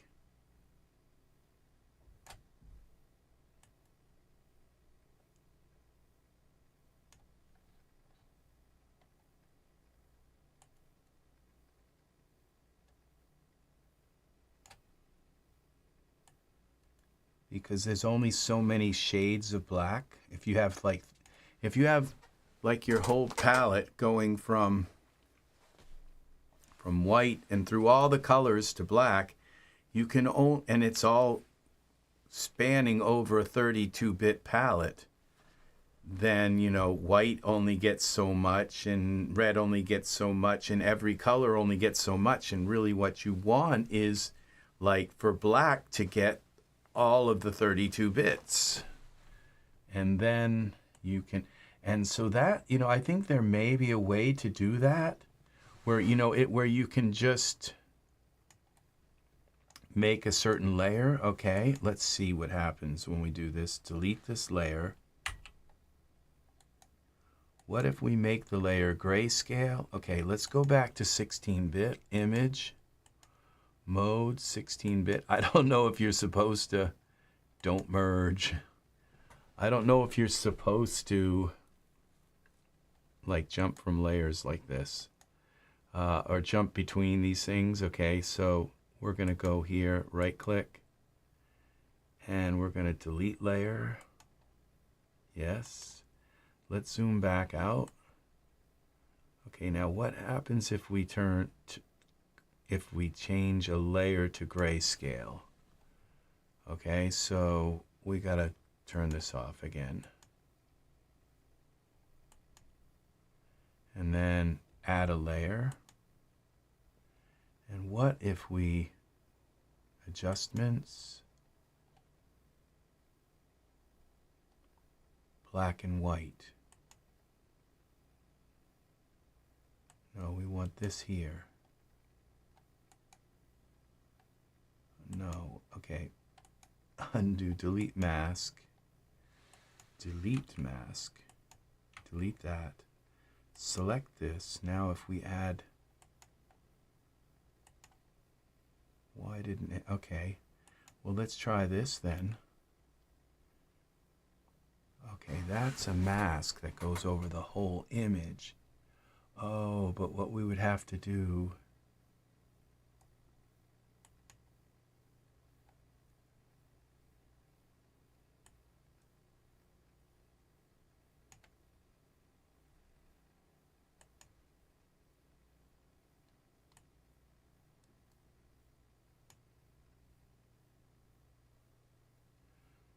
feather that.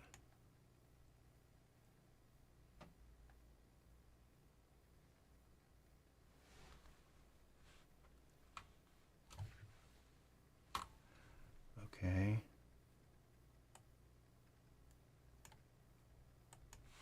So I don't know enough about this to do this.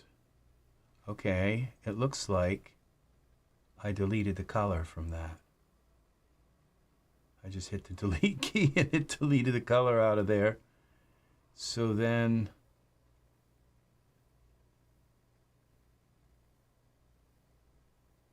okay, we go.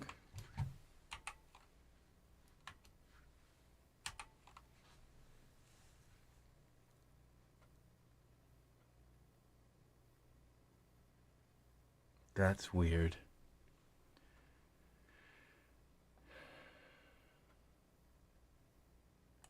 Normal, okay, what if we multiply?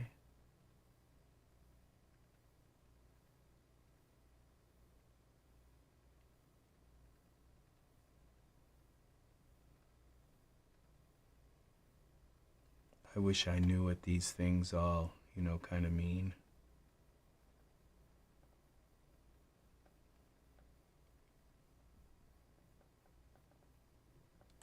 Let's go with this multiply, and then let's take all of our stuff out of here, and let's zoom in. We have this kind of effect. This is a cool effect here.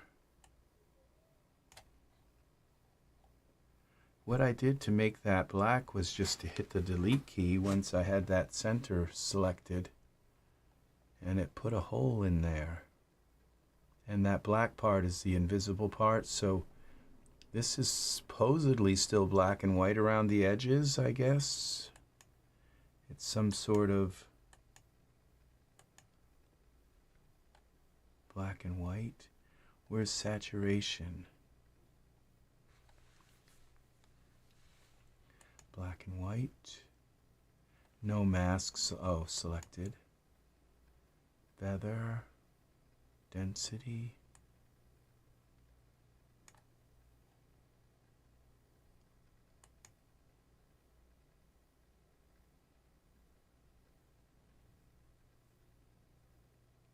Okay, shift edge. Okay, color aware. Radius. See, there is this whole masking thing, which is really the way to do this.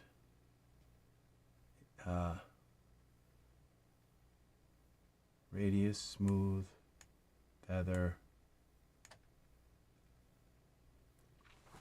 Well, I have to do more research on this to do this, okay? That's not good. We go with mask. Where's the mask? Layer masks. Let's add a mask.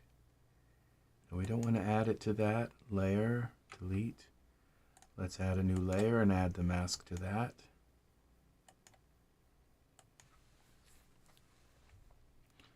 Okay, then we go here to select and mask.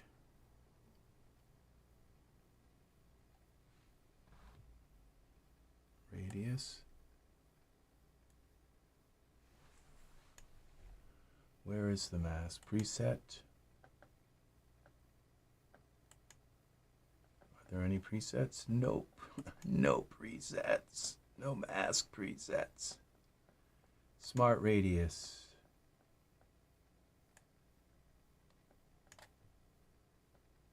Okay, cancel. I think I might have to add a mask here, like this, into here.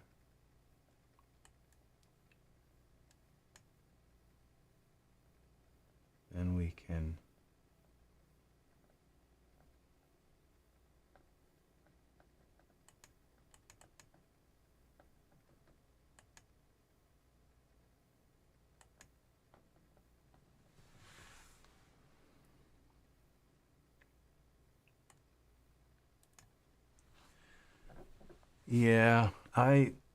any Photoshop person, we timed out looking for updates. Intel.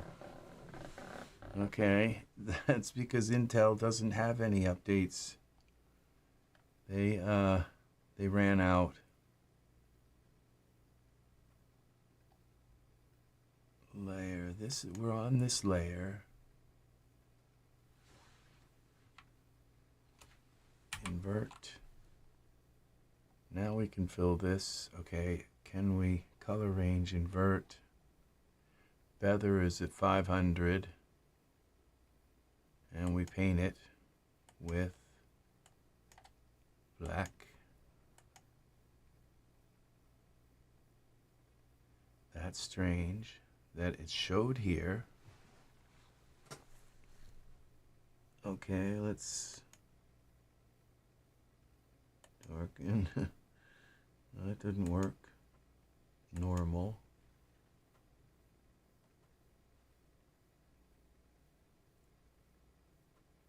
Feather. Yeah, I have to do some work on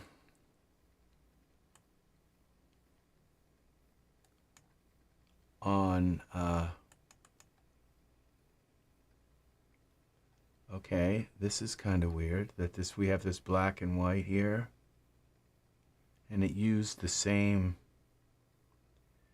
thing here.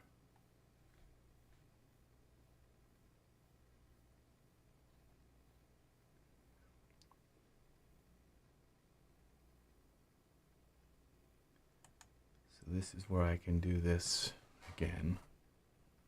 Darken, color burn.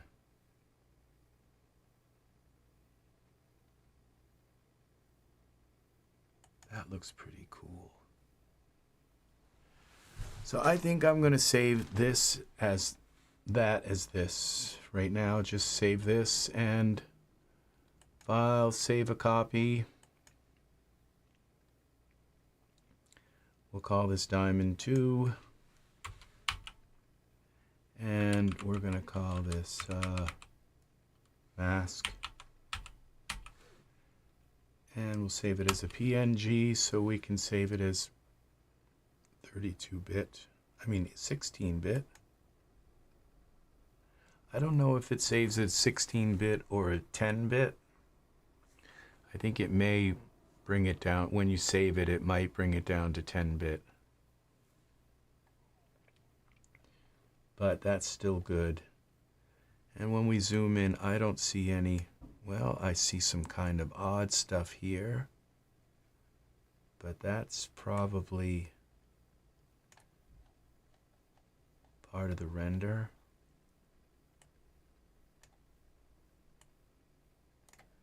I wonder if that is part of the render. Well, we don't have it here.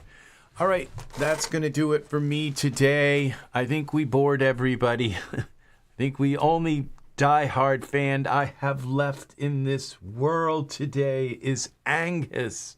Everybody is busy with something. There must be some kind of baseball game on, or just people are doing wonderful things in their life. No, I am not here, Angus, either. I think I disappeared. Yeah, so yes, I did.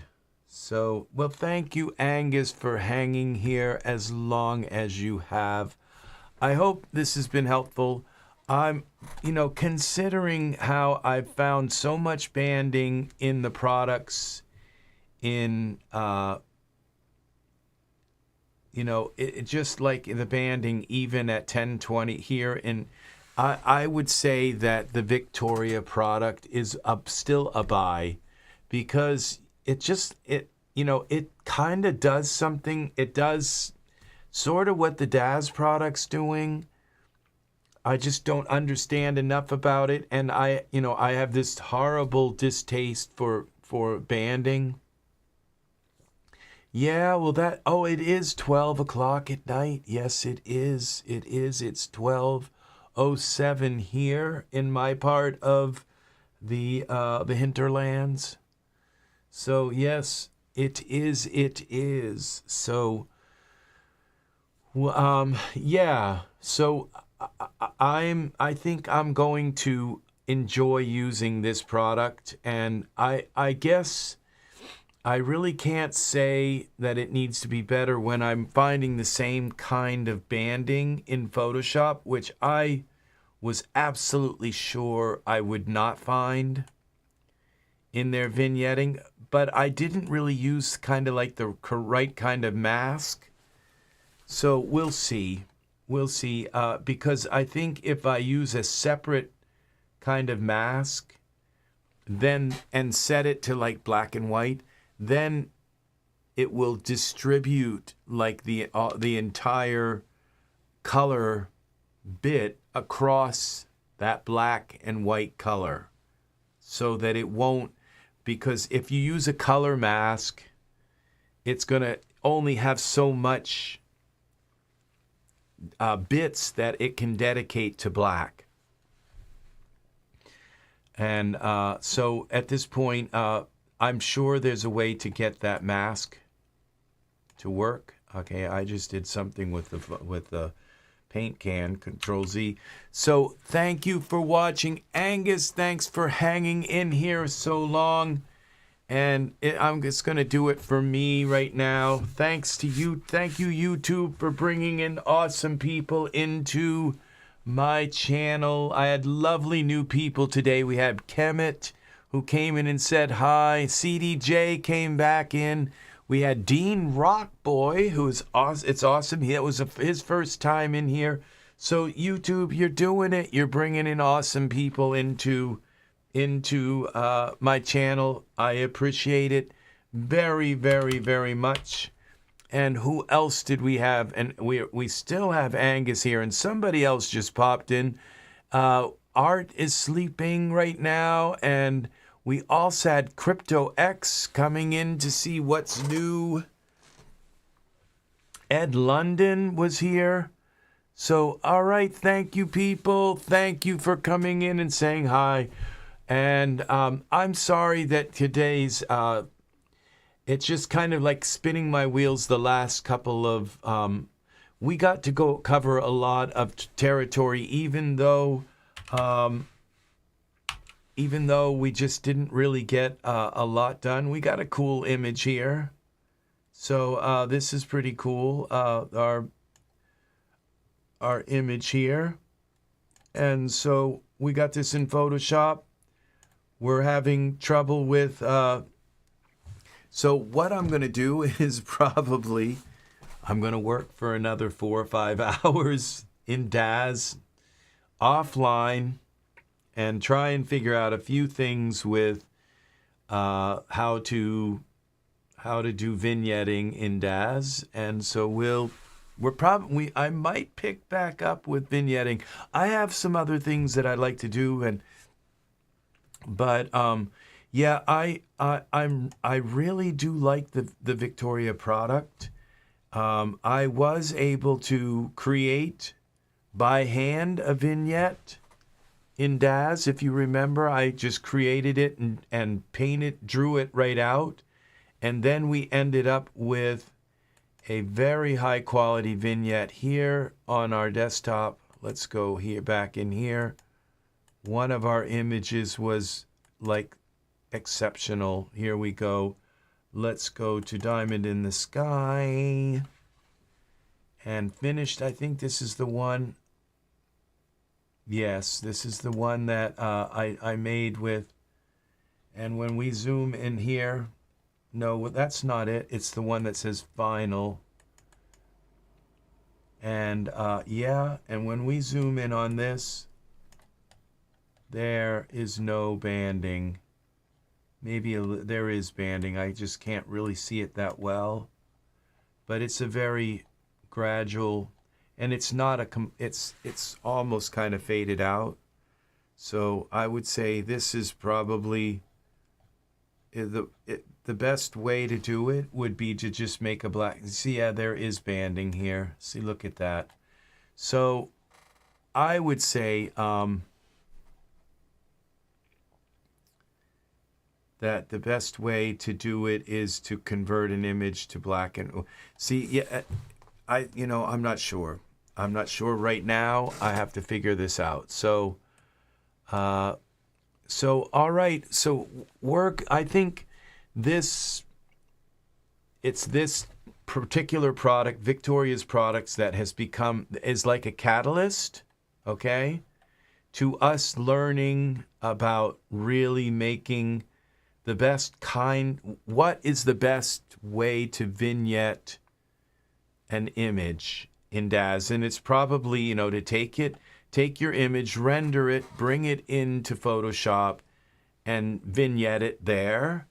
But how to do that is another whole ball of wax, okay? So, but I would also say that these vignettes are still very nice, and especially, I think if you do these vignettes in, and just do it at 4K or less, that I don't think you're going to notice much.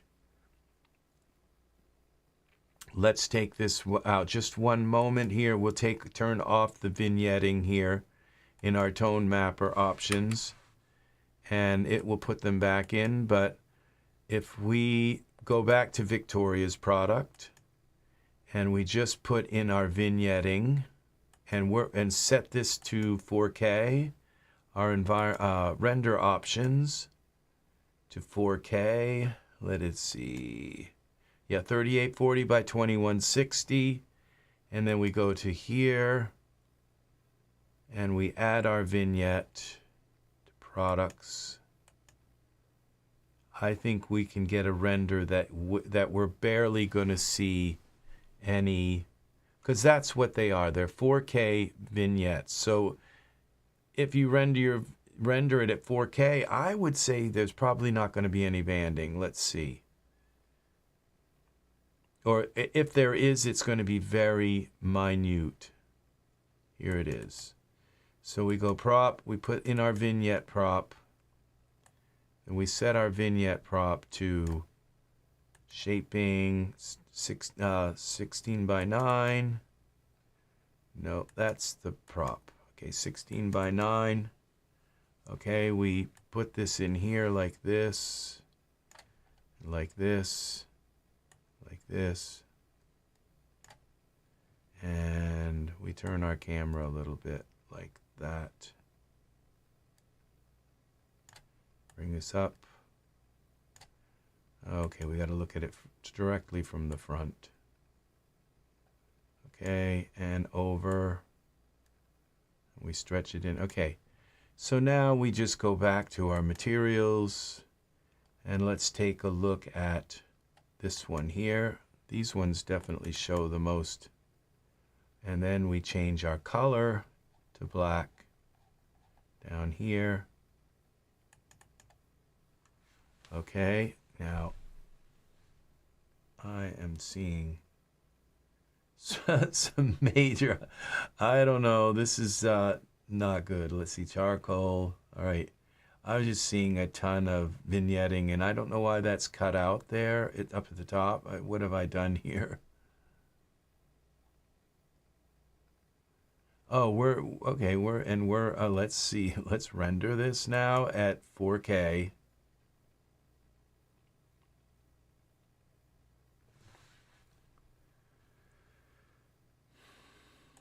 Yeah, see, there's just a ton of this is in 4K, so of banding.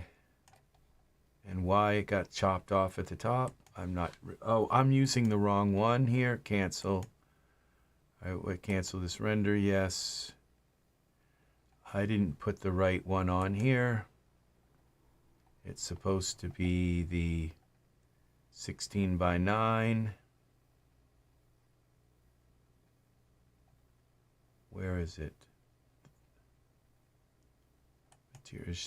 Materials, okay. 1:1, 16:9 here, burst. Okay. And now that's not too bad, but why is it this looks like we've kind of, it's being cut off here now.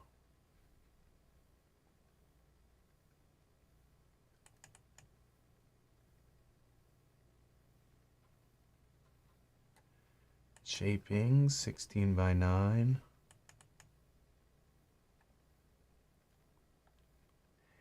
Yeah.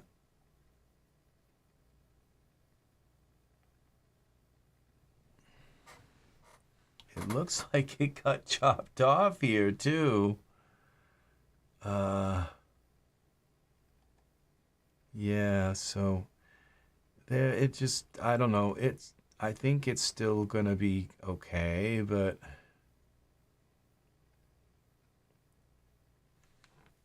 yeah.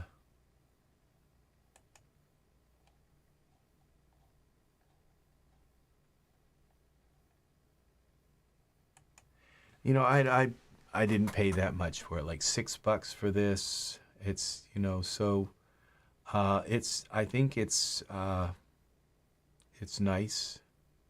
And the thing is that we go into parameters here, render settings. I just kind of get caught up in more and more things, environment options, parameters. We grab a browse and grab another browse and grab another HDRI here. Something that's nicer. That's got some high resolution to it. I think this might actually work okay.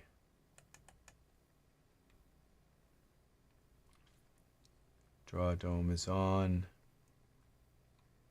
Yeah, see, you can see it's cut off. Something cut it off. And there's just this massive amount of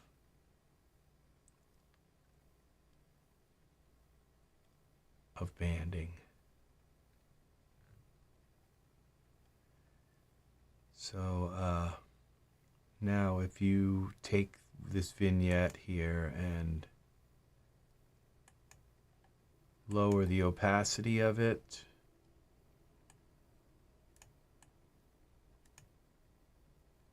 so it's then it might kind of hide some of the banding. Yeah, so yeah, and that's pretty nice right there. So usually you don't want it like all the way up anyway, like completely black like that. Usually you do want to bring it down a little bit so that, but I can still see it's chopped right off. Not sure how that got, you know, why that got chopped off like that. So on the 6th, maybe it's not chopped off. I think it's chopped off on the other ones too. So it's chopped off at the top too. All right, it's something to work with. You see how it works in your scene. I don't think they're all like that. I didn't see any of the other ones chopped off. So those go back into the 16:9. The square ones definitely aren't. Let's see. We go into these. Those ones got chopped off, and it's kind of like too bad because I think those are the most. Will we use a different one? Well, that's not bad. It's kind of elongated. But 13. Okay, 16:9. This one didn't. This one's not chopped off. At least on the side, it doesn't look like it got chopped off. Okay. Take care, everyone. I will see you in the next EZ3DTV tutorial. This is RexRed saying so long for now. We'll be back with more awesome 3D stuff. See what we can uncover, discover, fix, figure out. Do all kinds of stuff like that with this stuff. And yeah, so thanks for watching. Thanks for the likes, people, and for subscribing to my channel. Angus, good night. We got 6 likes tonight. Can't beat that. So thank you.